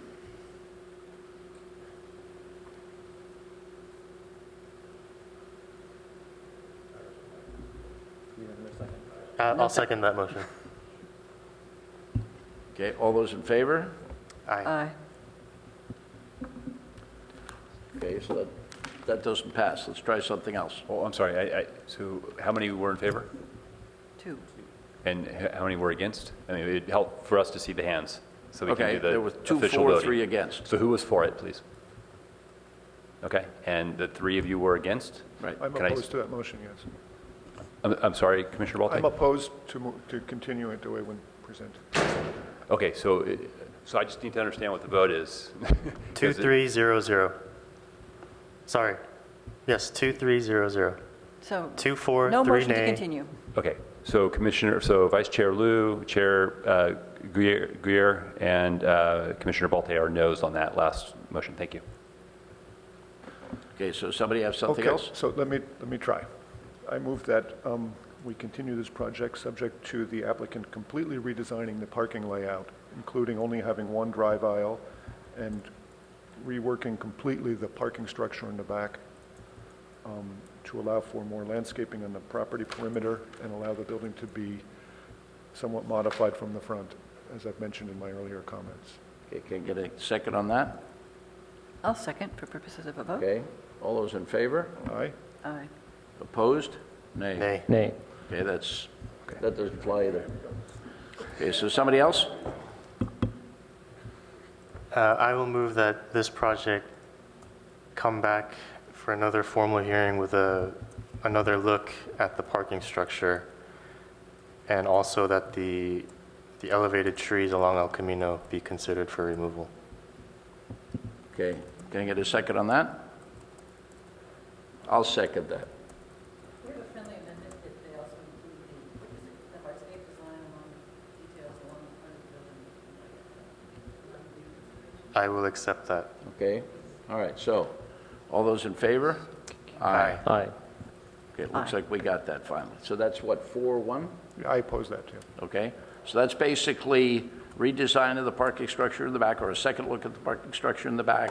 The possibility we would allow the 2 trees to be removed if that was for the betterment of the project, and just a look at the entire interrelationship of the sidewalk and the project. And there were a number of other comments about balconies and things of this nature. Privacy. Those aren't in it right at the moment, so It doesn't sound like that was included. It sounds like it's looking at the parking structure at the rear and removing the elms and looking at the paving. you know, I think probably if that comes back, if there's 1 or 2 minor items at that point that we want to add, that's one thing. But as of right now, I think the emphasis would be on those items. Okay, thank you.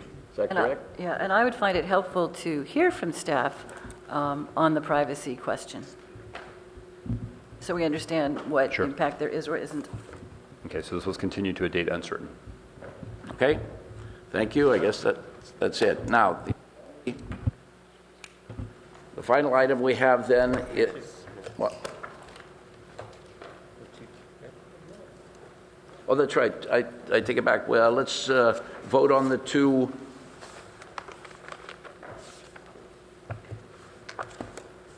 The 2 minutes. That would be November 17th and December 1st. Are there any comments on either one? I won't vote on December 1st because I wasn't here. I'll move that we approve the minutes from November 17th. Okay. Can I get a Second. second? All those in favor? Aye. Aye. Opposed? Okay, that's 1. How about the December 1st? I'm afraid I haven't seen those minutes. They were only emailed to me They yesterday. came in via email to me at least yesterday or the day before. So I haven't reviewed them, so I can't vote either way on them. All right.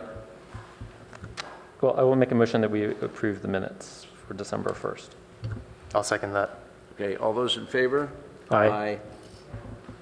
Okay, okay. Abstain. That'd be I'm abstaining. I'm just not 4-1 voting then. on it. I haven't read them. 3 and 2 abstain. Okay, then the final item is election of new chair and vice chair. Can I get a motion from someone? I think we normally, in the past, we've done it separately. Separately, what? The as far- chair and the vice chair Okay, separately. all right, let's start with the chair then.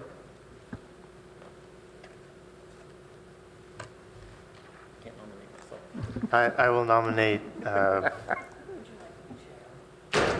Board Member Liu as chair of the Architecture Review Board. Okay, can I get a second? Second. All those in favor? Aye. Aye. Aye. Okay, opposed? Okay. Then, you want to take the second part? I will nominate Board Member Kim for vice chair. Somebody ask a second. Second. Those in favor? Aye. Aye. Aye. Okay, I'll abstain. congratulations. And I think that's it. A subcommittee item to look at, and I think there's some lunch. Okay?